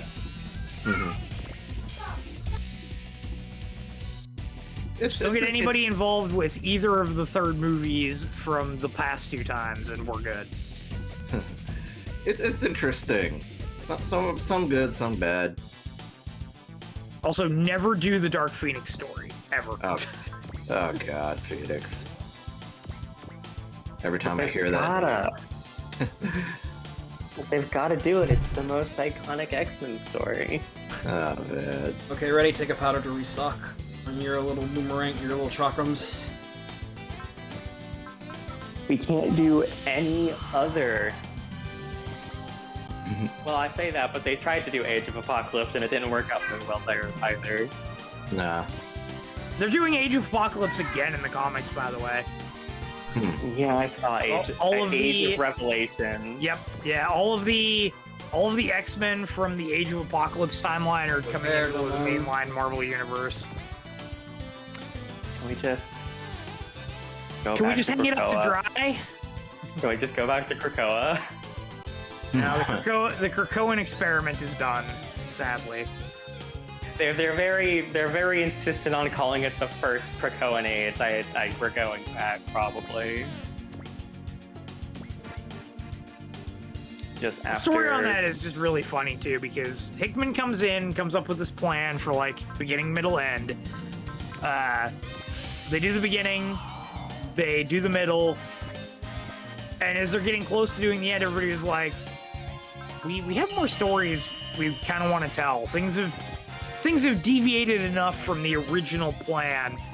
We don't want to leave the sandbox quite yet. And I was like, all right, well, you guys have fun. Bye. I'm going to do my 4-issue Inferno mini and then leave. I still love the belief that Krakoa should have just been the new status quo instead of going back to the X-Men all over the globe, yeah. The exact same status quo we've had for ages.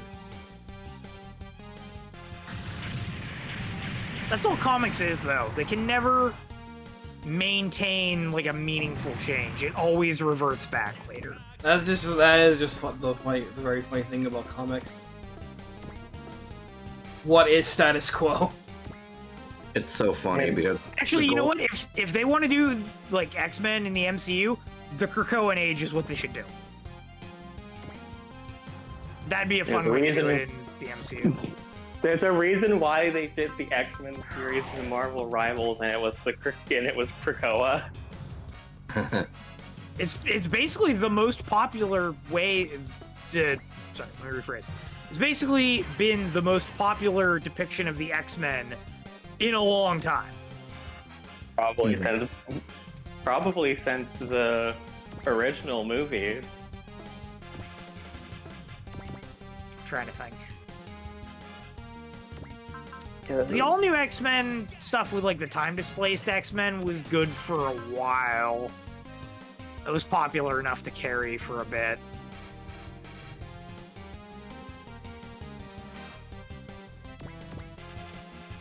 Despite the fact that then after that they had the whole... Well, Fox has the X-Men right, so we're going to downplay the X-Men and kill a whole bunch of them off and everything. We don't talk about X-Men versus Inhumans. Or Avengers versus X-Men. Stop putting X-Men in versus... Avengers versus X-Men wasn't terrible, except for, you know, the whole Cyclops stuff. But... I mean, as a Colossus fan, that event does me no favors.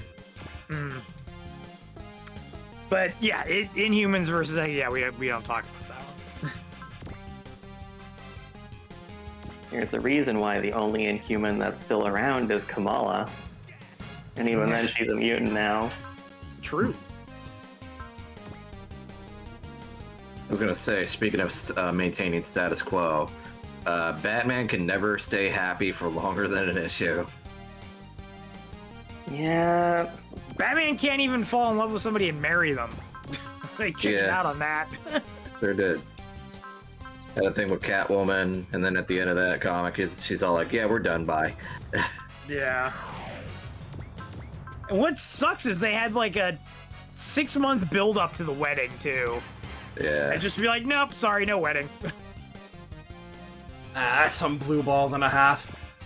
God, I fucking hate comics editorial departments. That's some blue balls and a half. I'd be so mad if I were following that story.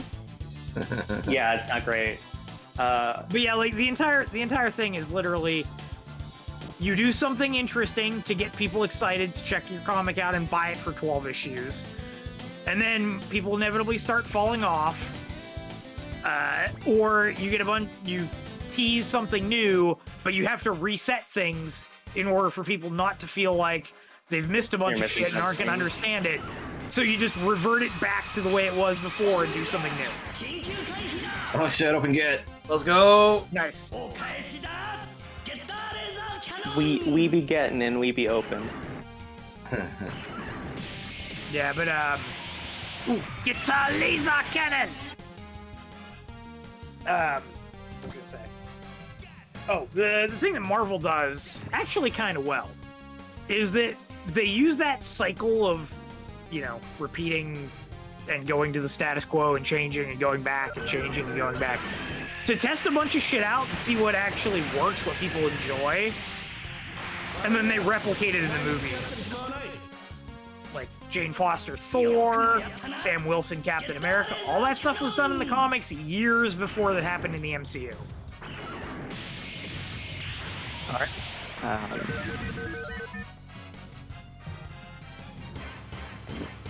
I'm glad that there are some things that they do not seem to be walking back at the very least. I swear to God, if I see the fucking Piotr and Kitty romance on the big screen, I'm gonna be upset. I still cannot believe they let that happen for so long. And then they shamed the grown man for breaking up with a child instead of dating the child in the first place. What is comics? What is comics? The words of a YouTuber I watch. Comics are weird. I think that's the thing that gets me about Piotr is that they've just like never given him like another like love interest really. Like there's a brief thing with Domino that they had going. So everyone's just like, well, he should get back with Kitty, and I'm like, no.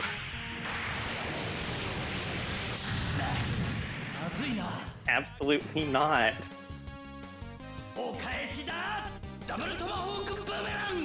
He should kiss Iceman instead.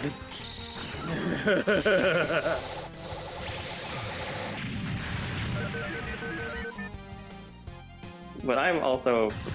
The game's been going good spurt. Yep. It's fine. I am biased, and also I grew up with X-Men Evolution, so all of the characters should just be gay. Really good show.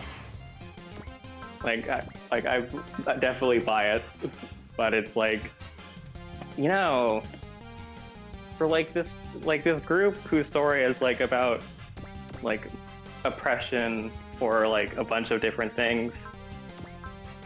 You sure are all straight, huh?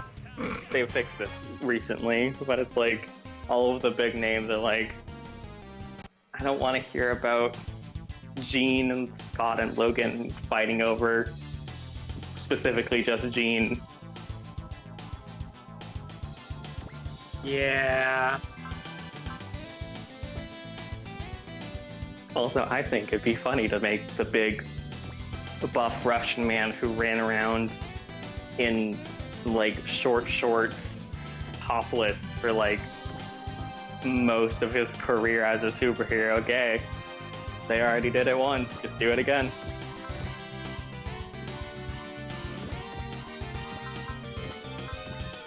Comprehensive, you believe? I do believe in fairies. Fairy godparents. Maybe not those kind of fairies. They're very interesting. Yeah. What do you mean my brain, whenever I think about that show, it's like, oh, I can't wish to win at a spelling bee, but I can wish to exterminate all life on the planet except for me and one other person? Sure, whatever you say. The rules are bullshit. And the stakes are made up. Jordan. Yeah. I still think the funniest joke in that show is like, oh, sweetie, we didn't leave because we wanted to. We left because we assassinated Archduke Ferdinand. What a sentence, dog! No, I saw a little bit of the sequel series. It's actually pretty cool. They made the controversial character Poof into someone actually cool, Perry. Yep, the platypus? No. No. Well, that's been rebooted too, so... Yeah. Oh man, I posted a thing. I'll post it here too, in our other chat. 8, 5. Oh yeah, here it is, the Face and Fur meme. Oh, yeah. Behold, my Aegis reflector. With it, I can unblockable the entire tri-state area. Yes! Doof, watch out, you're playing Street Fighter V, Doof! It's the inferior Aegis Reflector. That should be a space abacus. Cool. More support attack.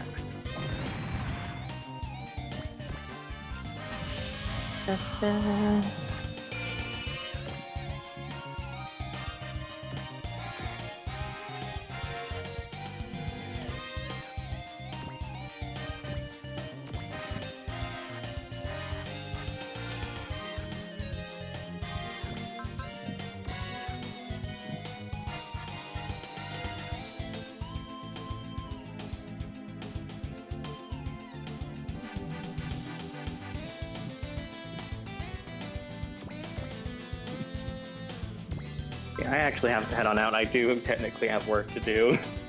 Okay. Yep. I imagine this is probably the last map. Yeah, don't Anyway. ask me Yeah. to. No worries. Yep. Have fun. Make good choices. I Blow try up my her eye. best. I try my best on the make good choices part. Make sure you eat your greens. Also, that's interesting that they've been using the same engine since Alpha. Wild. Yeah, insane. Like we said earlier, that just goes to show that they coded a pretty damn resilient engine for it to last like 25 years. They sure did. 22, I guess, because they started development in 2022. Lasted all the way up to 30, and then they finally had an opportunity to swap over to Unity. Guess it's worth it. I mean, this will be good for them too, because now if anybody kind of like ages out and retires, then they can get programmers more easily, since Unity is more, you know, general use. Yeah, definitely a good call.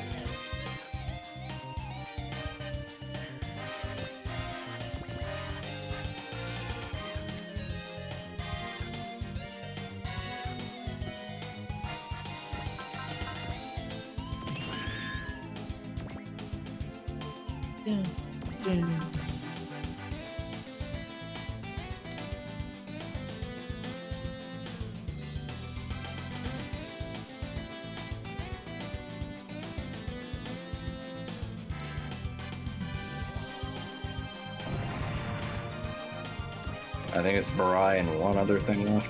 Yeah, this guy. Yeah.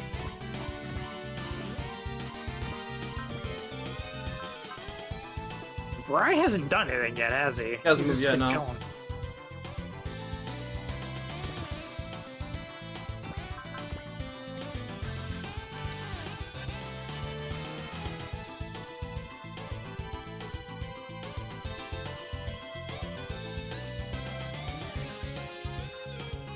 Get. Open get.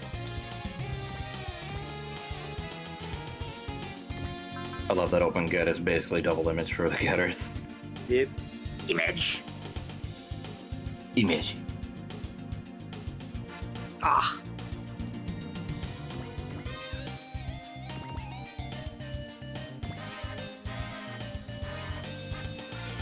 Oh.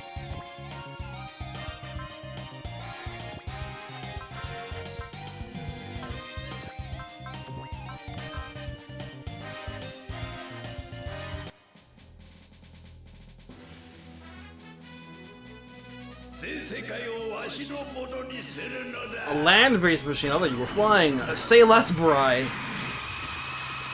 Kyosuke's coming for you. And so is Domo. These two are coming for you. Say less. When the boss is on the land, Ray smiles. Land on the land. Yeah, you're definitely gonna want to send Domon. It's time to gain ground.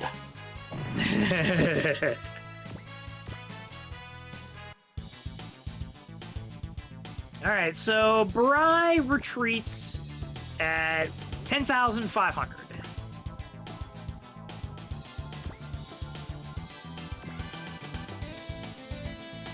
It's time for wall splat combos. True!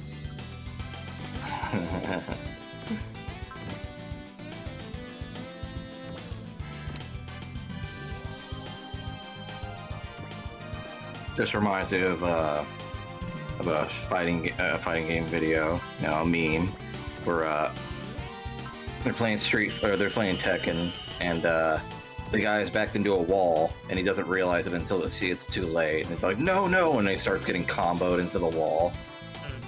And then he just has he's flying into the wall very slowly and has a thought to himself, I thought you were my only ally. But it turns out you were against me the whole time, weren't you, Wall? This combo's lasting forever. Did you watch any of the top 8 for Tekken 8 at EVO? A little bit. I think I had to go around that time, actually.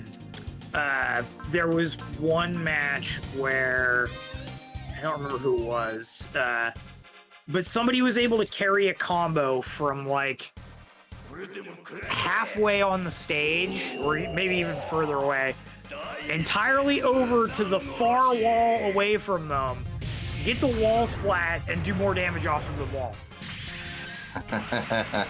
It was insane. Kind of reminds me of that one. Yeet!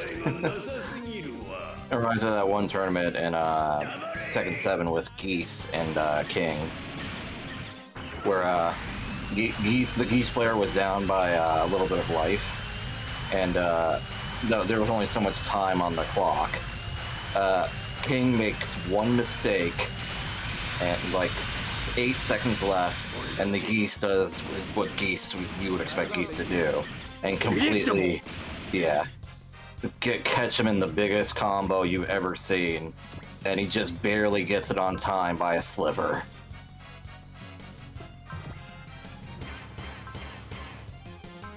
Man, I love Geese and Tekken.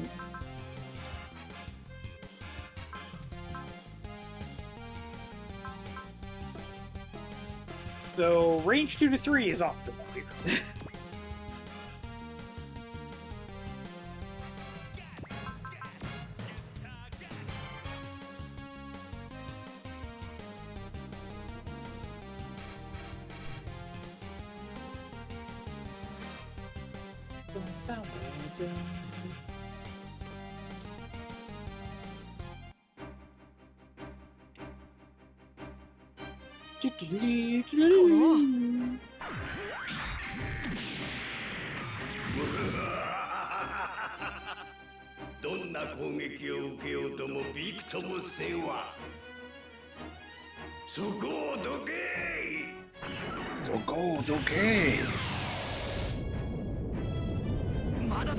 Oh no, they're turning him into a hamburger! It's a Super Gundam too, so it's a Super Hamburger. It's a Whopper. It's a Whopper. You're cursed, all of you. Sorry. I'm not.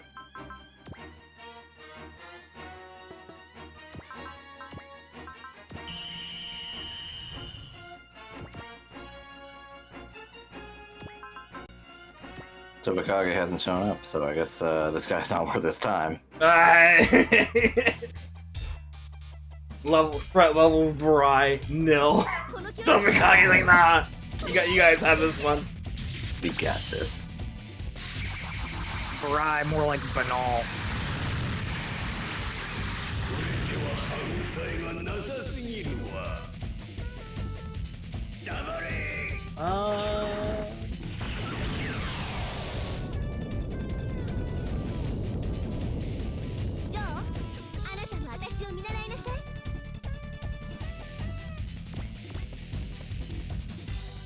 Okay, apparently his retreat is 30%.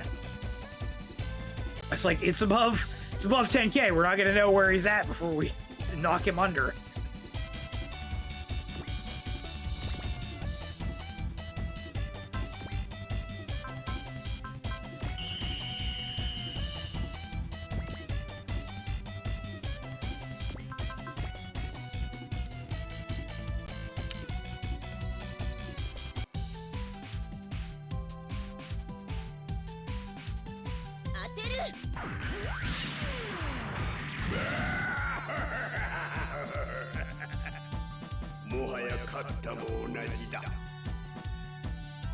我々百鬼一族の力を思い知り。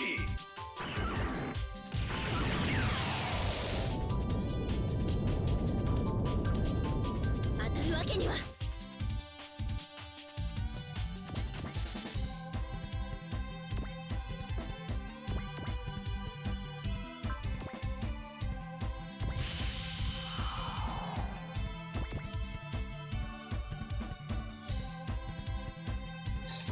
Okay.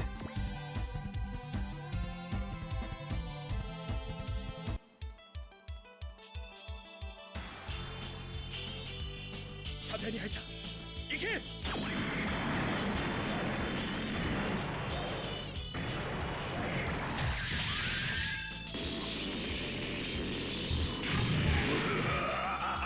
Nice. Not bad, どんな Kyosuke. 攻撃を受けようともびくともせんわ。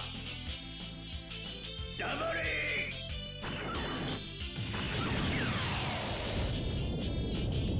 多少もらったところで。 Beats nothing to the Alt's armor.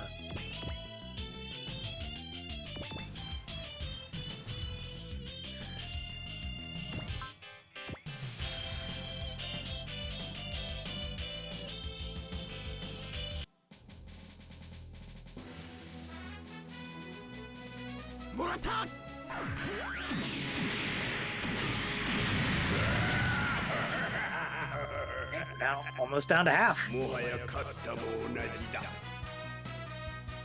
そこをどけ。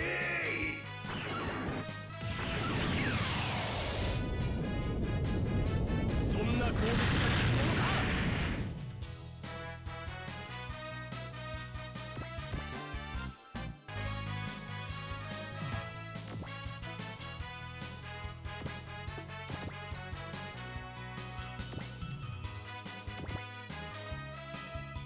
Like next turn, he brights the dust. Killer Queen bites the dust off.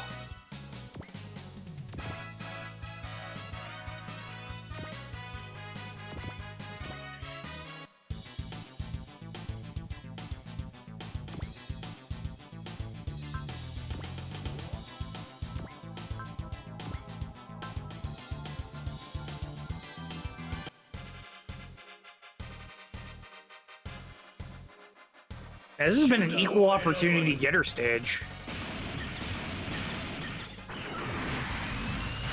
Sure is. Sao Tomila's placed home field advantage, I guess. Charges towards you. Charges towards you. Charges towards you. Drills. Barai, we've only got 20 minutes for this Saturday morning cartoon. お返しだ。大雪山の殺し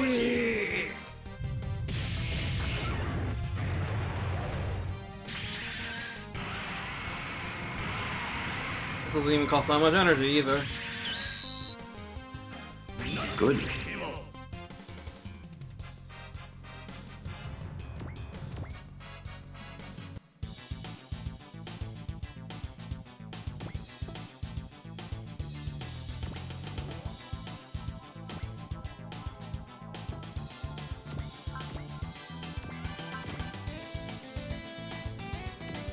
Let's limit this test.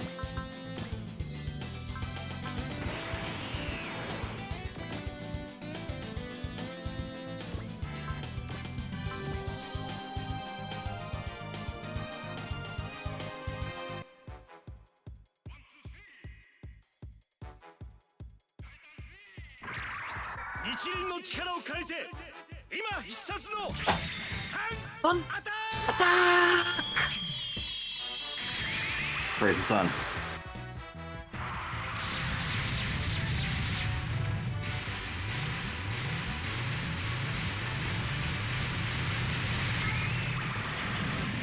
Woo! Spicy Praise the sun. Unfortunately, Okay, so right now he's at 15,823. Yeah. Oh, too much. Yeah, we have to be above 10k. You've got a margin of 53.23 to play with. Yeah, fair play.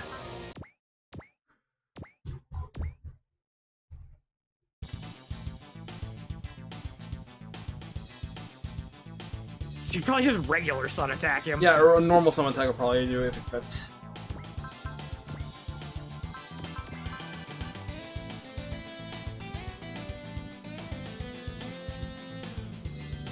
Okay, got this 4359. Yeah. 964 is your max. Here.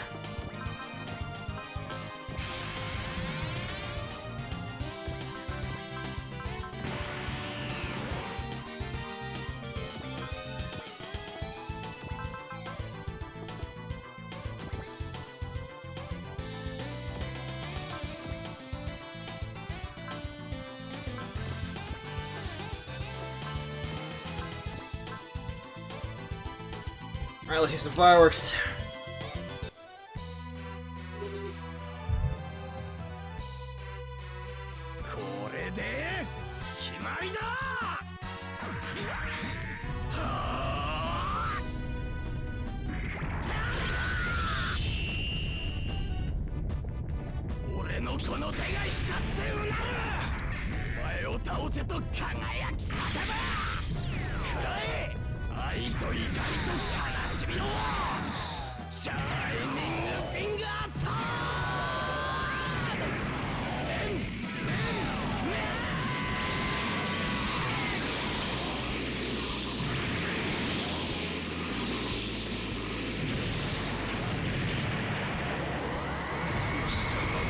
Oh my god! Go! Yeah, I think we're good. Go!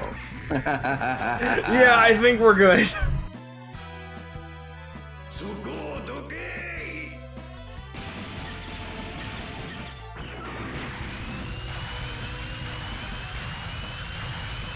Domon is still that guy, even after a portable.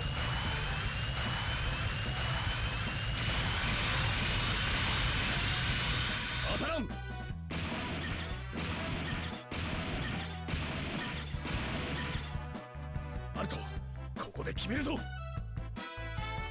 クレイモア、抜けられると思うよ。1993. I'll never forget it.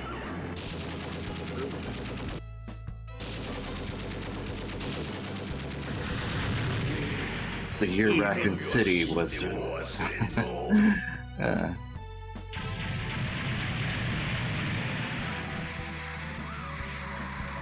So that nets us a Super Alloy New Z. Cool. Well, I'm always down for more of those. And so Barai is rather impressed that we managed to defeat the unified 100 Demon Robot, but notes that you have no chance of winning. And Koji is rather annoyed and unimpressed at that kind of trash talk after he already lost. But he laughs, or he tells us to laugh while we can. We'll be crying soon enough. My brother, you're not him. This man is not him. Camille worries that maybe he wasn't talking trash. But anyway, the Getter G is about to be finally 100% tuned up and ready to go, and then we'll hurry on to the next place. Plus, we've got Jack and Mary to come with us as well. But Camille is still bothered by something, feeling as though this was just the prelude to something bigger. After all, you know, there was a thing that Barai had, and Norris figures that his quip must have meant something before he left. He explains to Aina that one's guard is never lower than when one is taking their revenge against, from a furious rage. However, Barai seemed like he had time to spare. But we're not sure what's going on. We don't have time to ponder. We'll just figure out things as they happen later. The colony is still on its way towards Earth. It's still being focused on. We have to get to where we're going.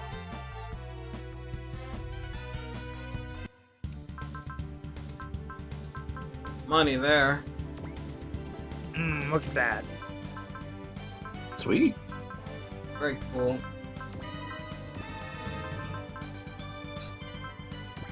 That'll do.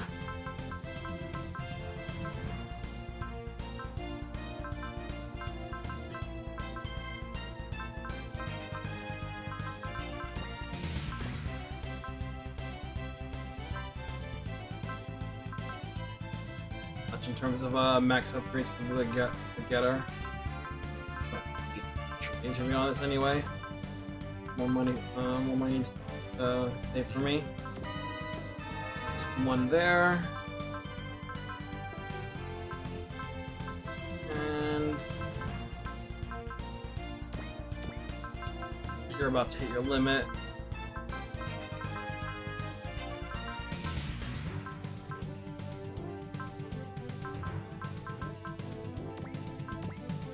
The extra minor push there.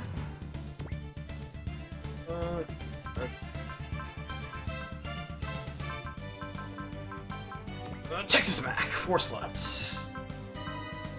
America. So we got that radar, we got a repair kit, we got the Space Abacus, and we got the Super Alloy. Lowers mobility. Fine. The high spec radar, these are typically best on mid-range units, since they got the best range benefit for these, typically.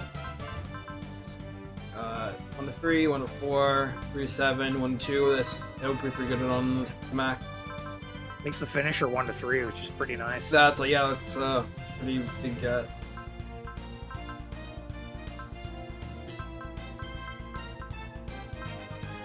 Pretty big get, you say? You know what?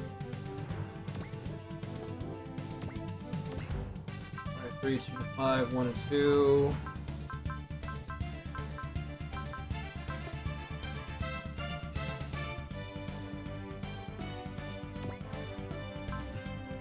Yeah, Texas Mac.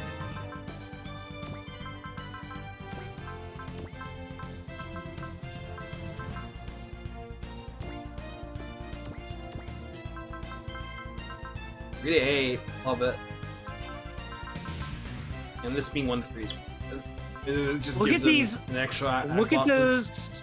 Look at those hit values, and then remember how fucking jank they are in A portable with like the mace being like the only thing that's like good hit range. Yeah. Say, oh, you want to use the rifle? Minus 15.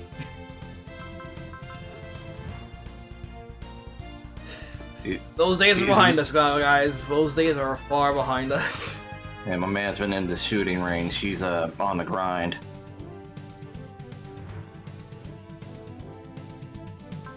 You turned that mindset into a grind set, Matt. You know what? Okay, that's it. Yeah, woo, good session. Another good session one now. We got some good heavies. Yeah. To make up for the fact that we lost. I'm excited for one of the maps next week now. So am I. Same. It's gonna be good. It's gonna be good. Okay, that is the recording done, everybody. Hey, thanks a lot for coming to the stream. Hope you enjoyed this session of Super Wars Impact. Just keep, we're almost getting close. We're getting close to the end of part 1, so just keep at it. We should be at it for another couple weeks, and then shift gears. Alright, guys, that's it for me. It's time for me to dip. So until then, y'all have a good one. Take it easy and peace. See everybody. See ya.